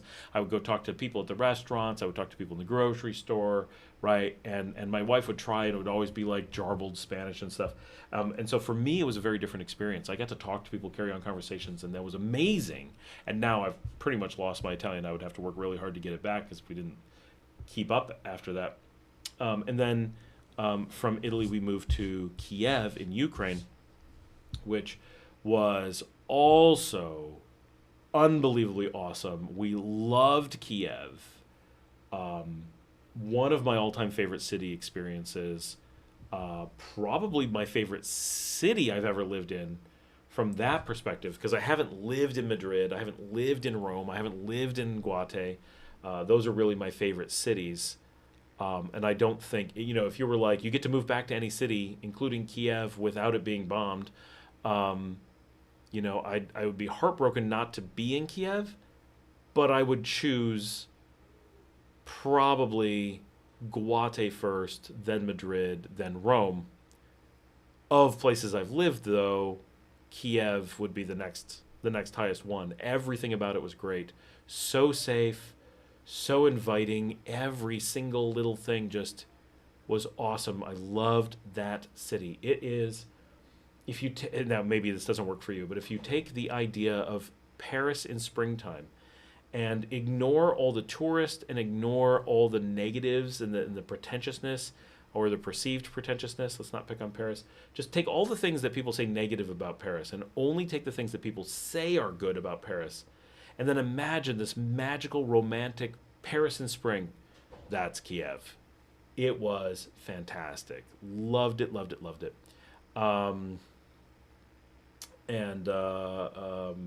We also intentionally lived in a old Soviet apartment building, which was so cool. So freaking cool. That was amazing. And so after that, we had a brief period where we had to live in the States again due to problems that happened in life. So we ended up going back to Texas briefly. While I was there, I ended up working in Arizona for a while. So we got some more like spaces under our belt. But it was very brief. We were there for not that long. And then we had to do another tour of Europe, a grand tour with our nieces. This is when we went back and went back to Spain, went back to Greece, went back to, we did some new places too. Went back to Italy. Mostly it was back to things on that trip. Was it everything back? No. It was mostly back, but it was the first time we ever went to Paris was that trip. Well, I'd been to France before, but I'd never been to Paris. So we went and did Paris as well. That was the only time it was something new. Really do like Paris. It is quite a nice city. And then when that was done, I came back and immediately was turning around. And all this time, for years, I had been helping someone look into and prepare to move to Nicaragua, someone who has moved and lived here for a very long time now. But at this point, he had not been here yet. And so I got back from this basically a trip to Greece, and then took my best friend and this friend down here. My best friend was just traveling with me. My best friend lived with me in Spain. We'd been to Africa together. We'd lived together in Texas. So we went to, came to Nicaragua, did different Nicaragua, totally different parts of the country than I had been in before, and spent a bit of time, and he immediately fell in love. He basically got off the plane. He didn't really. He got off the plane, middle of the night, took a shuttle, slept, but then got up in the morning. My best friend and I, Rachel, she and I are sitting out at a table in a restaurant. If Diego will know this place, at the Barrio Cafe, just not the location you know. We're sitting at the Barrio Cafe having freaking awesome food, because the Barrio Cafe is fantastic. And my friend walks out of his hotel room and is just like, this is it. This is what I want. Right? The weather, the location, I don't know. He was immediately in love with the country. So we spent the next week and a half, 2 weeks, showing him around and doing stuff. And every moment, I'm just like, I feel like I'm at home. I feel like I'm at home. I feel like I'm at home. And so when I got back from that trip, I immediately talked to my wife and my kids, and I'm like, Nicaragua's the place. Like, we've been making mistakes. Like, we've been doing all this research. We figured out that Italy was wrong for us, or at least we have to really rethink that. We figured out all these things. here's our realities of life. Europe is a problem for us. It's got difficulties in many different ways. We can make it work, and back then we were European citizens. We used to have citizenship there. That's since been revoked. But at the time, we thought we could just move to Europe because we could have at the time. But we're like, it just doesn't work. We're too far from family. We've learned that. The time zones make life difficult. It just doesn't work for us. There's a bunch of things. And I'm like, here's what we know. We know a bunch of countries are too far away. We know a bunch of countries are too costly. We know that Nicaragua is safe. We know that Nicaragua is inviting. We know that Nicaragua has easy access to the things we need. We know that Nicaragua is affordable. We know that it will allow us to move. We know that it checks every box we have.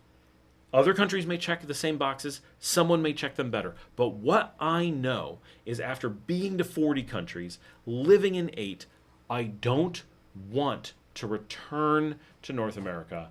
I want my home base to be somewhere I love. If we're going to continue researching places we want to consider to be our permanent home, I want it to be from a point of a place that I would happily make my forever home, not from the place I'm trying to get away from. And it took a few months of that discussion, and finally my wife is like, okay, I see it, this makes sense.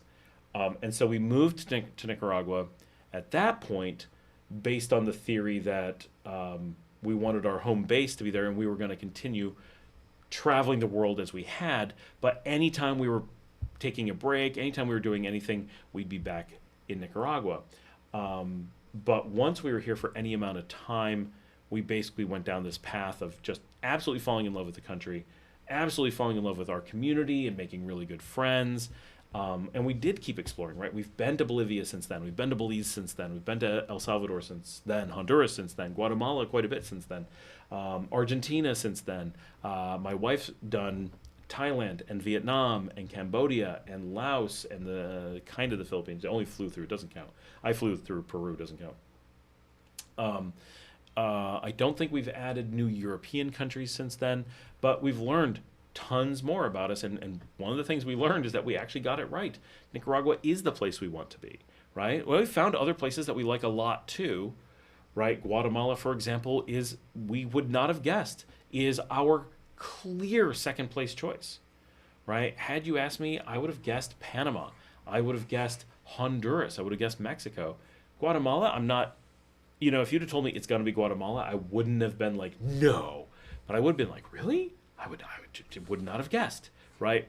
But the reality is if I wasn't in Nicaragua, absolutely Guatemala is the choice, right? It's the only country that comes so close for us. It's like Nicaragua, Guatemala, it's right there.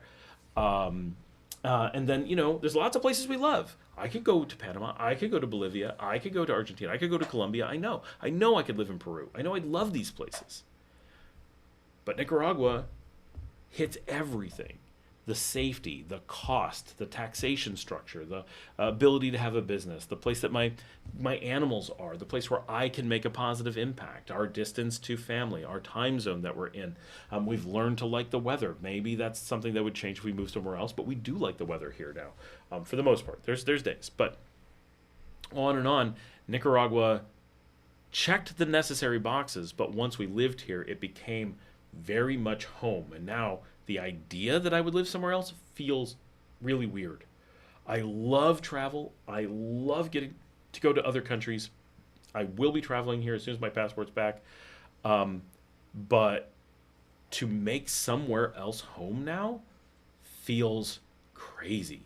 Why would I do that? And partially, Nicaragua gave us the comfort to suddenly be like, we need to have pets again, because we couldn't handle it. For a long time, we had a dog die. It hit us really hard, and now we have 3 dogs: 2 that we brought from the U.S. to live here, and 1 that we rescued here. And then we have 12 cats now. So we are very invested in our animal. That's become this really big thing for us, and it's fantastic having all these animals that are a part of our life, and really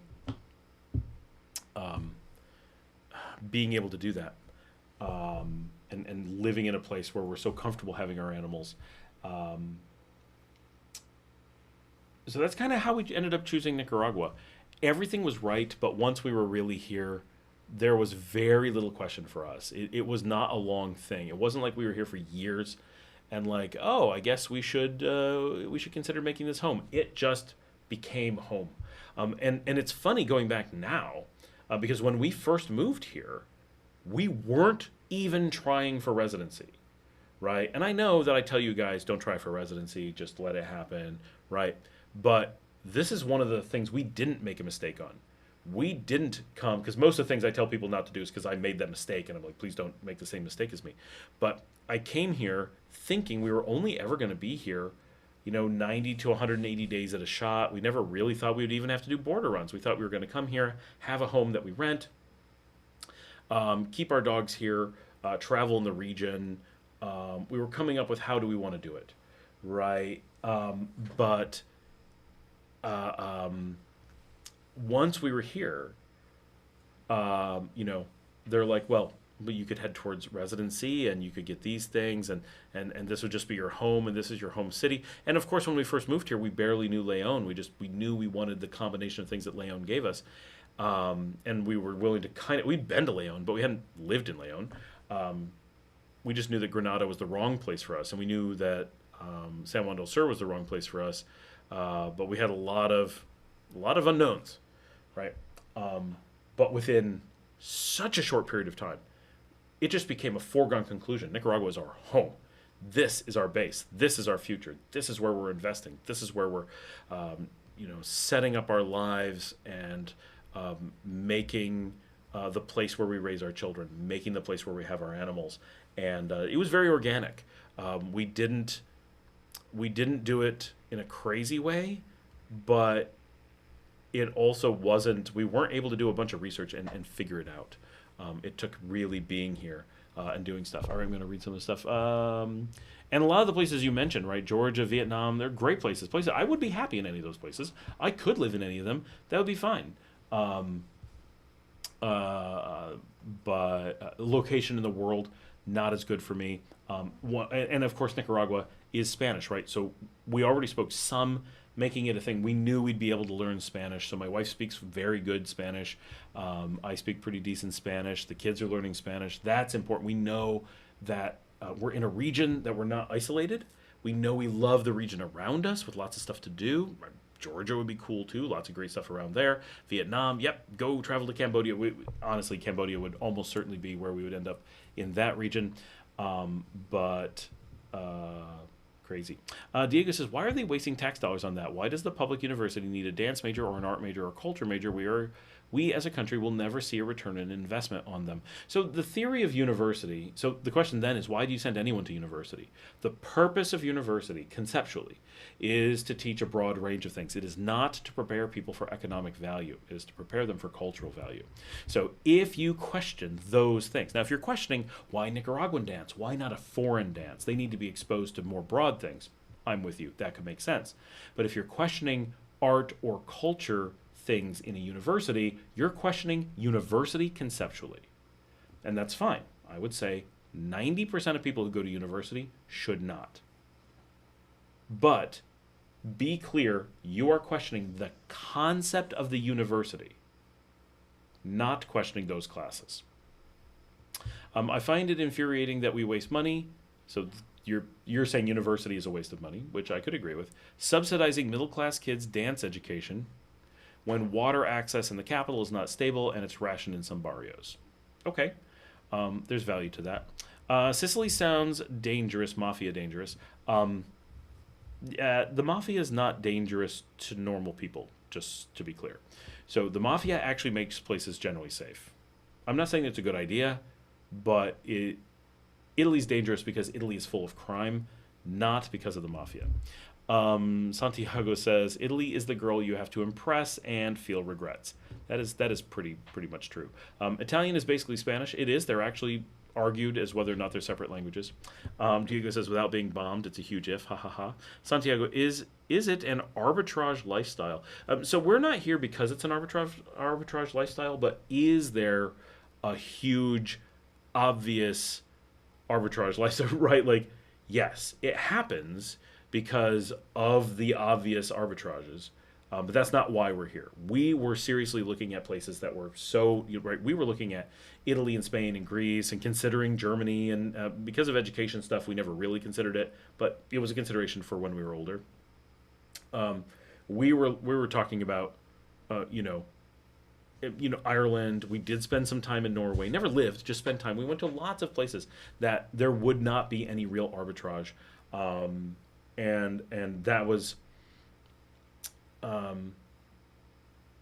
important for us. We were considering culture more than anything, or the overall lifestyle. That Nicaragua offers more arbitrage benefits than other places is purely an extra benefit. It's not a reason that we're here. And that's, I think, one of the reasons why we stand out compared to many expats. We chose Nicaragua completely without considering or recognizing the arbitrage benefits. If you'd have asked me, is it cheap? I would have been like, yeah, it's a low cost of living. But comparing it to other places, considering that in our calculations, none of that existed for us. We chose Nicaragua because we loved it here. That it was affordable was a bonus. He also says, I also wondered why Nicaragua is a domestic flight in the San Jose airport and no one knows. Yeah, I don't know why no one knows. But that's interesting. All right, guys, we are over 8 hours. My kids are waiting for me, so I hate to finish with so many people on and so much going on, but they need me to get over there because they're going to be annoyed in a minute that I've taken so long. I am so thankful that so many people have been on tonight. You guys have been so talkative. We've had a lot of great topics, and we just gained 2 people. I'm really sorry for the people who are hopping on as we are wrapping up the live stream. But we are over 8 hours, which is really good, and I feel energized. I don't feel like this is what happens. I didn't sleep for 3 days. I literally didn't sleep for 3 days. Got 7 hours last night. I have so much energy. Thank you so much, everyone who is on. Please remember to give a thumbs up. If you are new, please subscribe. Consider joining the channel or buying me a coffee at buymeacoffee.com/ScottAlMiller. Everything's in the notes you might need. We have an expats group. Get in the show notes. Our sponsor, Hostadillo, is in there. Our expats.nicarumba.com forum is there in there, free, of course. Join up, sign things, become a member of the community, all those great things, and I will see. And remember, we do this every Thursday live, and we do a show every day. We've been doing a show every day for 5 years,